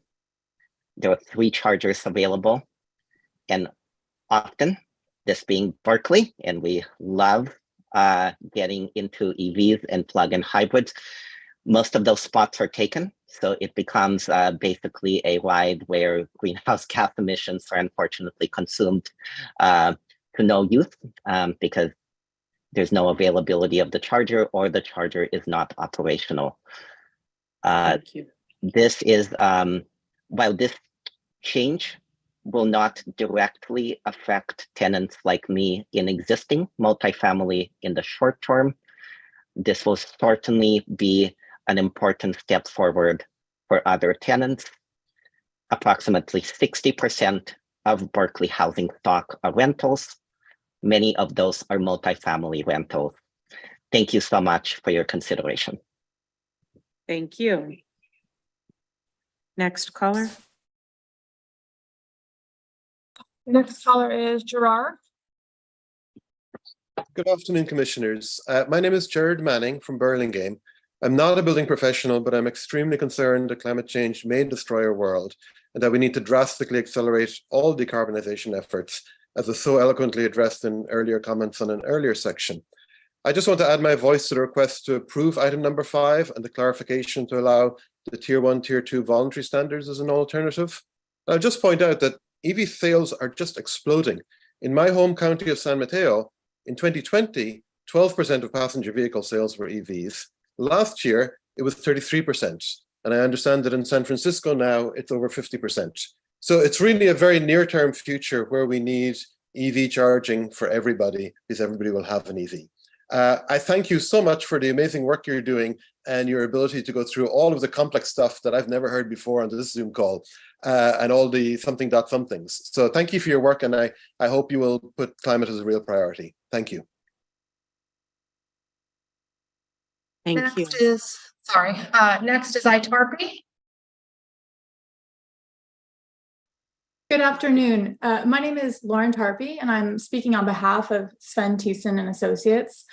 I want to reiterate the request that's been made by multiple commenters and stakeholders during the public comment period, including a number of California state legislators and a coalition of environmental organizations, that the Commission make a simple clarification in the proposed changes in item 5 regarding the EV provisions for new multifamily buildings. In particular, as others have mentioned, the Commission should clarify that a developer may use the more stringent Tier 1 or Tier 2 optional provisions in lieu of the requirements in the mandatory section, even in a jurisdiction that hasn't adopted the optional provisions in a REACH code, and even if the resulting number of EV parking spaces is less than that required by the mandatory requirements. Making this clarification would allow a developer to satisfy the EV requirements by giving each unit with a parking space in a new multifamily building access to at least one EV charging parking space. In contrast, the mandatory requirements require that a certain percentage of parking spaces provide EV charging capabilities, but they don't ensure that each unit will have access to such a space. This access, of course, is critical to achieving the state's goals to promote the use of zero-emission vehicles, because roughly 80% of charging happens at home where an EV is parked overnight. The simple clarification would result in lower costs to residents of multifamily buildings, could reduce upfront costs for developers, and would be more effective in ensuring access to EV charging for each unit in such a building. HCD's consideration of the costs involved in providing EV charging via the Tier 1 and Tier 2 options completely ignored the cost savings to individuals living in multifamily residences. Providing at-home access to charging can result in significant savings for these individuals because they'll be charged residential electricity rates, which are regulated by the California Public Utilities Commission, unlike public charging rates. Without access to cheaper at-home charging options for each unit in a multifamily building, EVs may be impractical to the 40% of Californians living in these buildings. HCD's response to the suggested clarification in its final statement of reasons was insufficient. The agency was required to determine that no alternative would be more effective in carrying out the purpose of the regulation, or as effective in carrying out that purpose and less burdensome or more cost-effective to private people than the adopted regulation. Instead of making that determination, HCD merely rejected the suggested clarification and said that locally adopted voluntary measures will not take the place of mandatory measures unless the local voluntary measures meet and exceed the mandatory provisions. However, had HCD engaged meaningfully with this suggested clarification, it would have found that the clarification would be more effective at achieving the purposes of the regulation. Again, it would more effectively provide EV charging for residents because it would ensure that each unit with a dedicated space would have access to an EV-ready charging space. By increasing access to EV charging for residents of multifamily units, it would also achieve the goal of promoting EV use and reducing greenhouse gases. And Lauren, excuse me, you are at 5 minutes and our time limit is 4. So could I please ask you to wrap up your comments? Sure, thank you. Just last, I wanted to mention that if the Building Commission agrees to reconsider the clarification, it would certainly justify a brief 15-day recirculation period to consider any additional comments, and that this clarification has been thoroughly vetted by the stakeholders, so the public has received notice that this change might occur. Thank you. Thank you. Next caller, please. Vanessa? Thank you. Can you hear me? Yes. My name is Vanessa Warheit. I lead the national multi-state work of the EV Charging for All Coalition. I also support the coalition's work here in California. Thank you so much for the opportunity to speak. I'm speaking on behalf of Alexia Melendez-Martineau, who represents Plug in America. And I'd also like to add a couple of comments of my own. I think they will both fit within 4 minutes. First, Alexia's comments. Hello, I'm Alexia Melendez-Martineau, and I am representing Plug in America. Plug in America is a nonprofit that represents EV consumers across the country and works to accelerate the shift to clean electric vehicles. Thank you for the opportunity to comment today. We wanted to voice our support for the position of the EV Charging for All Coalition. Lack of access to charging poses a major barrier to access for many consumers, and public charging can cost 3 times more than residential rates for home charging, forcing multifamily home residents who don't have access to home charging to pay far more. In order to ensure that all communities can transition to EVs and experience the benefits of clean transportation, we need strong building codes that will deliver needed charging infrastructure to multifamily homes. Thank you for considering our comments and the position of the EV Charging for All Coalition. Speaking now on my own behalf as a California resident, I want to point out that we just learned this morning that EVs statewide exceeded 25% of car sales during the second quarter of this year. That number was only 7.7% 3 years ago. California EV sales have increased by an average of 50% per year every year since 2020. At that rate, we will be at 100% EVs before 2030, long before the mandated 2035 deadline. The question is not, will EVs become the norm? It's not even how soon will they become the norm? The question now is, will we continue to allow an unjust and unequal building code that delivers access to power at low-cost residential rates for all single-family homes, but limits that access for residents of multifamily housing who are more likely to be low income and/or people of color? I strongly urge you to follow the recommendations that you have heard and others have requested.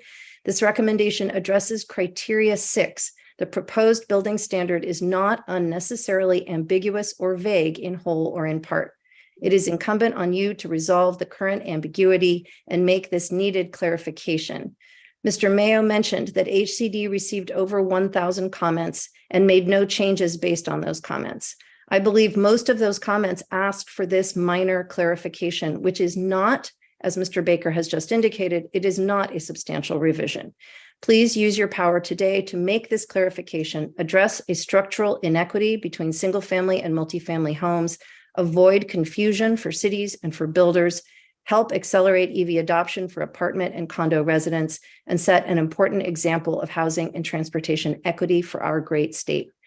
Then, in the 2025 Triennial Code, I urge you to require in the mandatory section that every multifamily unit with parking have access to EV-ready charging. Thank you. Thank you for your comments. Do we have additional callers, please? Next is Miguel.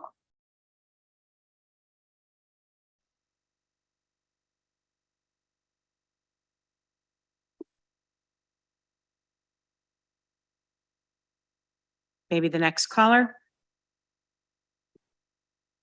Sorry about that. Miguel, go ahead. Yeah, can you hear me? Yes. Okay. So a point of inquiry, if HCD is requiring connector cords be permanently affixed to chargers, HCD is creating a permanent tripping and safety hazard and reduces the availability of charger operation since the connector cords are easily broken and, as has been mentioned before, take a long time to replace. There are smart level 1 and low power smart level 2 chargers that use the EV owner's charge cord to recharge the EV and e-mobile vehicle. This removes the permanent tripping hazard and safety hazard and increases the charger operation time.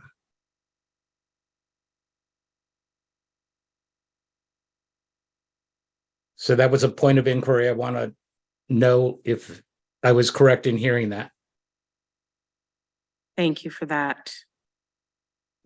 I don't know if HCD wants to make that clarification, but otherwise we can take it at the end. Sure, I'd be happy to. HCD Mitchell Baker. We are not identifying any permanent connection between a vehicle and a receptacle or charger. That is not in HCD's proposal. Thank you. Thank you. Next caller, please. Next, we have Bruce. Go ahead, Bruce. Can you hear me? Yes. First, I want to thank the committee for allowing us to be able to speak on this issue. I don't want to repeat a lot of things, but there are a couple of key points that are important. First off is how important level 2 low power and EV ready are. EV capable is not going to be implemented anytime soon by people. It's going to end up people putting conduit in and never putting in the electricity to make it work. So I would strongly suggest that you focus on EV ready, as I've seen you've been doing. And I also wanted to highlight the parts that Vanessa was making and others. It's really an important equity issue. If a large portion of the population will not have access to EV charging, they won't get them. I mean, if you are have a place where you know you can get it charged and it's close to where you live, you've got a chance to be able to get an EV. Otherwise, you will not get one. And so it's important that these become important considerations for this. And I thank you for the work that you're putting into this and the fact that you're moving the ball forward. Obviously, the next triennial, we're going to have more things, and we at some point need to tackle addressing it for existing buildings. Thanks again for your help. Thank you so much for your comments. Next caller. Jack? Yes, this is Jack Fleck. I live in Oakland, and I just want to associate myself with the EV charging for all comments. I live in a house that has a driveway, so I can plug in, but I'm surrounded by apartments, and I'm really concerned that people there are not going to have places to plug in. And the 40% requirement, I can just share with you, Alameda County, California Energy Commission just today released the latest figures for the second quarter. 46.9% of all the cars in Alameda County were EVs that were sold so far in quarter two. So the 40%, we've already gone past that. I'm heartened by some of the comments. It says in the next evaluation, you're going to really consider going to 100%. In the meantime, I support the clarification points that people have been making.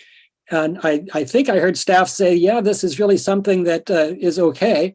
So it seems like the clarification is pretty non-controversial. But anyway, thank you for your work. And I'm looking forward to the next round. And let's get to 100%.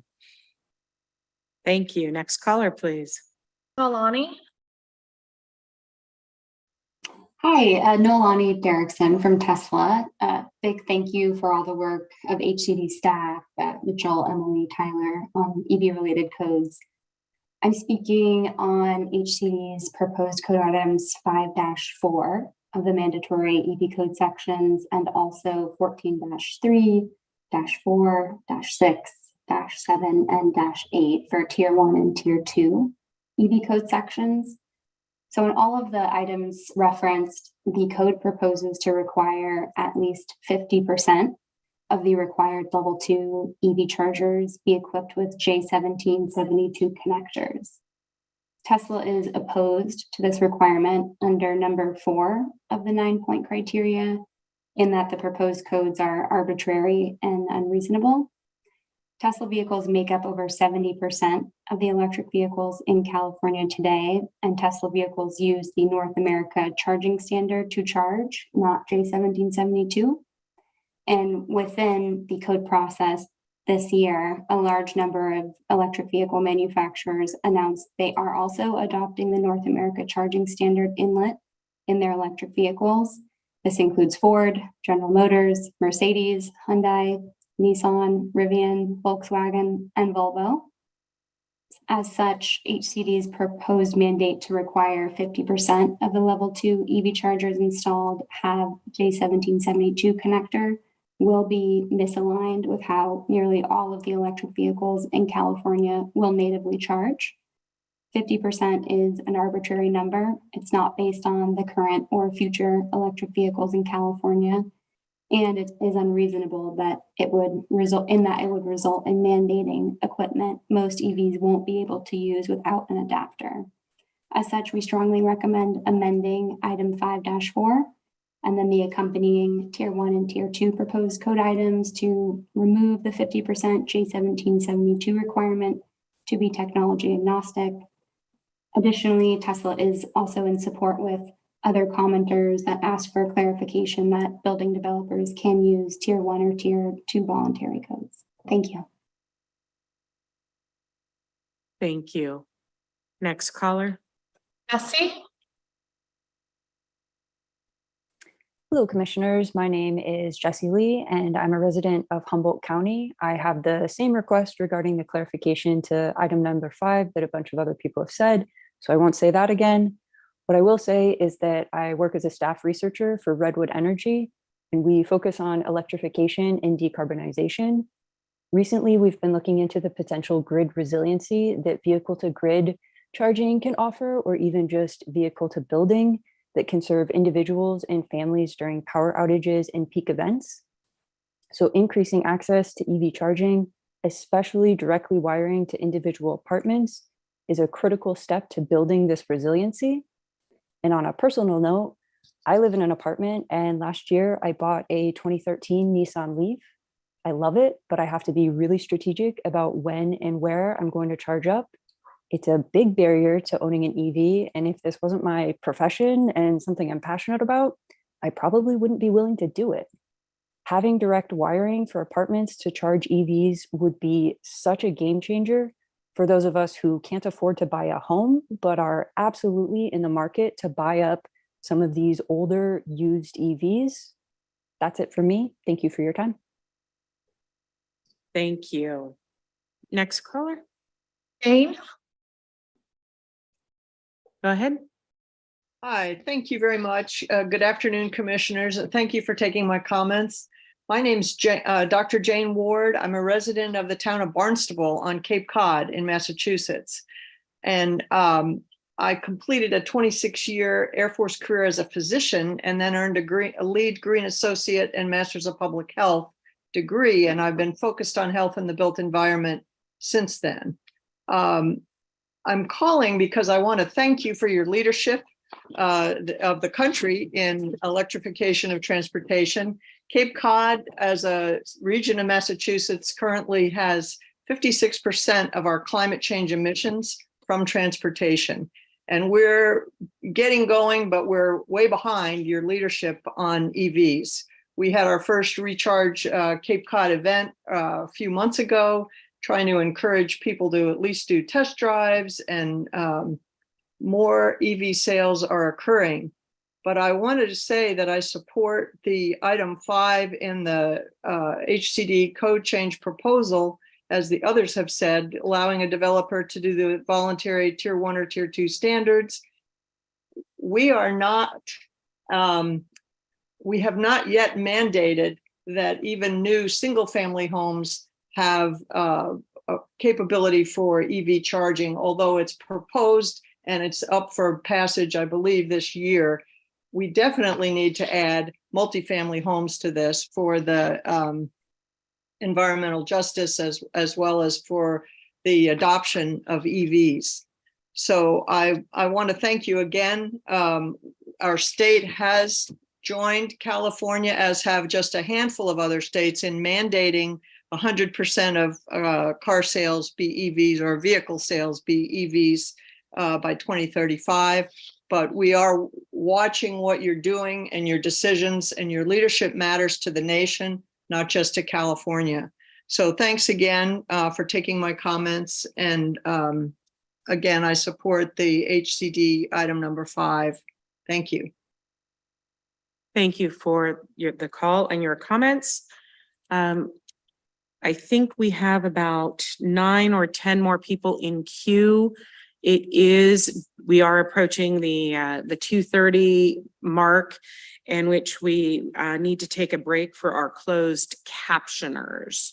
So we perhaps can take one more call and then we will take a break. Go ahead. Shannon?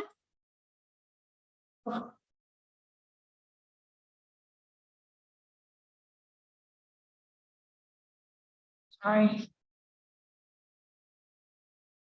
Hello, are you able to hear me? We can hear you now, yes. Okay, thank you. My name is Hanan Abdillahi. I'm representing myself, and as others have said before me, I am here today to ask that you approve item number 5 in HCD's code change proposal with the amendment or the clarification that others have said. I am a college student studying environmental policy and political science. My interests are especially concerned with what cities and states can do and the policies passed and implemented that address climate change and center fairness and equity. Having the ability and the responsibility to make meaningful changes to protect and serve citizens isn't something that you should take lightly. Commissioners, please finally ensure EV equity for residents of new apartments and condos. 100% of new apartments and condos with parking should get EV-ready charging at the time of construction and should have equal access to the same lowest cost EV charging as single-family residents have access to. I am from Chicago, Illinois. Though I am not a California resident, I am really impressed by California's bold actions and goals when it comes to climate policy. With that being said, when taking these actions, it is crucial to not leave out communities, groups, and individuals that are often not factored in. It is time to stop delaying equity and to stop building new housing that, in just a few years, will likely need to be retrofitted at 10 to 12 times the cost. I urge this commission to lead California towards a more equitable path by ensuring 100% of new apartments and condos with parking will have access to EV-ready charging. Thank you for listening to my comment. Thank you. Barbara, can you just do a quick check for me? How many people do we still have in queue? We still have 10. Okay, so we have 10 folks. We're going to take a 10-minute break. It is 2:30 now. We will be back at 2:40 and resume with the individuals still in the queue. Thank you.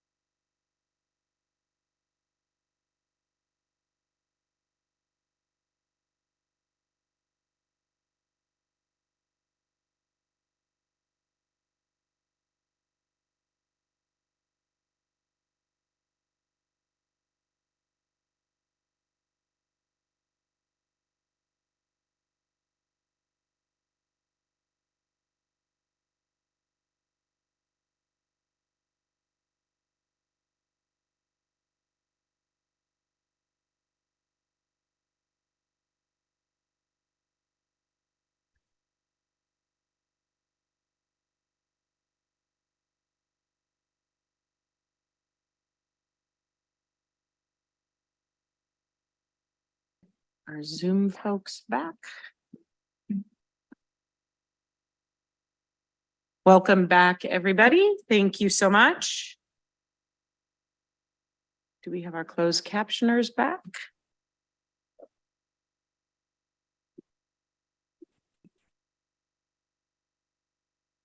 Barbara, are we good to go? Yep. All right.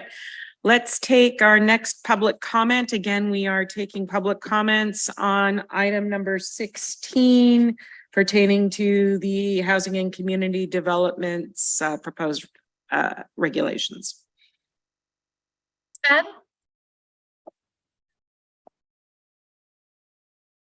Thank you.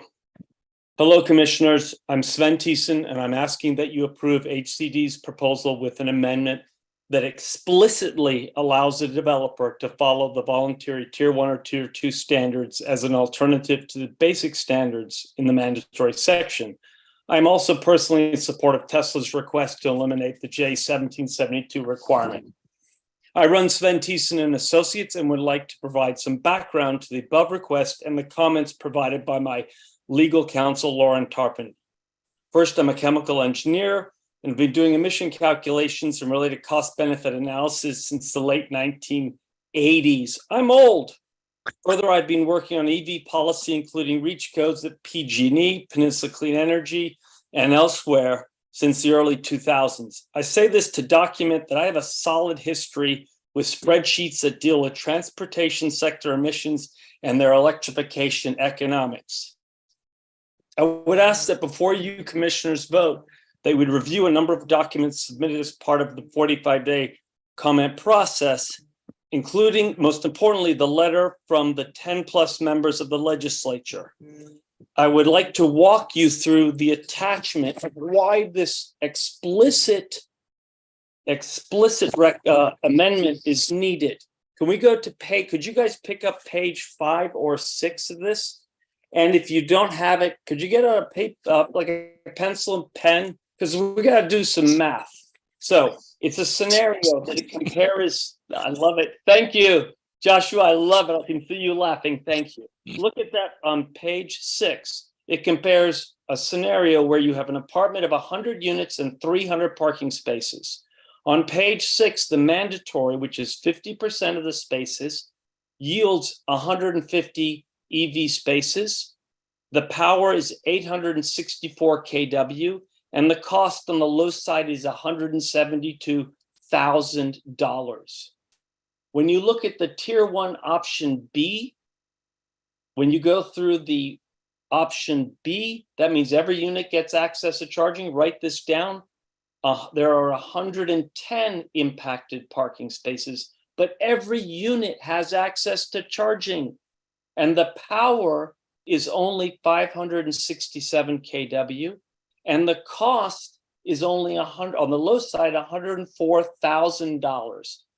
So what do we get? We get a builder that saves a huge chunk of money.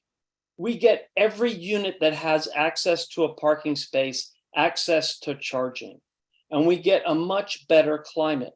This is a huge saving. So this was submitted as part of the 45-day comment process, which clearly shows both this scenario and the next scenario that Tier 1 option B yields better results on the climate and EV adoption side while saving the builder money and yielding less parking spaces. And the question is this in compliance with the mandatory? And God bless you guys at HCD. You're doing your best, but you didn't respond to the direct question of, is this in compliance? What you said, in fact, was, excuse me, voluntary measures within this code include the provisions, blah, blah, blah. However, the requirements of the mandatory measures remain the minimum statewide standards to be applied as scoped within the code. Local adoption of voluntary measures does not take the place of the mandatory measures within the code unless the local voluntary measures meet and exceed the mandatory provisions. And my question for HCD, here we have a triple win. You know, housing costs are crazy. Here we have a means to save money for everybody, yielding more adoption. Would this be in compliance or not. Okay, because it doesn't meet the mandatory number of parking spaces, it's less. It doesn't meet the mandatory amount of power, it's less. Yet, it still provides more access than the mandatory. This is important. And so, and I'd like an answer to that. And if HCD just before the break agreed that there is nothing stopping a project sponsor from complying with one of the tiers over the mandatory, please, why is it so hard to put this clarification in writing in the regulation? Because that would really help a city when it's confronted with a developer that wants to do this scenario. Thank you so much for your comments. You are at 5 minutes, so if I could have you please wrap up. Okay, again, let's talk about this. It's a nuanced thing. We suddenly have two metrics by which you can determine compliance. Okay, let's look at this scenario 1 and scenario 2. What you gonna do? Thank you so much. Ms. Trusley, do we have another caller, please?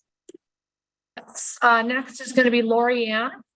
Thank you. Go ahead.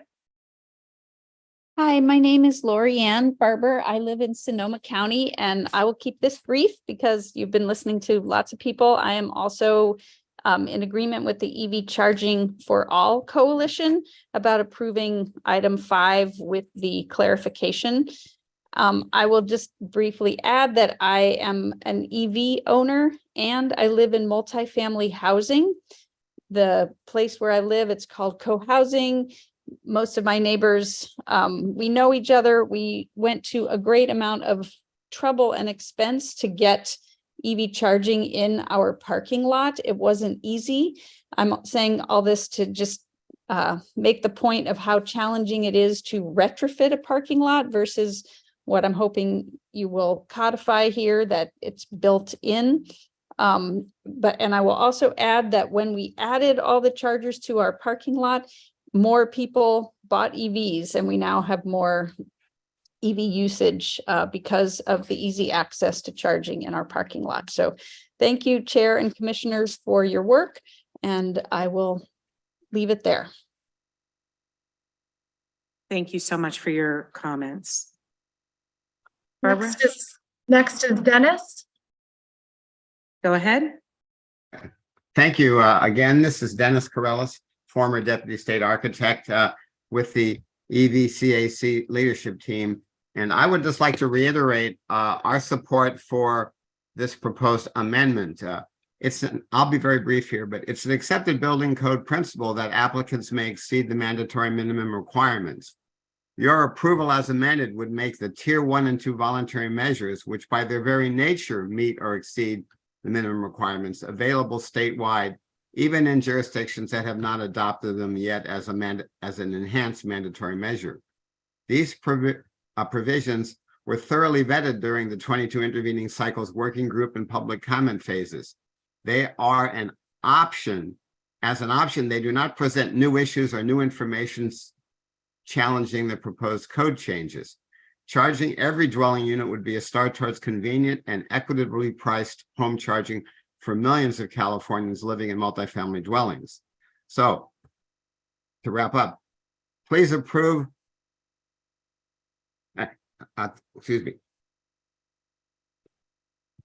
please approve as amended item number 5 in HCD's code change proposal with a friendly amendment under criteria 3 and 6 that would allow a developer to follow the voluntary tier 1 or 2 standards, even if the number of parking spaces were slightly less than the mandatory measures would require.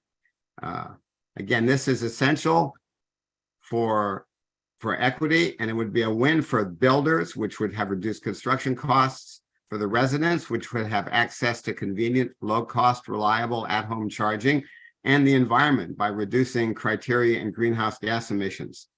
Again, this approach would allow cost-conscious developers code compliance while providing charging for every dwelling unit. And again, thank you for the opportunity to address the commission.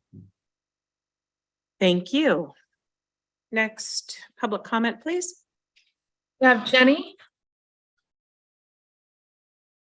Hi, my name is Jenny Green, and I'm a resident of San Jose and a member of Mothers Out Front, which is an organization of mothers working to ensure a livable climate. Like many of the other speakers, I'm asking you to approve item number 5 with the amendment, that the same amendment the other speakers were requesting. And I'm asking you to do this because I have 2 young adult daughters, ages 19 and 23, who both live in multifamily housing and who are both facing issues around the availability and costs to charge an EV.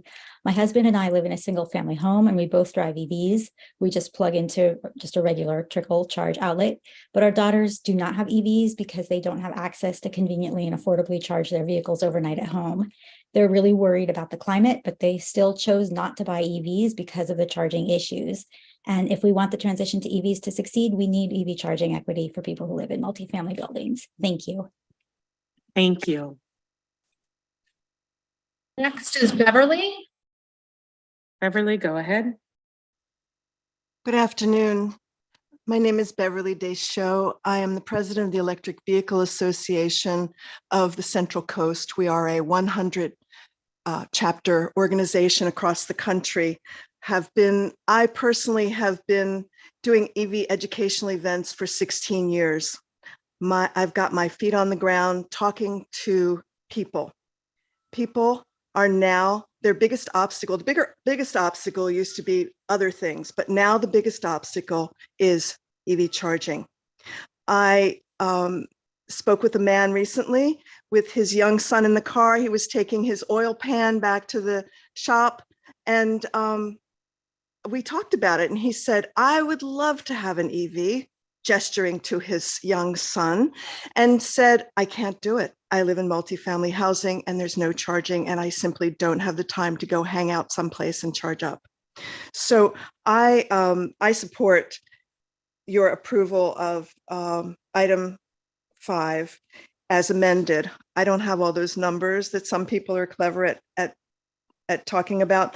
I sat in I think it was a 4-hour meeting with CARB yesterday, hearing people say, not just individuals saying, I need charging, but people from community-based organizations who are saying, our communities are being left behind. This is an environmental justice issue. 40 to 50% of Californians live in multifamily housing, and many of the low-income people are living in multifamily housing, and they are being left behind because they do not have access to EV charging. I live on the Central Coast in a 5-county CCA. 70% of our emissions in this 5-county region are from vehicles. Our CCA has a goal of 60% renewable by 2025, 100% renewable by 2030. For all the people who plug into that, that is a significant reduction in our region's emissions. But those who cannot afford to, who don't have charging at their multifamily housing, they are being left behind. They will not be able to take advantage of it. They will be driving old cars that are spewing emissions. Excuse me. So, I wanted to add to, I wasn't sure if I should mention the NACS charging that Tesla mentioned. Yes, that is the coming. Most of the manufacturers are going to NACS. So what I propose as an alternative to saying to adopt the J1772 is to just say that there be a receptacle, that the EV-ready charging receptacle be available, and then that can be adapted to the NACS or the J1772 if people are still using that. I've also recently heard, I want to leave you with that these are very small steps. I mean, you have done a lot of work. I've watched the progress. You've done a lot of work, but these are very small steps in the enormous task that we have ahead of us in trying to control or limit our climate change. This is not just a climate emergency. It is an extinction crisis that we are facing. Please, I urge you to move as quickly as you can in increasing what is required of the builders who, this is, by the way, just a dryer plug. It's a dryer plug. There are people who have a dryer plug in their garage and they've just had an extension put on to have an EV plug with a switch on it. That's it. This is not a huge amount of money when put in, when the wiring is put in during building. So please approve item 5 as amended. And thank you for your work. Thank you. Next is Baron Doohan. Hello, good afternoon. My name is Barandowin and I'm a resident of Palo Alto, and I am with many people in agreement about the item number 5 and the tier 1 and tier 2 standards. I live in an apartment and I currently don't have a car, and I have turned down possible career opportunities because I don't have transportation. So if I do get a car, it's going to be because I need to be able to get to my job, and I will need it to be dependable. If it's not efficient and affordable, if there's not efficient, affordable way to charge my vehicle, then EV is not a practical choice for me. So I am very concerned about the environment, and I appreciate that California has the zero emissions mandate by 2035. To get in line with that, we do need to start preparing now. Having these in units, having the ones built in, it has to start happening. So allowing for the clarification of the amendment that allows developers to provide charging for each dwelling rather than a certain percentage of parking places is the direction we need to be going in. Thank you for your attention and good afternoon. Thank you. Next caller. Next is Dwight. Go ahead, Dwight.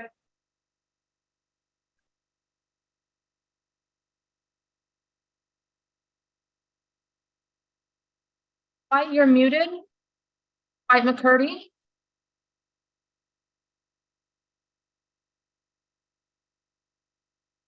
Let's move to There. the next. Yeah. Now can you hear me? We can hear you now.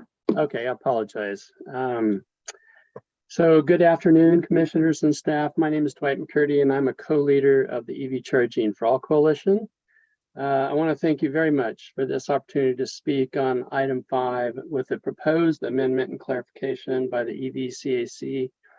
I also want to thank all of you as commissioners and staff members who work so hard to develop the codes and standards on behalf of the citizens of California. I know it's a lot of work. I've played a similar role over the years with various agencies, and I understand how difficult and challenging it is. As to my background, I worked in the SMUD EV R&D group from 1990 to 2020 when I retired, and before that for 6 years with the California Energy Commission, and before that for 3 years with the Alaska Public Utilities Commission. As a co-leader of the EV Charging for All Coalition, I support the overarching and detailed written and verbal comments submitted by my co-leaders and colleagues, Dennis Corrales, Jared Johnson, Sven Thiessen, Vanessa Warheit, and others. I would like to pose a question for all of you, commissioners and staff members, and that is, do you believe it is fair and equitable for residents of multifamily homes to pay more for EV charging than residents of single-family homes? It's a very fundamental question that HCD regs must take into account every time you're thinking about this. It's not easy, but is it fair that residents of multifamily homes should pay unregulated electricity prices, whereas residents of single-family homes pay for regulated electricity prices? And, every time I think about this, I think about the unfairness of the situation and whether if you were living in a multifamily home, whether you would feel it was equitable for you to have to pay unregulated utility prices for EV charging, whereas folks who are fortunate enough to live in single-family homes pay for regulated electricity prices. It's a big deal. The amendment becomes really important because members or residents of single-family homes get to pay for low-cost off-peak charging directly from their electric utility and participate in demand response programs directly to the electric utility. Whereas if you're going through a third-party EVSP, it's totally different. They can apply any price they want to the price of electricity that you're paying, and there's no guarantee of equity or fairness whatsoever. So it becomes a really important issue. So I would just encourage you to take seriously the written and verbal comments by my colleagues for voluntary Tier 1B and Tier 2B options to fully satisfy the mandatory requirements.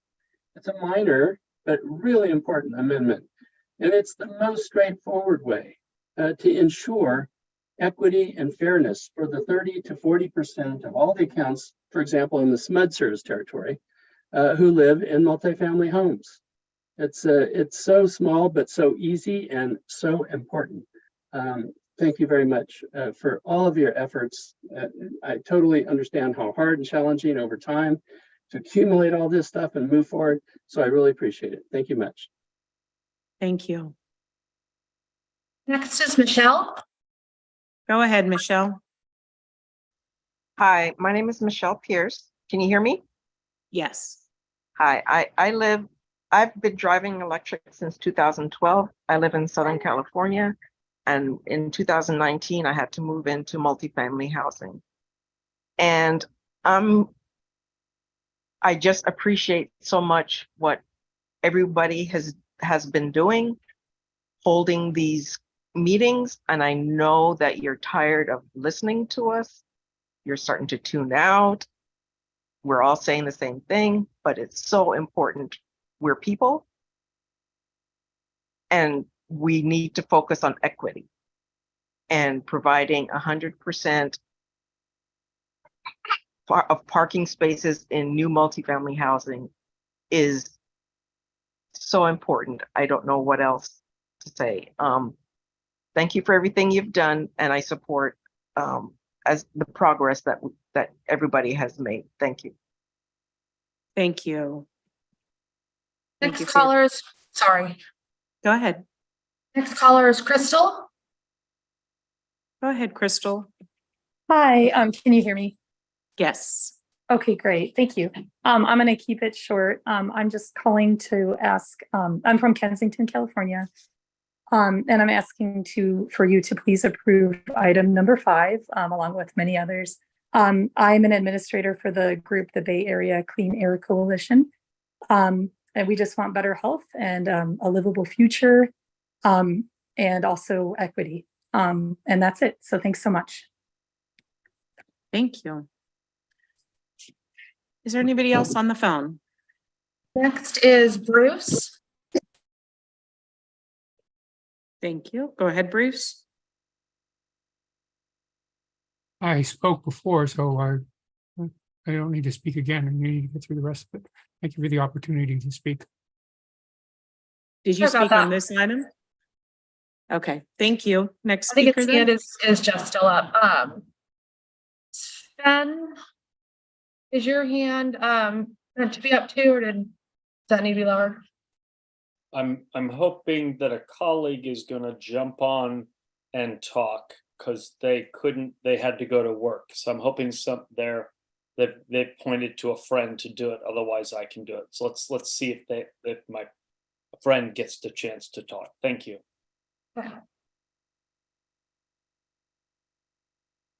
Next then is going to be Linda. Go ahead. Good afternoon. I'm Linda Hutchins-Knowles, a member of the leadership team of the EV Charging for All Coalition. And I have a thank you, a clarification, an exhortation, and a question.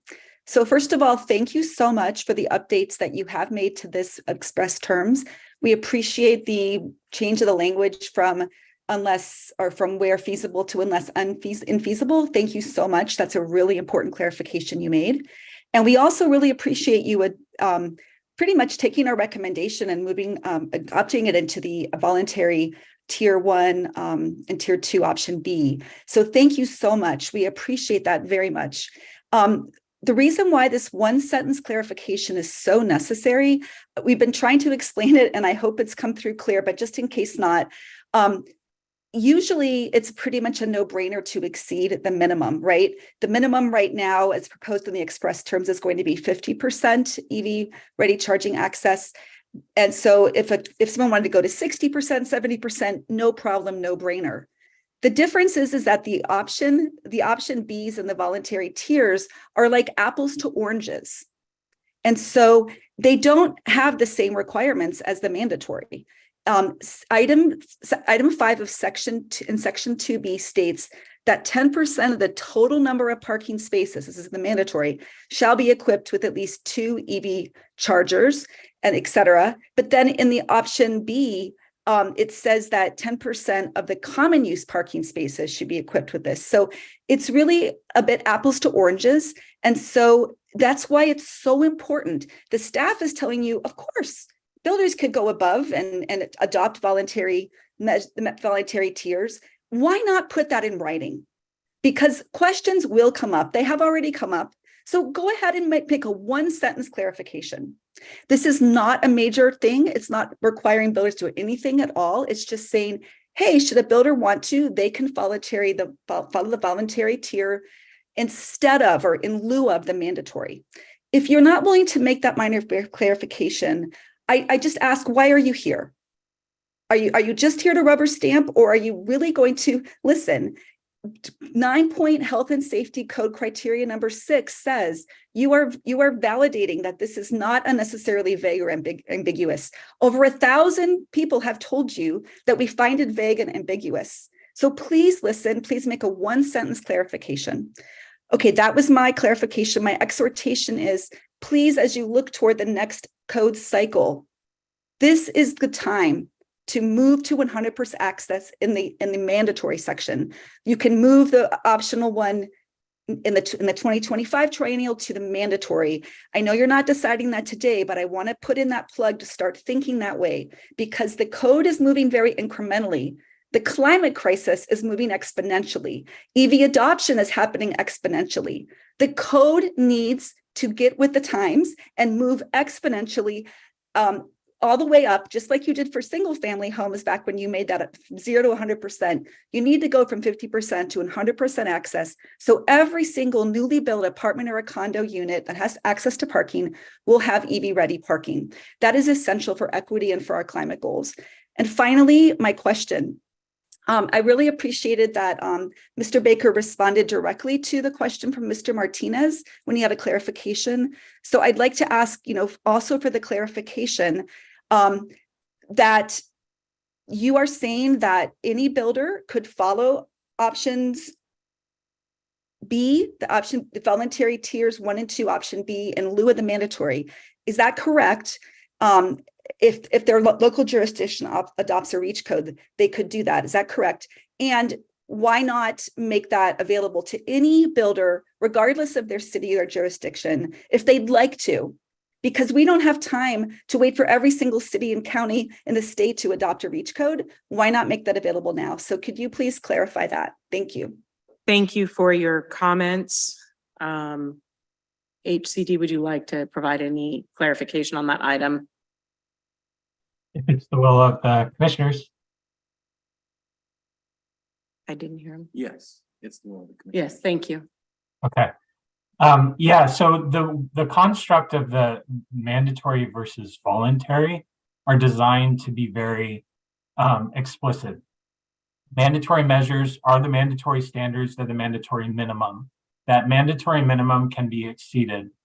The voluntary measures are a pocket of measures that a local enforcement agency, enforcing agency, can adopt and apply locally to make them mandatory for projects within their municipality. When it comes to a designer, a builder, they can exceed the requirements in harmony with the local building department and any local amendments that they may have that are in excess of the mandatory measures. So the answer is yes. Theoretically, a designer or builder can exceed the requirements in the mandatory measures. And a point of clarification, earlier, a commenter mentioned that HCD made the assertion that what we've heard multiple times from some of the commenters is that HCD indicated this would not be a substantive change. And I want to clarify, no one at HCD made that comment. Thank you. Understood. Thank you so much. Do we have any other callers in the queue? Yes. Next is Sarah. Okay, go ahead, Sarah. Hello, my name is Sarah Koska, and I'm a resident of Mountain View. As others have requested, I ask that you approve item 5 with an amendment.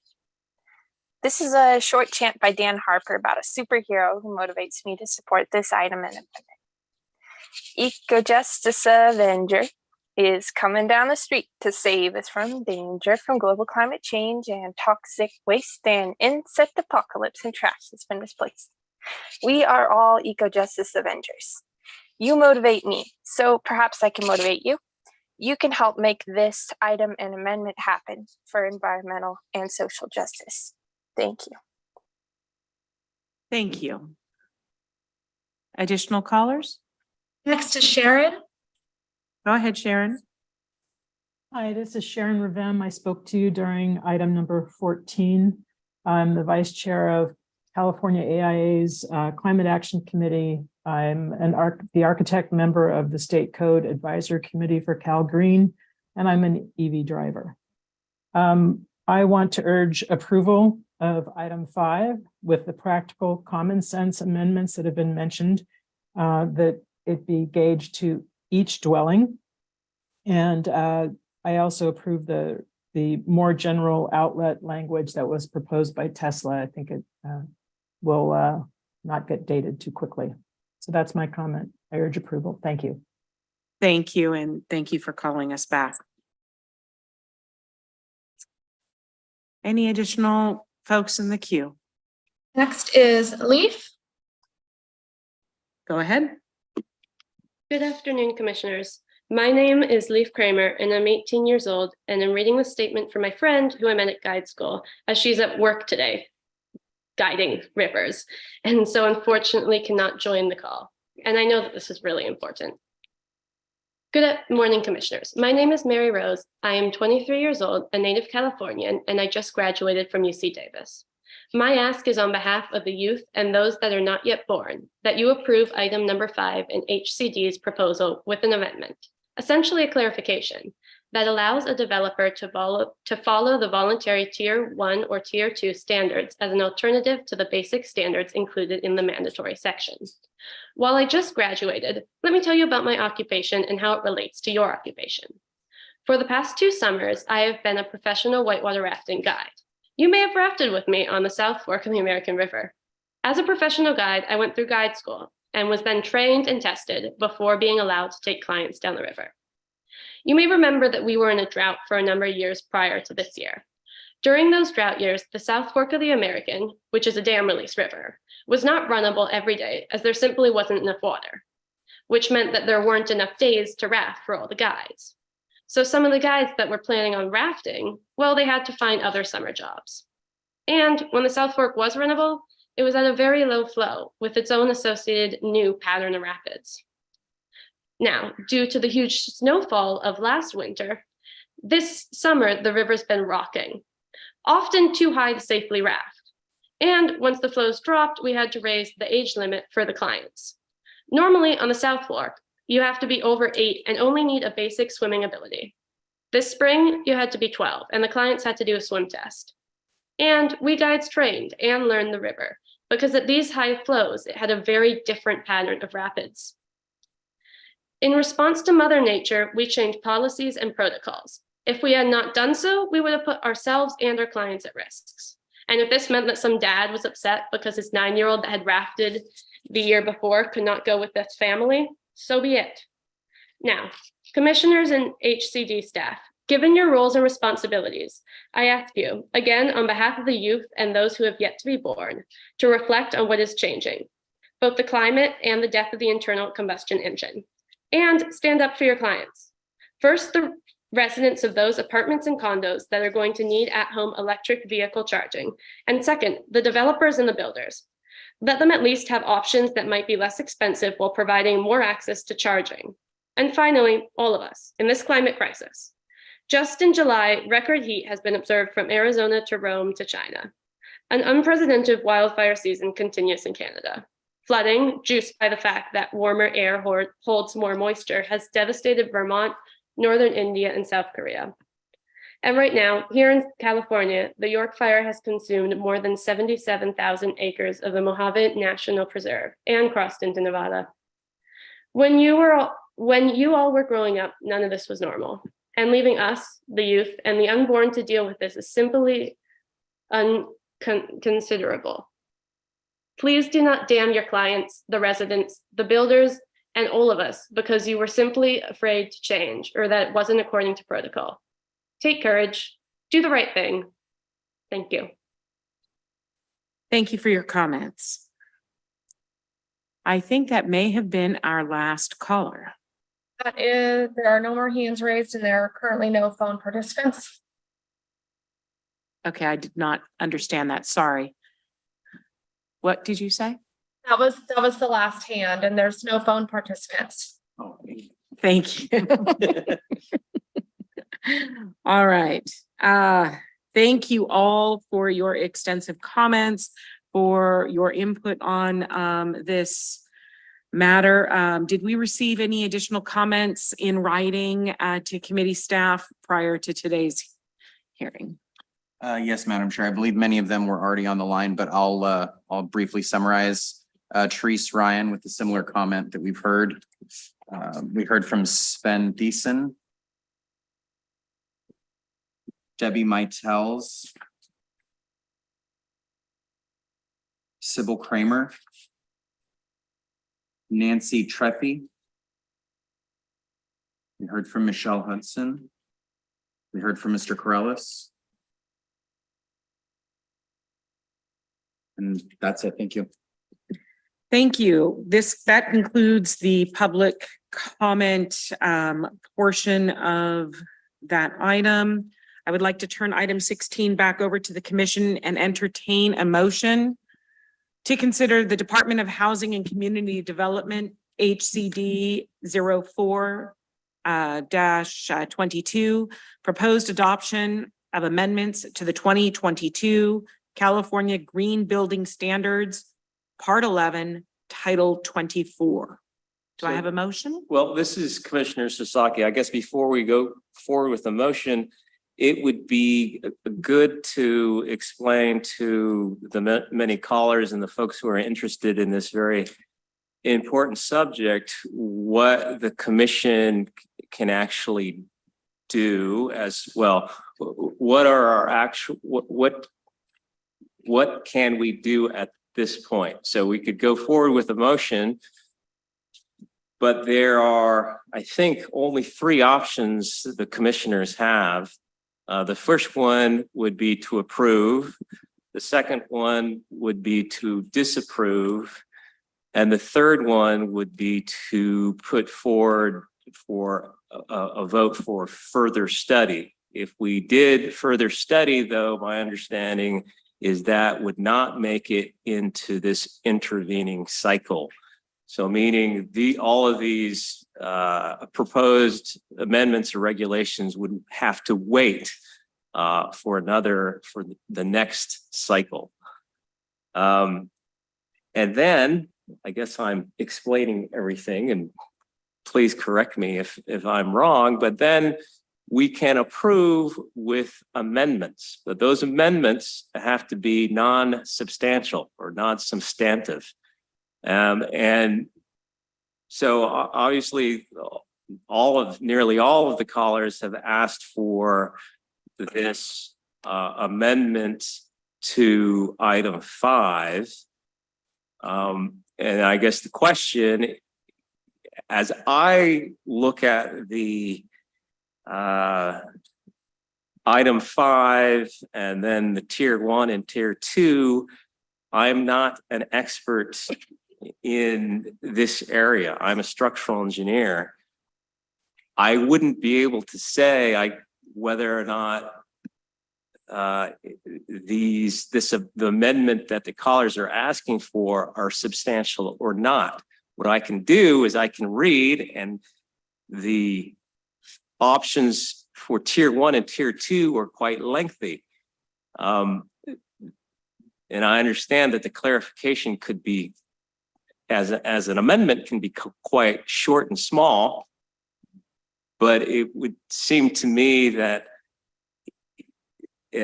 doing that would be a substantial change. And I guess I would like some clarification on whether or not that is a substantial change or not. I think I heard from HCD that that was a substantial change. Thank you, Commissioner. I'm going to ask the Housing and Community Development Department to go ahead and answer that question about the substantive nature of the proposed amendment. Yes, thank you for the opportunity. Again, Mitchell Baker with HCD. So yes, the short answer is yes, it would be considered substantive. And for a few reasons, which may be unintended by the folks that are making this similar proposal. And that is that the contents of the mandatory provisions are not identical to the provisions in the voluntary measures. And the proposal from some of the commenters is that an individual could apply the voluntary measures in lieu of the mandatory measures. In the mandatory measures, there are very important amendments that I want to make note of. Two in particular that would not apply if that was the case. The first is receptacle power sources. This was a highly vetted amendment to the code that would require that a dedicated branch circuit connected to the dwelling unit's electrical panel be provided unless determined infeasible by the project builder. This requirement in 4.106.4.2.2 1C is not in the voluntary measures. In addition to that, and for the same reasons, receptacle configurations, so standardizing the type of receptacles so that EV user has assurance what they're planning on plugging their cord set into will work, would also not apply if what the commenters are suggesting to allow some sort of provision for the voluntary measures to take place in the mandatory measures. So thinking of all of those things and the opportunity to vet this suggestion through all stakeholders in a public forum would create a substantive change. Thank you. Thank you for that response. Is there any other questions or comments before we entertain a motion? Yes, there is. Yes, this is Commissioner Rambin. So in thinking about an amendment that might not be substantive, looking at item 14, which are the voluntary measures, I was wondering if in A4.106.8.2, there could be a note added that says, these requirements, when met voluntarily, shall satisfy the mandatory requirements of section 4.106.4.2.2. Because I think that is the intent, correct? That if you meet one of these tiers, you're done, correct? Or have I misunderstood? Go Yes, ahead, again. HCD, sorry, go ahead and answer that, please. Thank you. Yes, again, Mitchell Baker with HCD. For the items I mentioned earlier, there are certain provisions that exist in the mandatory measures in section 4.106.4.2.2 that do not exist in the voluntary measures. So it's not a straight adoption of the voluntary measures to equal or exceed the mandatory measures. It would not exceed in the sense that there are certain provisions that only exist in the mandatory measures. So sorry, I have a question now. So the voluntary measures would be added on top of the mandatory. So they're not in lieu of. So I could do the mandatory, and if a local jurisdiction decides to tack on one of these two voluntary tiers, then you're doing, it's an and, not an or. Yes, that is essentially the case. The prescriptive requirements in the voluntary measures, percentage increases that exist in the mandatory measures. If a local adopts a voluntary option that we're proposing in front of you today, those provisions that are equivalent that only have prescriptive changes, the most stringent would apply. So in the case of percentages, the higher percentages would apply.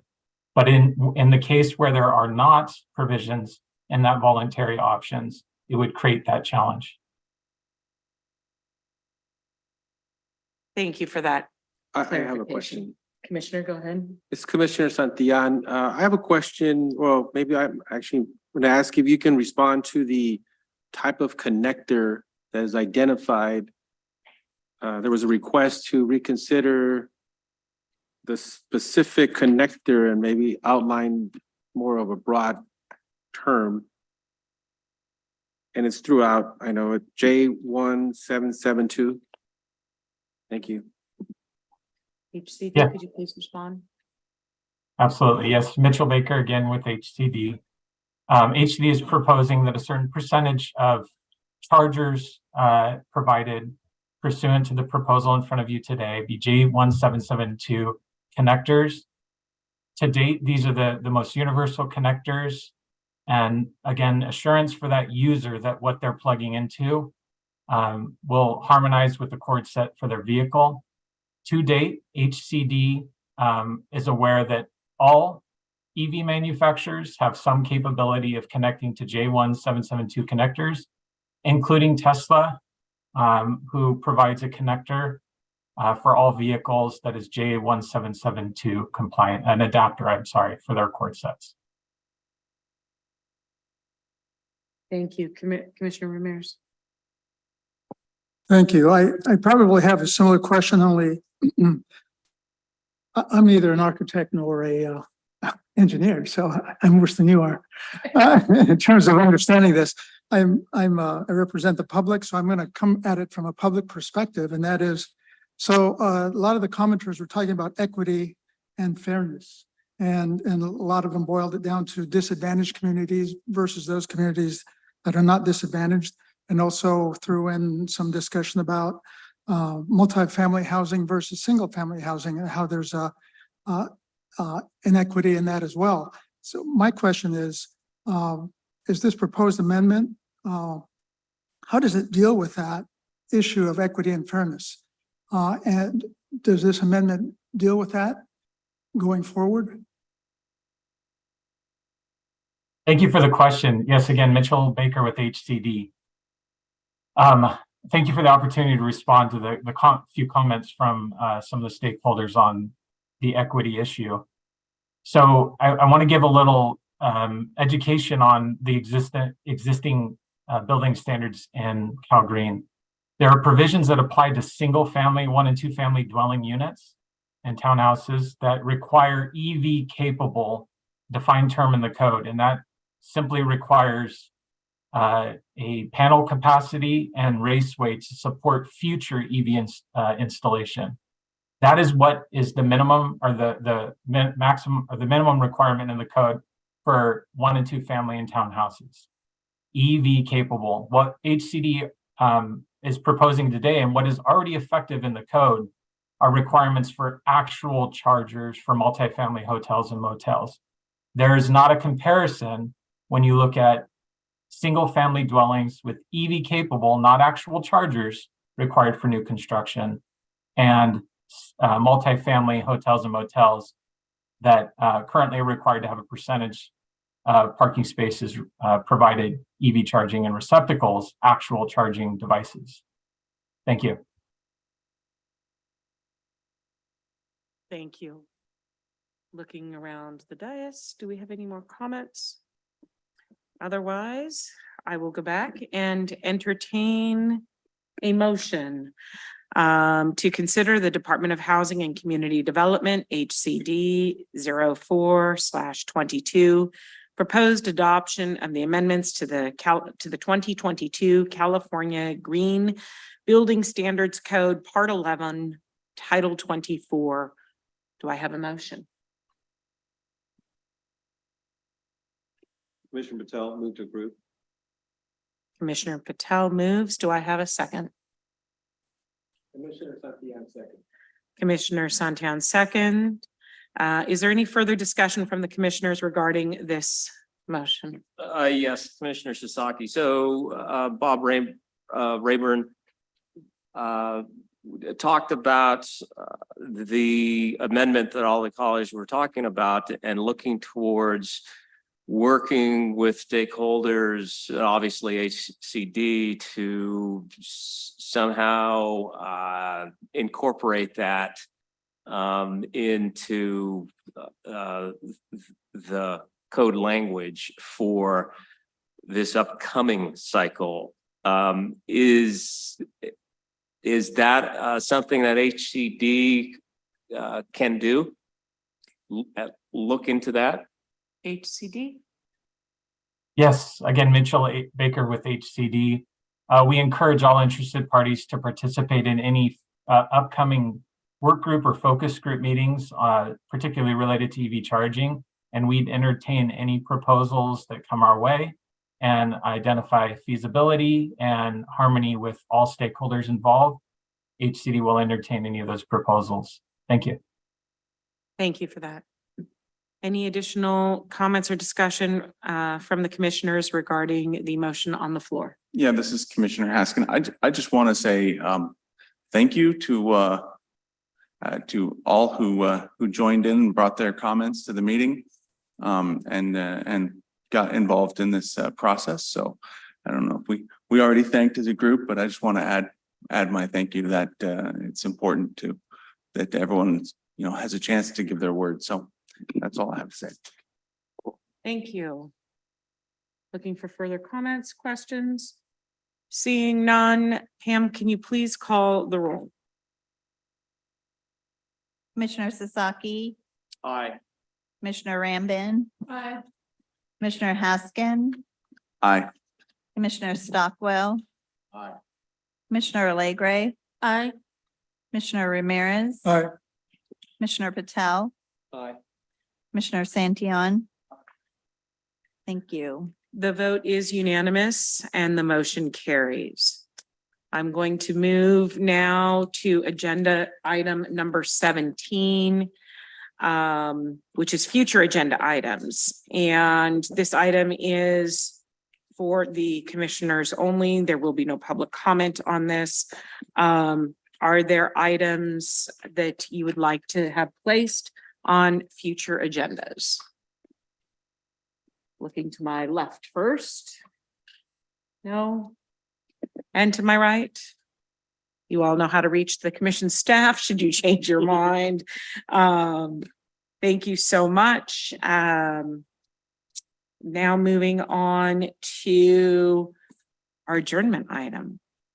We have no, I'm just gonna double check with Mr. Day. I didn't skip any other provisions. No. Just that 14 was in so many motions. Okay, that concludes our business for our August 3-day meeting. Congratulations to all of the staff from all of the departments, but that have come and presented their packages to us today. But I'd like to say especially thank you to the staff of the Building Standards Commission. The tremendous amount of work that not only you put into the reg package that you presented to us, but really facilitating this meeting and all of the great work that you all do. So thank you very much. At this time, I would like to entertain a motion to adjourn. Before a motion to adjourn, I just want to thank all of the callers and all of the participants because everyone's very passionate, obviously, about these issues, and this is a public process. So, I want to thank all the participants. Thank you. Absolutely. And a motion to adjourn. It has been moved. Is there a second? Second. There's a motion and a second. All those in favor, please indicate by saying aye. Aye. All those opposed indicate by saying no. Thank you all. This meeting is adjourned. Yeah.